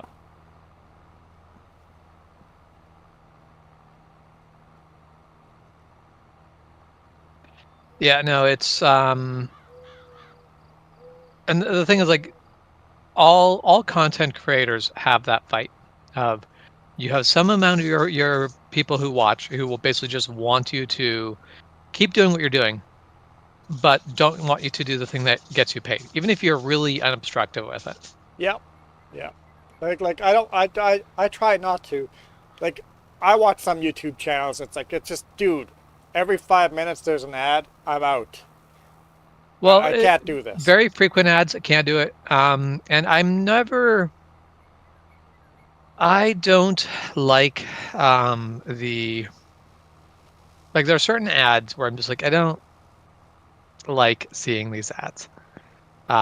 Like the I know like the Raid Shadow Legends ads there for a while. Yeah, so annoying. Where I'm like these I So dislike. so I push all my ads at before you watch the video and at the end of the video. Yeah. No mid-roll ads. So ads are front, ads at the end, no Yeah. mid-roll period because it wrecks the video. I Like don't like mid-roll. for certain videos mid-roll is fine, but only if that's if that's your ad. Yeah. So, and then I No try ads to at the do an beginning. ad read in the first 2 minutes of the video. I try to do a quick little ad read type of thing. And that's where I actually make most of my money doing that ad read. So I'm going to keep doing it. I got to pay off the cameras. If all of a sudden if everybody becomes a member and pays for a membership, well, then I'll stop doing ad reads. Yeah. If I can make money that way, then I'll be happy not to do ad reads. And that's the thing. Like, no one likes to do ads. Like, no, like people don't like us who listen to ads. But they I don't don't seem to understand is I don't no want one to do wants these to ads either. do Yeah. ads. Yeah, I don't want to do the ads either. I don't want to listen to them. I don't want to do them, but that's the only way I can pay for these cameras to have this amazing high quality video. So I gave them a response. Yeah.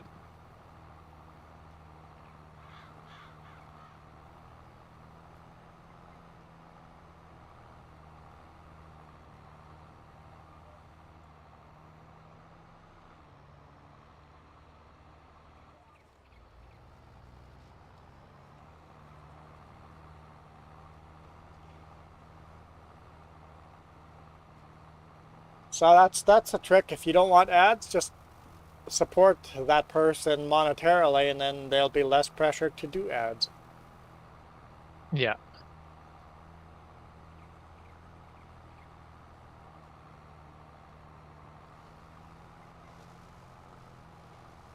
Hey, Michael.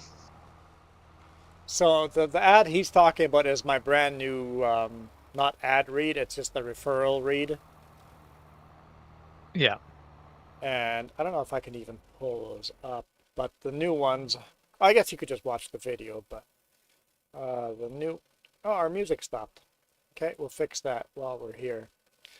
Um, the new ones I talk about the jobs that are,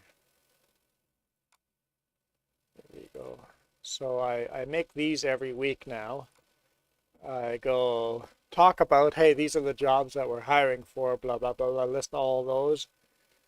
Yeah. And then the next one, it's like Summit's hiring a journeyman heavy duty equipment tech, journeyman truck and trailer mechanic, tire fitter, wash bay attendant, and then Hayden is hiring a stone slinger operator, dump truck, pup driver. If you're interested in working for any of these, go to the Southern Group and have that banner on the bottom while I talk about that, and use my name as a reference. Talk to me so that we can have a personal reference, and that takes a minute to 2 minutes to do. And then we're Yeah. back to normal video. And all of these are transparencies that the video continues. You can continue watching the video while this is on the side. Yeah. When I was doing the Sutco ad reads, they were full page blocks that take away from the video. Yeah. So, I don't know. I think this is better, but obviously that one person doesn't like it. And that's okay. Well, and the entire thing, like that's where the like the way I'd love to set up the motorcycle videos would be that you could just go from one to the other, and there would be no speaking, no basically just be just the riding. Yeah. But that is also that vision basically requires that I will basically never make ad money. Well, that's what I'm doing with Sleep with a Trucker. That's it, no talking at all. It's just the truck sound. That's it. And I tried some other stuff there. None of that. I don't like any of it. So I'm going to go to more normal video editing, just with no sound. Yeah. Where's my music?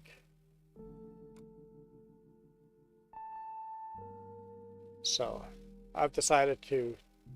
So Sleep with a Trucker is still a changing channel, but that channel will be no audio, and you can literally hit play, and I'm not going to put any ads on it. So if you're actually trying to sleep, there will be no ads, not even YouTube ads. But there should still be, like, YouTube's still going to put ads on them between them. There'll be less.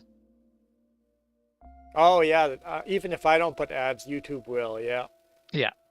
But you could rip them off of YouTube and put them in your own personal playlist. Or if you pay for YouTube so you don't get the YouTube ads. Yeah, yeah. Or the other option being if you are, you know, running ad block or something. Yeah, which a lot of people are. Definitely can't blame them for that. No, I can't blame people for running ad block. That's how I make a lot of money. Not a lot of money. That's how I make money. I make $2,000, no, not even $2,000 a year. I made $1,700 last year.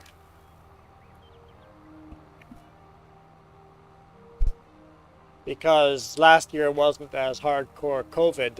The year before Yeah. I made over $2,000, but that was hardcore in the COVID pandemic, so a lot more people were watching videos.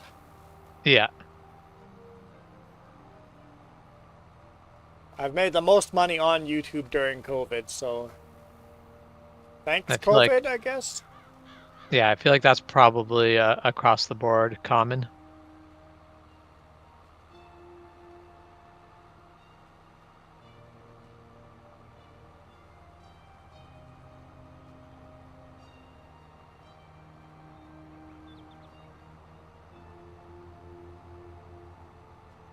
Yeah, we've been live streaming long enough that we went through over 100 songs. That's a pretty good number. Well, as soon as I got home, I'm like, well, I guess I'm not working today. Wait, I can do a live stream. That's considered work too. Yep. Because eventually this will make us some money.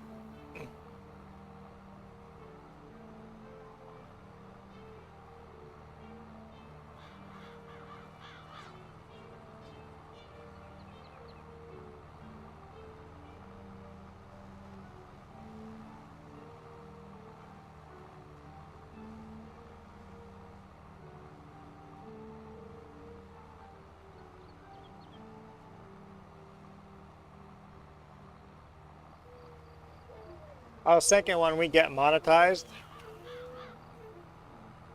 Yep. the rule should be we split the money between us 3 ways, but each of us has to do 2 streams 1 hour long. I mean, yeah. Because that sets a low enough that we can always do it. We can always be putting it Yeah. in. And I feel like then everything we put in extra will just make our portion of it a bigger number, right? Yeah.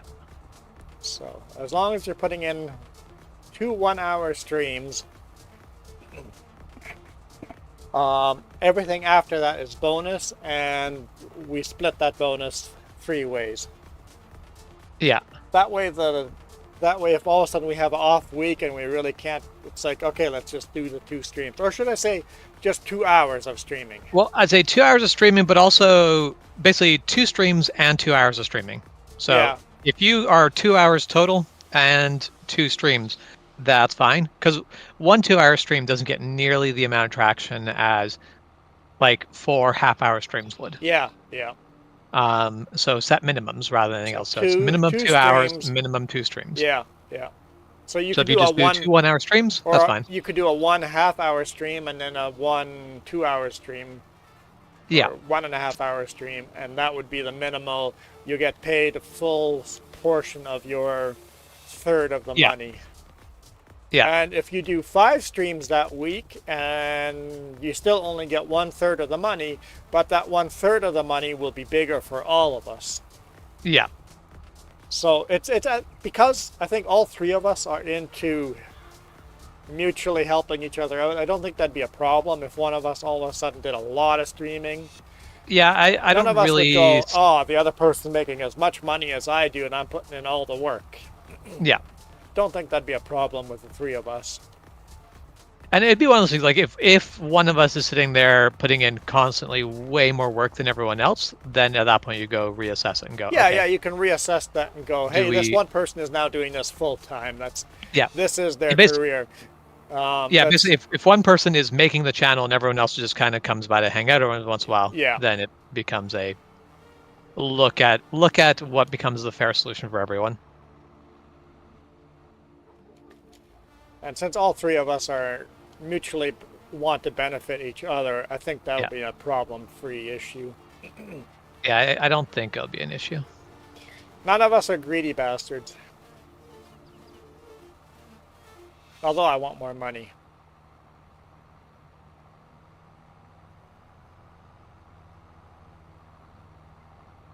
I know when it comes to work, it's like, I don't care about money. I really don't care. Give me more days off. Don't care about money. But I do want to be paid very, very fairly for the work that I do. Yeah. If you say you're going to pay me this much, you better pay me this much. I will fight on that one.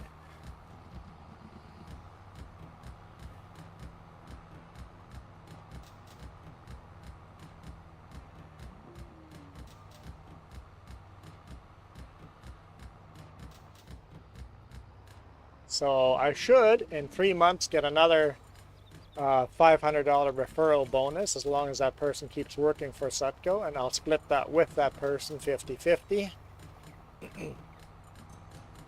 And then in 9 months from now, I should get $1,000, which I will split with that person 50-50, and that will be an extra $250 and then $500. So at the end, by the end of the year, I should have made $1,000 extra from this one person.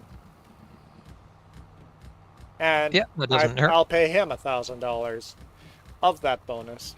Of course, they do have to actually stay there, and I feel like Sutco does have an issue with retention. Yeah, retention seems to be a problem. I told my boss that our HR guy is a good recruiter, but not a good retentionist. Yeah. He gets people in the door. He doesn't keep people Yeah. on this side of the door. It's important to keep people here once we have them in.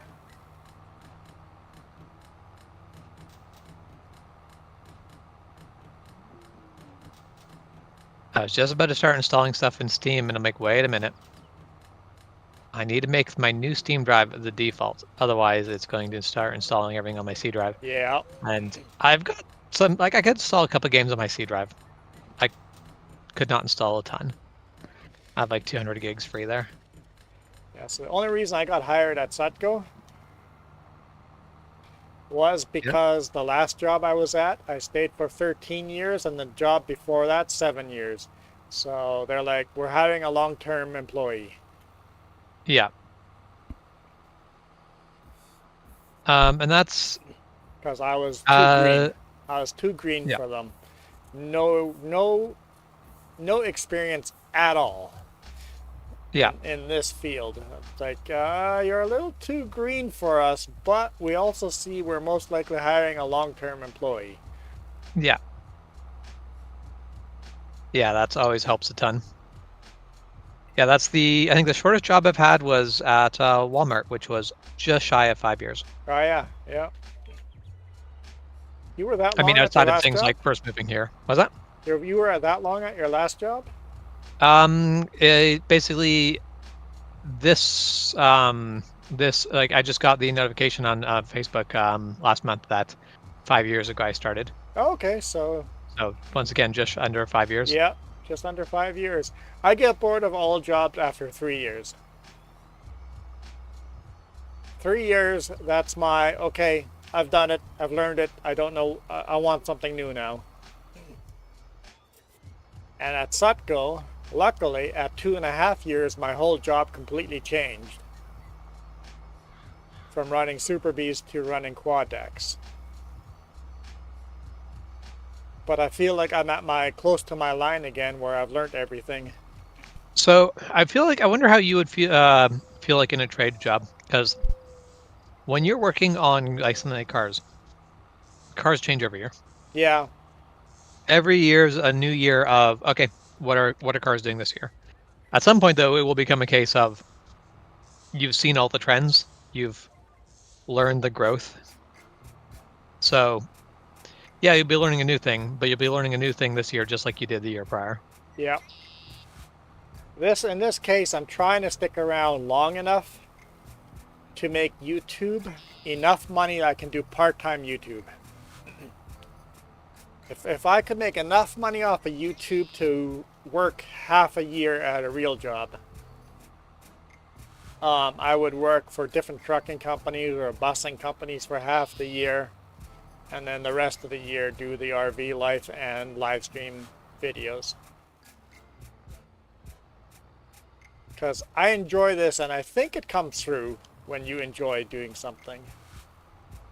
I mean, that's the thing is, with anything like this, you have to have a passion for it. Otherwise, it's not going to be worthwhile. like I was talking to Kieran, he was like he wants to make changes to have better content. I'm like, don't make enough changes that you no longer enjoy it.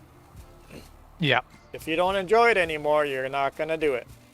Well, and that's one of the things like where I'm like, okay, I'm always looking for what game do I want to play that's going to get be more interesting to the viewers, but I still also have to want to play that game.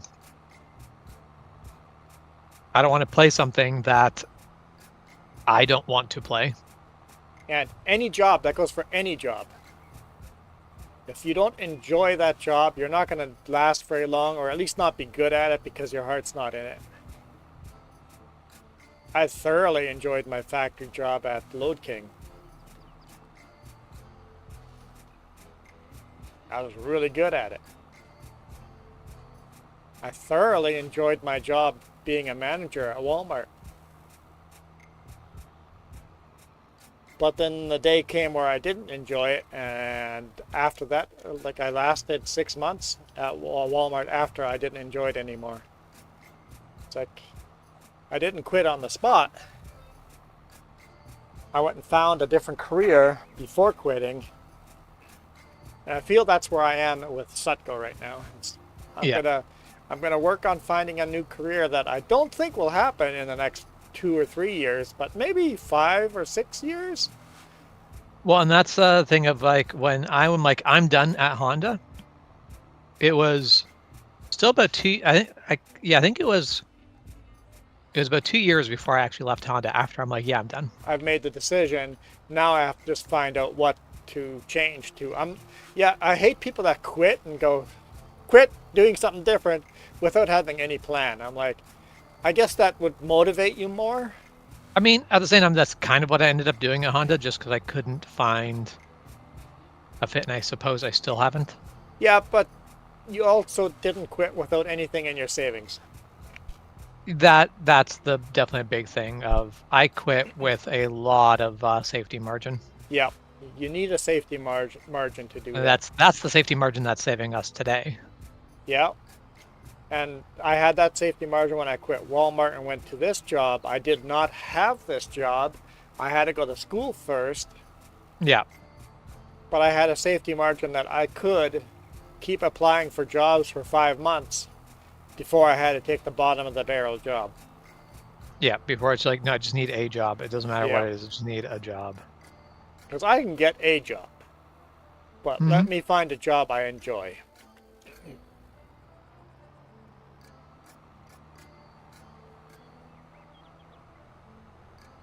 And that's actually, I think, a downside to a lot of people. People go homeless because they can't get the job they want. No, just take a job. Any job. And then keep applying for the job that you want. Yeah, exactly.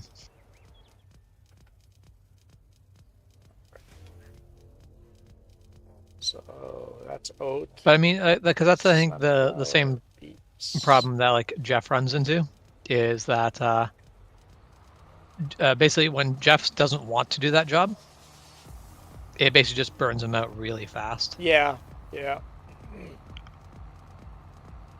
he's working graveyard now, right? But that's temporary, I'm assuming? I don't know what exactly his plan is right now. Because I think he would like to go back to welding, but he doesn't have enough experience in welding to be in demand for welding. Yeah.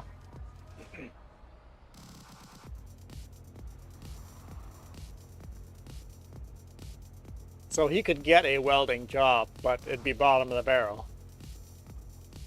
Yeah. And that's where, the welding job he wants is like should be a decent one, but it is a case of, are they currently hiring welders? And with our economy right now, it's not a great time to be quitting a job and starting a new one. Yeah. Having said that, he quit the job because of a forest fire. At least that helped motivate anyway. Yeah.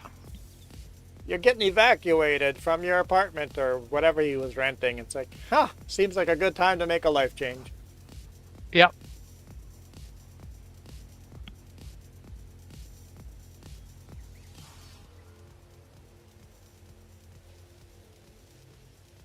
So that basically Raft in Space game that I was playing Yes. the other day. Looked It boring. is. I mean, it looked It interesting, looked very interesting and weird, but it looked like a boring game. and that's what I'm like. I'm sitting there. I'm like, it's now actually out in early access, and I'm trying to decide. Wait for the early access to go on sale. I mean, it is on sale, Oh, it is on sale. 15% off because it just got released. Michael says it's hot in his room. I believe you. Cooler than your warehouse you were working in, though, right? Or the factory you were working in. So stop complaining about your hot room. Because the factory was hotter. Now, if your room is hot, go outside and sit under a shade tree somewhere. How close is a park to where you live? That's one big thing on a really hot day. Sometimes like getting out where the wind can Yeah. move around. But then you do get into the days where you're like at about 105, 110. It just doesn't matter. It's just too It's damn just too hot. hot, yeah. You need to get into cool water. That's where living next to the ocean would be great. Well, we live next to a lake. Yeah, and our lakes stay cold. Yeah, our lakes stay pretty darn cold. Our like, but if you had like a regular lake at 110, the lake's not cold anymore. Yeah, a small lake, smaller shadow lake will get really hot too. Yeah, we're lucky that our lakes are always going to be good enough to keep Because us. they're so deep. Ah, Yeah. shoot. I forgot that was a thing.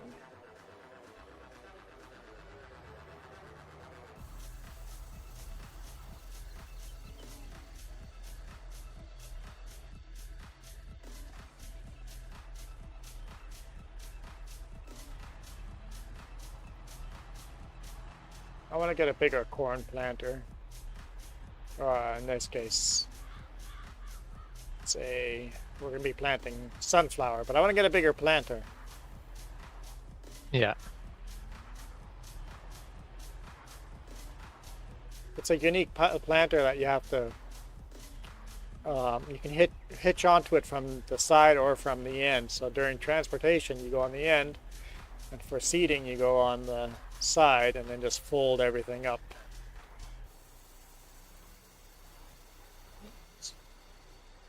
It's a unique setup, but I want a bigger one. And yes, we got $290,000. It's not enough. I think that's always one of the problems with farming games is that like I things are sometimes like there's often a very big price point between your upgrades. I like nice gradual upgrades where you're like, okay, I'm going from a very small cedar to like a kind of small cedar to a Oh, you can do that in relatively this game. moderate. Yeah, In fact, you kind of do. The smaller equipment is a much smaller difference. yeah. Like, And that's the thing. I enjoy that. I easily make $2 million a year on this farm right now, profit, Yeah. because it's big enough. So yeah, I do enjoy the grind. Like this farm is huge now, but I grind hard to get to this size, and we're still grinding. I like that it's this big and we're still grinding. Yeah. Because I've played some games where it's like, okay, money's unlimited now, and now I'm bored. Yeah. That's definitely the thing of where you hit that point and it's not really fun anymore because it's just buy whatever you want. What I love is also games that give you basically give you things to spend money on that don't actually help the game. Yeah, Like, let me waste money on like housing upgrades and like fun decoration stuff. cars, decorations, things like that. Things that are useless, but still give me some place to put the money. Then by the point where the game's like, no, you've got more money than you know to do with, I'm not necessarily completely bored. Yeah.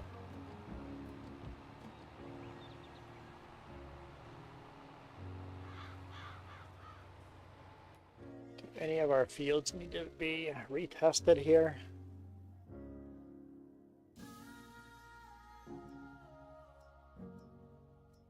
That's the wrong. There we go, soil type.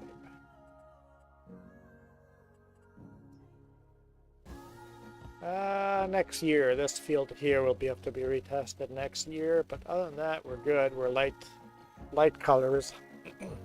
I mean, there's a little black here and there, but those are grass fields and stuff. Not too worried about those.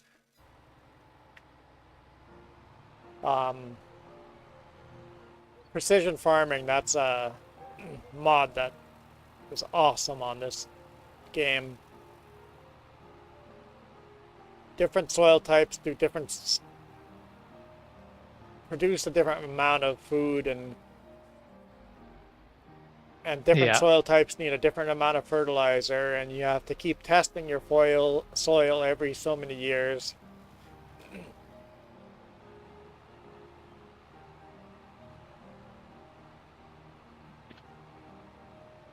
I think Farming Sim would be a useless game without modders. I mean, it wouldn't be useless, but it would definitely be less fun. The replay value would be so much lower. Yeah. Man, look how patchy this field is in that mini map. That is fertilizer. Fertilizer levels in the field. So patchy. Okay. So if you can see, as I drive over, I am adding fertilizer to the field on certain sections. So lighter is better, right? Yes, lighter means more fertilizer. Yeah. Not necessarily better. If it's too light, then there's too much That's fertilizer. Fair. Basically, if it goes completely green, then you've got too much Way fertilizer. too much if it goes fertilizer. completely red, then you have not enough. Yeah. So you can see when I'm adding fertilizer here as I seed, it goes like an orange color. There's some sections that are yellow where I'm not even adding fertilizer.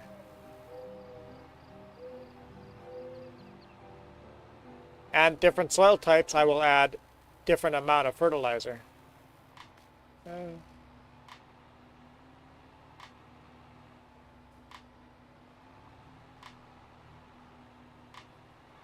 On the top left corner, you see that red to green line with a flag post and a little red line that jumps back and forth from that flag post. So that's your goal. The flag post is how much fertilizer sunflower needs. Yeah. The red line is how much fertilizer the field has at this area. So if right now the red line went above the flag post, which means I will not add any fertilizer.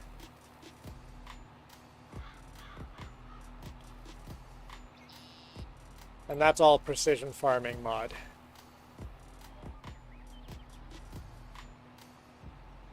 And different crops will add or take away fertilizer. Like if you plant peas, you'll actually add fertilizer to the field. Yeah, because different plants have different characteristics for what they actually do to a field. And different kind of crops require a different amount of fertilizer too, so.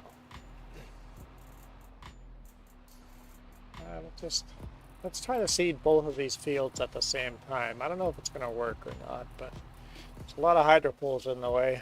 I wonder who placed those there. Thought it'd be more realistic with hydro poles going through to the farm. I mean, it is more realistic having to deal with them.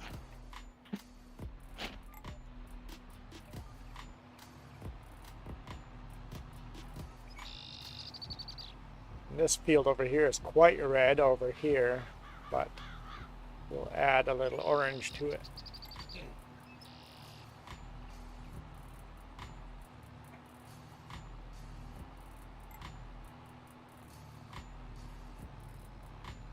Once it's all the way planted, the field should have just a couple of different tinges of solid color.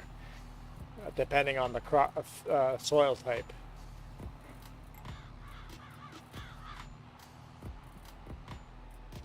So if I go to this map,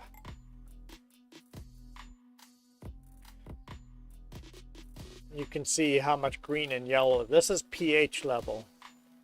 Yep. Basically lime. This is fertilizer level. You can see some fields I have fertilized till they're nice and green. You see those lines of different tastes, different amount of fertilizer. That means it's different soil types. And here's the yield.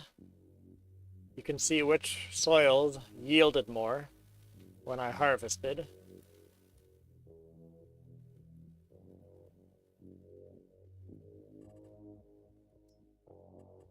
There are seed rates. Some soils require more seeds than others because, you know, clay or silt or... And here's the actual soil types. So the darkest greens over here is loam.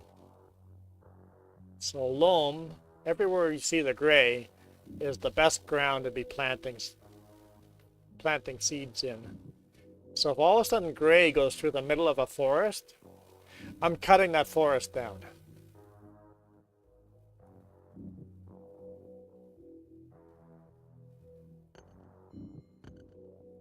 Like over here, I might cut some of that forest down if the gray goes right through these forests, because it's going to be really high-end ground. If it's different color, I'd probably leave the forest, but it's got a gray texture to it and there's a forest in the way like some of these are, I probably will eventually cut those forests down.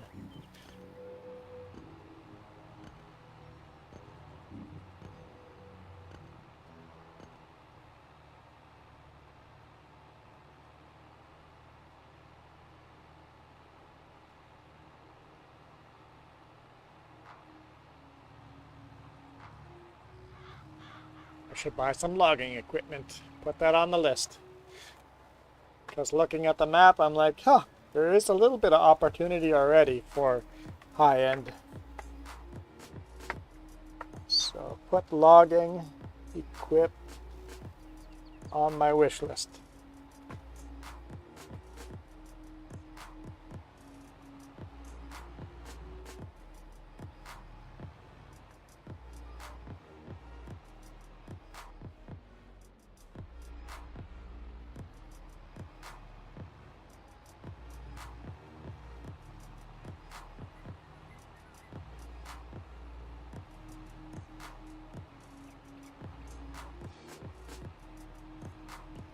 Michael has gone silent, so he must have gone for a walk.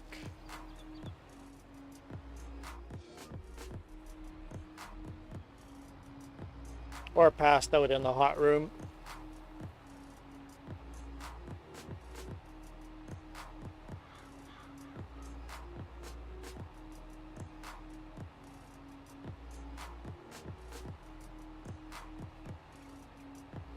That field over there in the background used to be a crop field. I would always plant it with this as well, but with the bigger and bigger equipment, that field's starting to become a nuisance, so I decided to make that a grass field.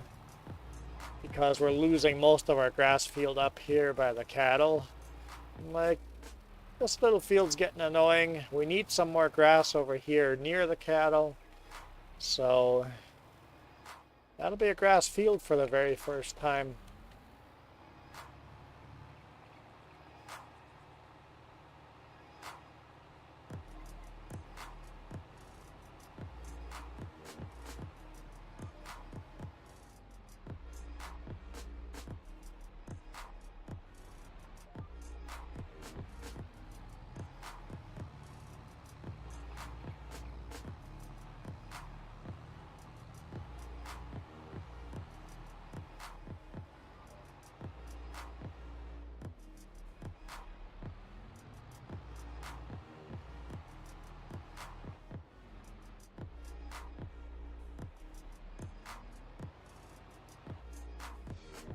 Kiram's back. Hey, Kiram, I'm doing one of your style of streams. Been here for 5 hours. That's like one of yours. Well, yesterday you had a short stream. You had a really short stream yesterday, and it was only 4 hours long.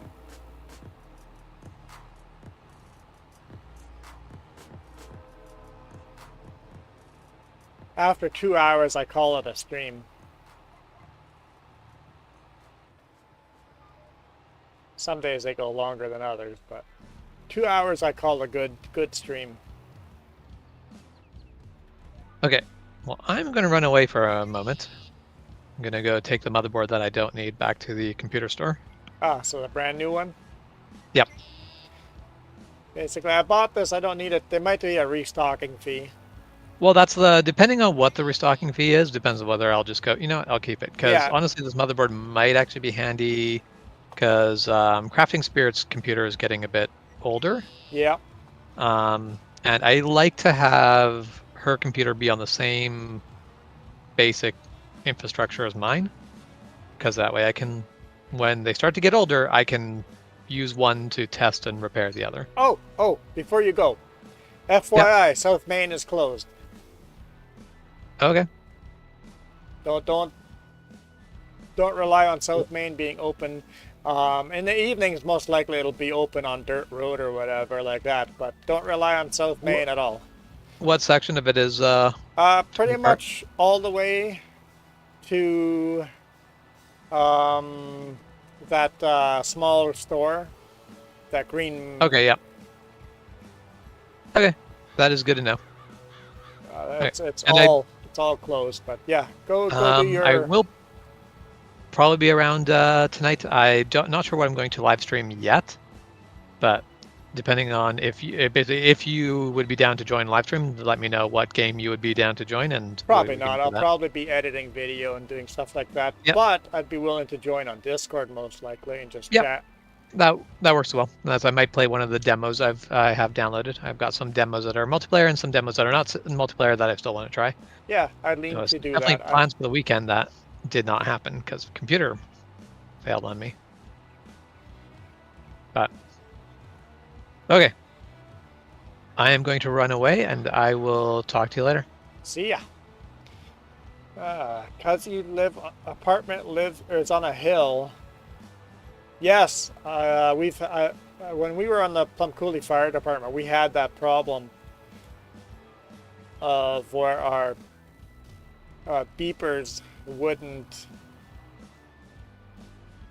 Were they pagers? They were like fancy pagers that would talk to us and tell us where the emergency is. They wouldn't work due to radio signals being strong enough, but they would be too strong and they would overshoot where people needed them. So you're actually in a very dead cell zone service. You can get cell phone boosters.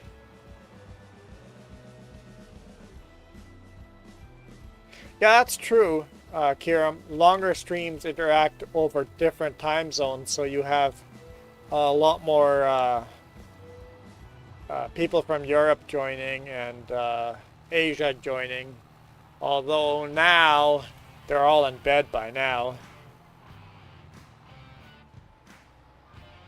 And I get very few Asian people joining. That's not true, because you have former Soviet Union states that join. So that'd be some Asian countries there.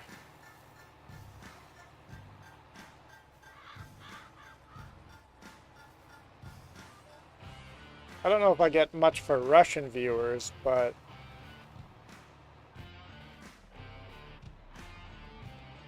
former Soviet Union states, I get quite a few viewers from them.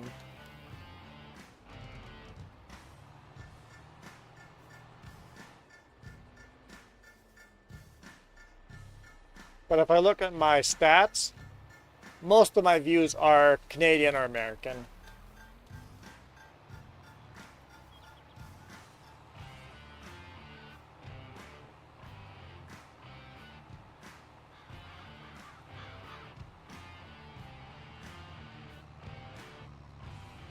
Oh, I'm out of seed. Told you I need a bigger planter. UK is just going to bed now. Well, it depends how late you're staying up. It's probably pretty darn late in UK right now. But yes. Hey, farming. Farming Sins, how's it going?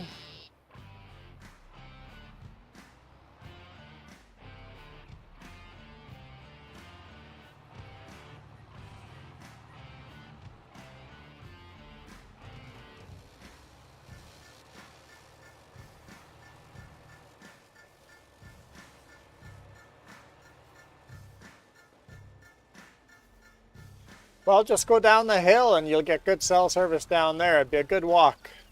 Be healthy for you. See, Michael, I'm helping you out.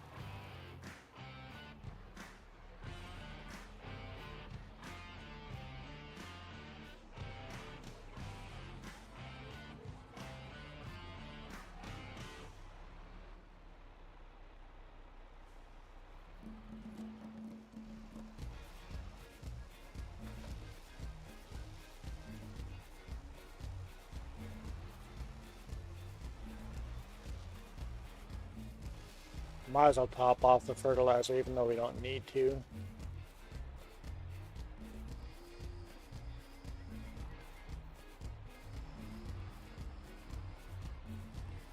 Managed to get it around here without folding it up.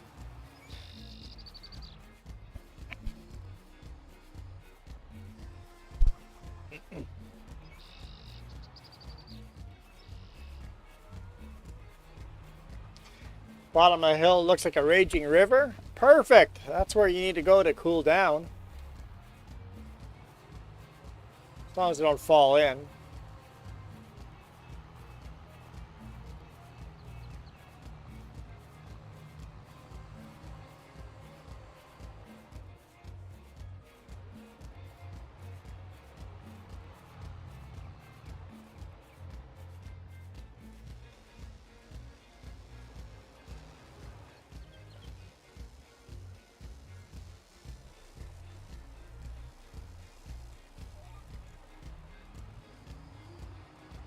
There's a 60-kilometer-per-hour river. It's probably not one you want to really fall into.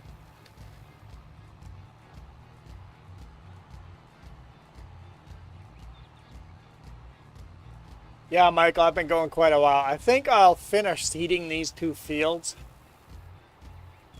before calling it a day. I was thinking around 3 o'clock I'll end it. So another 20 minutes.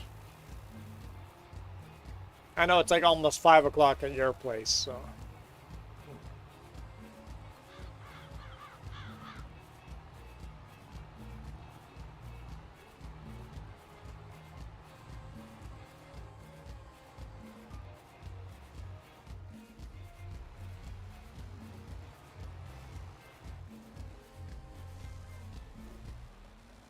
I was actually thinking this stream would be completely dead where nobody would comment. I'm like, it's not going to be a very long stream, but luckily you guys showed up on a Monday. I wasn't expecting that.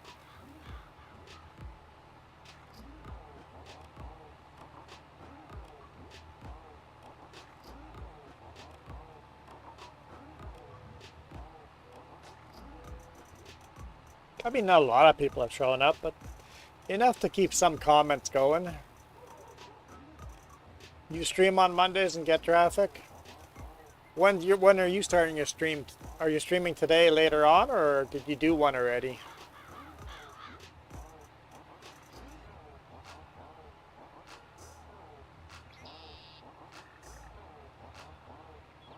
You did one. Oh, I could have joined that? You saying I streamed at the same time you did? Huh. Oh, if you're doing a second one, I'm not streaming till 7 p.m. Nope. I'm like, if you do one here soon, I'll send all my audience your way, but I'm not gonna keep streaming till 7. I enjoy ending my stream and continuing my stream while I go watch your stream. And that way, any viewers I have switch over to your channel.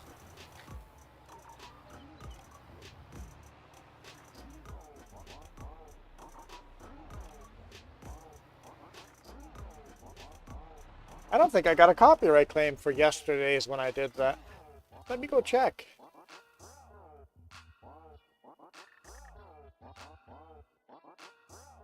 You guys can see that, right? Yeah, okay, good. I'll make sure I don't have... Sometimes I have it so you can only see the game no matter what screen I'm going into. So content, live. Yeah, no copyright.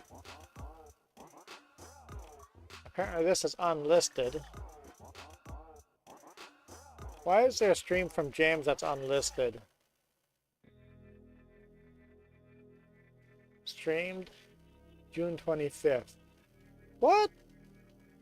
That didn't happen. Unless James did a thing. Which doesn't make sense to me. That's weird. How far down before the first copyright? Apparently pretty far down. Huh, anyway. I didn't get a copyright for yesterday's. Yes, James wants to do a live stream tonight.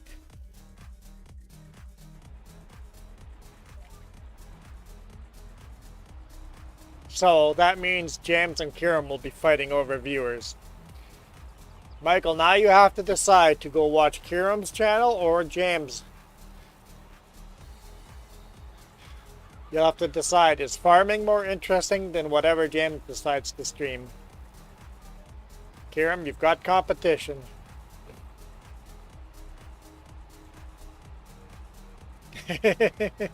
Battle of the streams.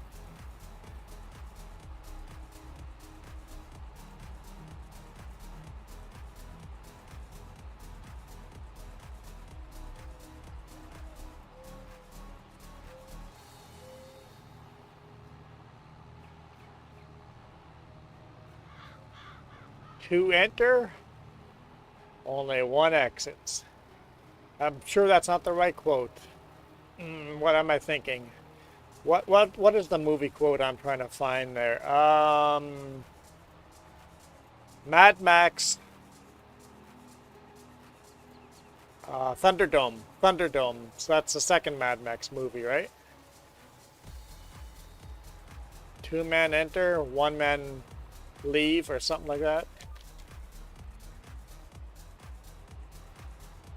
Well, James is random because, you know, since his wife has got a new kidney, new pancreas, he's a full-time caretaker of his wife until the new pancreas and kidney are calmed down enough that they can go home, and then he'll have to get a job again, and after he gets a job, he should start getting regular streams. He had to quit his job just to take care of his wife. And lose thousands of dollars to medication. Although some of you guys kicked in on the GoFundMe and gave him a little bit of money there. So thanks for that.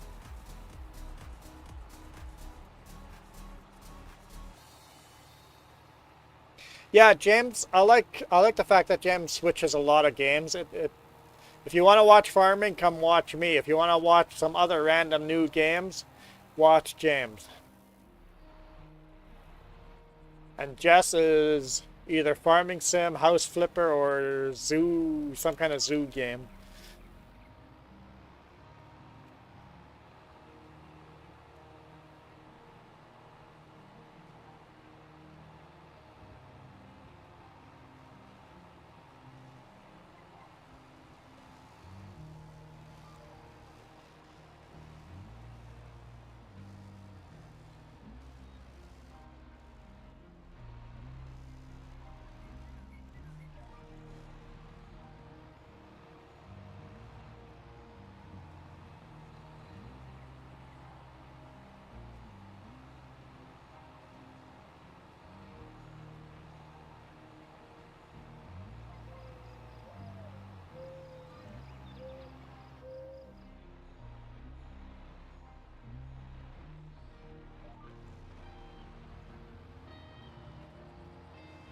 half a tank again. We're going to have to fill up again.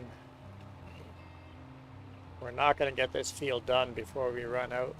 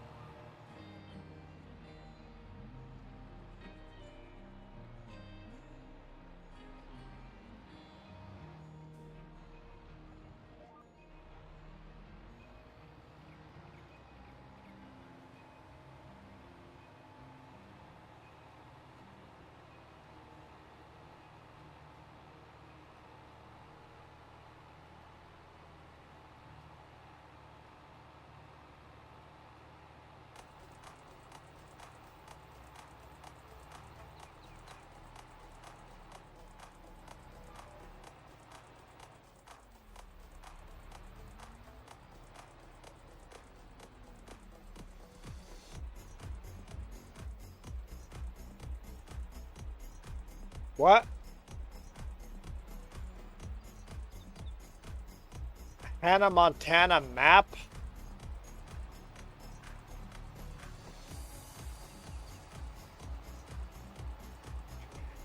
What?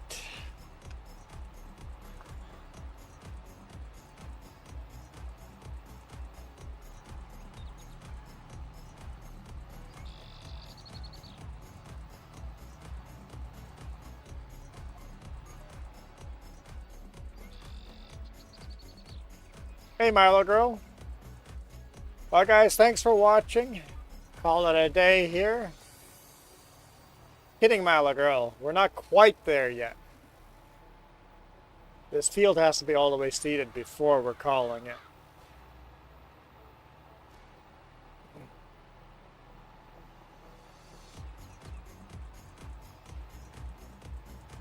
So what is on a Hannah Montana map? What makes a map a Hannah Montana map?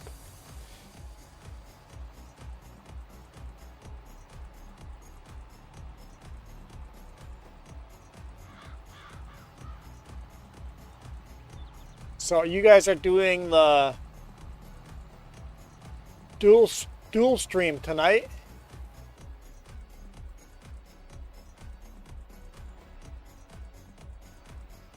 So you and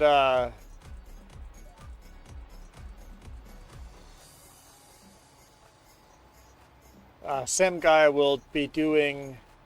Oh, that's the one you guys did earlier today. Okay, the dual stream. How'd that work? So you and Sim Guy dual stream. So you're both doing a live stream, which is different from what we do. We do one live stream, but have 3 of us join in the same game when we play Valheim. Well, 4 or 5 people join the same game. Yes, Milo Girl, we've been going for 5 hours, but you probably had work or school. I wasn't expecting anyone to join, honestly. My job didn't work out today, so I came back home and decided to do a long live stream.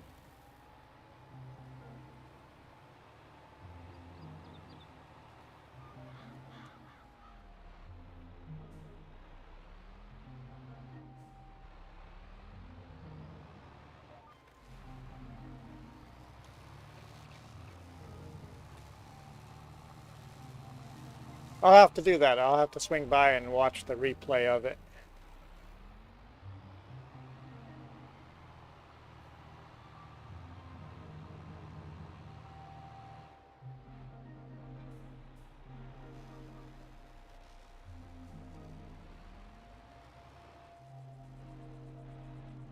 So we could go back and see which one. Yeah. I think the best thing just keep doing that kind of thing and then seeing what people say. I don't know if I would have any input, but yeah, that's...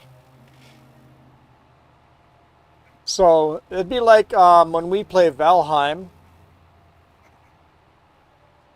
James would be live streaming the game here, and then I could go on my channel and live stream it there as well. So anybody that goes, hey, wonder what Juan's doing right now, could swap to the other game and go watch, or to the other stream and see. That'd be an interesting concept having. Yeah, I'm going to check it out. Basically, what's Kiram farming right now? Oh, Kiram's plowing again. 5 hours later, Kiram's still plowing. Here, what's Sim Guy doing? Oh, good. Sim Guy is cutting some trees down. So you could kind of swap back and forth between the streams. I like that concept.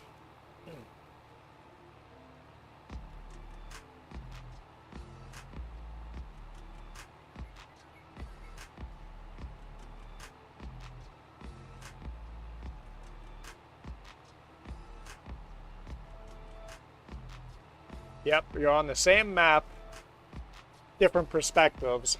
And you're both on Discord talking to each other, or are you talking to your viewers separately?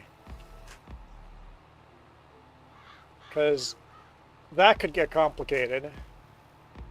You'd almost have to ignore a lot of the viewers unless you don't have something to talk about with each other. So you're talking to each other. So you could go, hey, I have a viewer that has a question, and you repeat the question so you both know what you're talking about and use that as a talking point. That would be a good way of... Oh, I'm out of seeds again.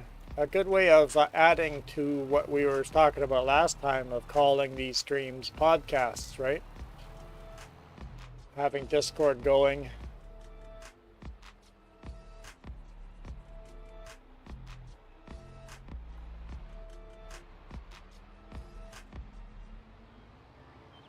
Out of mini sunflower seeds. No, I love the concept, Kiram. Yeah, keep doing that. I'll try to catch as much of that while I'm going and editing my trucking video. And then you can use... You wouldn't be responding to all the commenters that are commenting. Hey, Pooch, don't move. I'm backing up right on top of you. Oh, he moved.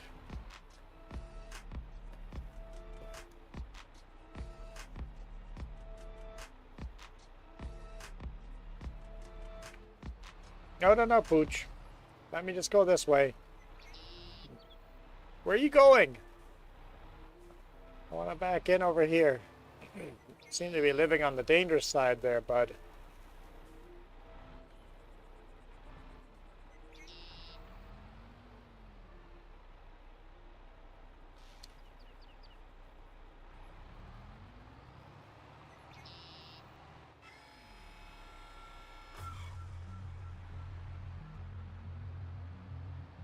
Yeah, the best way to improve is just keep doing it. The best way to learn how to make content is by making another video every single day. Keep making content, and that's how we learn, right?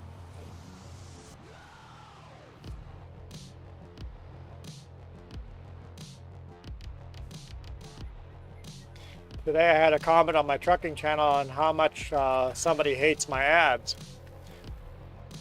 Like, yep, that was my brand new attempt at an ad read, and it was too long.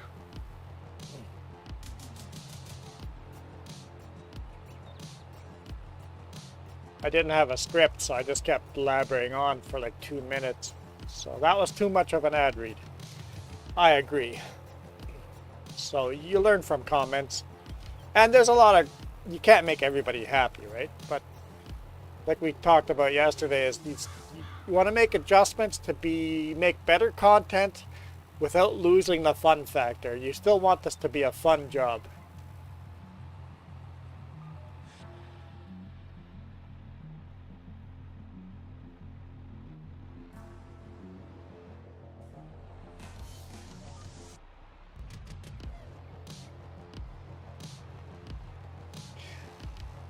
I want to do more than just live stream.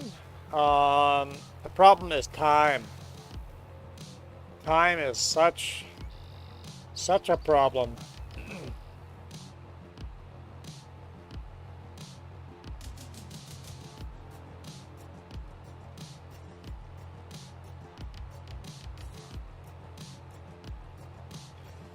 In S or Studio, so the one stream. Oh!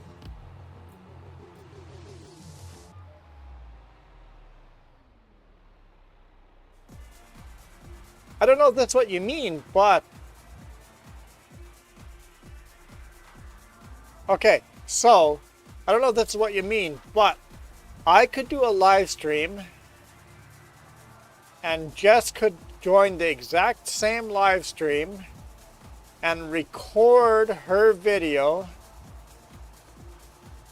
and release her video on the same channel, edit it down a bit as a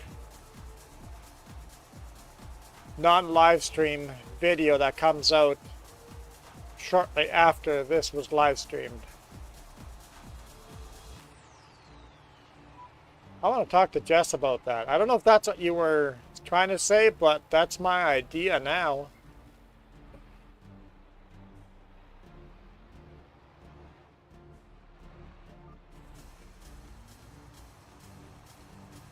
I could, yeah, you could do a live stream and do a video that can be edited and posted on the same channel as a separate. Oh, I like that idea. As a podcast. So you could record the live stream and have an edited version podcast posted.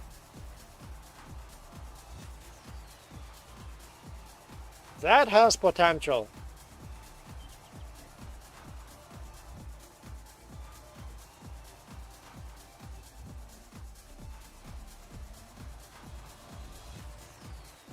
All three of us have our own channel too.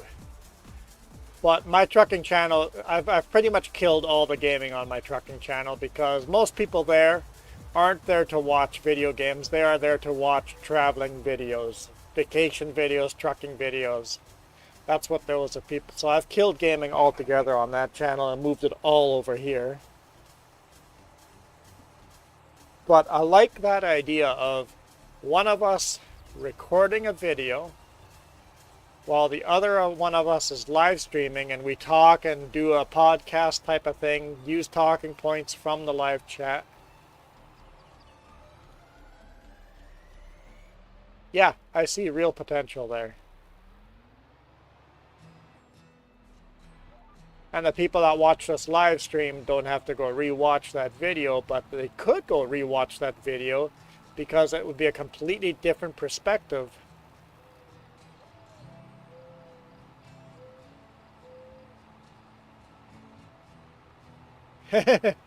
Yes, mini gaming got killed on my other channel and it all got moved here. So it didn't get killed, it just got repurposed on a different channel. That's how this channel started. This channel started from complaints of other people going, why are we gaming on a trucking channel? It's like, huh, good point. And then I split the channel in half, moved the gaming portion here. And then Jess had her own gaming channel, and I'm just like, hey Jess, you want to try doing a live stream on my channel? And all of a sudden, we went from getting no subscribers to, hey, we're getting a couple of subscribers. And then I called my brother and go, hey, you want to host on my channel as well? Because for a while, because it used to just be my gaming, Juan Gaming channel, then it changed to the 2Js. Me and Jess were streaming, so the channel for a little while was called the 2Js. And then I talked to James, and I'm like, hey, you want to be a third J? We can rename the channel to the 3Js. And I think we're big enough now that that's the name of this channel, no matter what we do. If Kira all of a sudden comes to this channel and is a guest host on this channel, it would still be called the 3Js.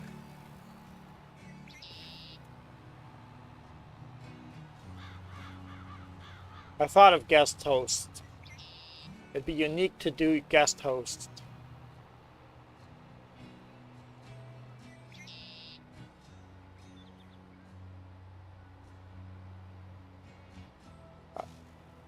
I would like to try it sometime.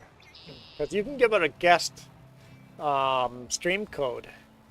I don't know how that would work, but you can, there's a way of making it work. Would I have to have my computer up and have the stream going on my computer, or would it be all on your computer as a guest code on your YouTube? I don't know.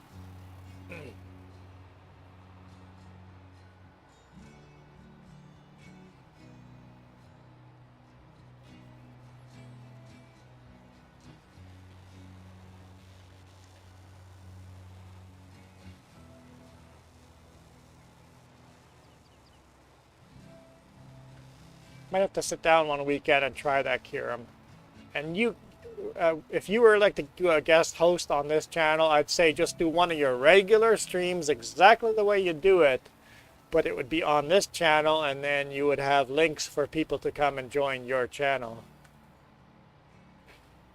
Basically, I would get free content from a guest host, but the guest host would get free advertising. It would be a way for a guest host to introduce themselves to my audience, right? Which would work much better if I had 20,000 subscribers. I think people would be very willing to be a guest host. Where we are now, it's not much of a point. But it'd be unique and different. Yes, exactly. I think we'll have to try that. Kiram, if you're willing to be a guest host sometime, we'll have to sit down and try to figure it out. Even during the week, maybe you and Jess can sit down and figure it out. I'll talk to Jess about it.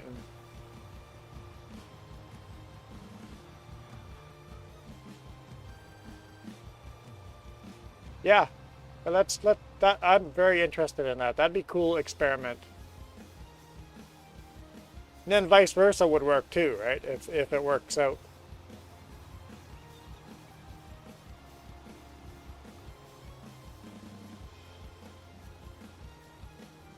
I suspect Jess would have to make a guest streaming key, send you the key, and then, whoops, I did not mean to unload that. Let's reload it. And then most likely you should be able to stream it all from your OBS by putting in that stream key. I don't know. It'll be an experiment. I'm looking forward to it already. No! Why am I hitting the wrong button?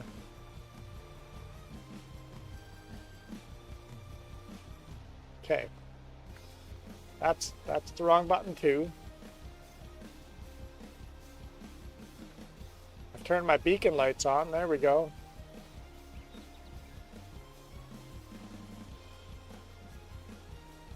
Okay.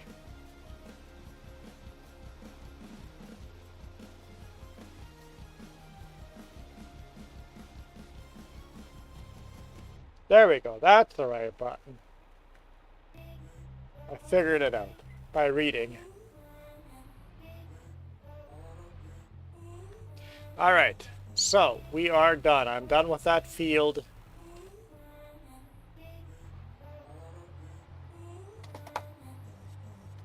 Let's save this game.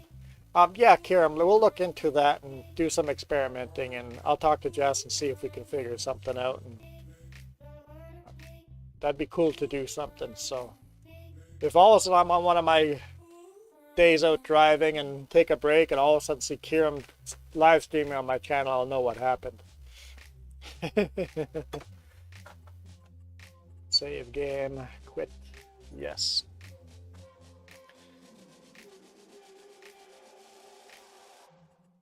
All right. Okay, that was 5.5 hours. It's pause the music. 5.5 hours, that's long enough for me, so I am out of here. Thank you guys so much for watching. If you guys want your name listed on this members list, just go to my other channel and hit join. 99 cents a month. It's cheap. Less than a coffee. Because what? Coffee's like $5 now at Starbucks. But, if not, that's perfectly fine too. Just watching is all I need. And subscribe. You have to hit subscribe, but you know, that's all we really care about, right? Subscribe, subscribe, subscribe till we hit 1,000. After that, then we don't really care. Then it's all about views, views, views. But for now, I am out of here. Jess will be live streaming tomorrow. Check out Kieran.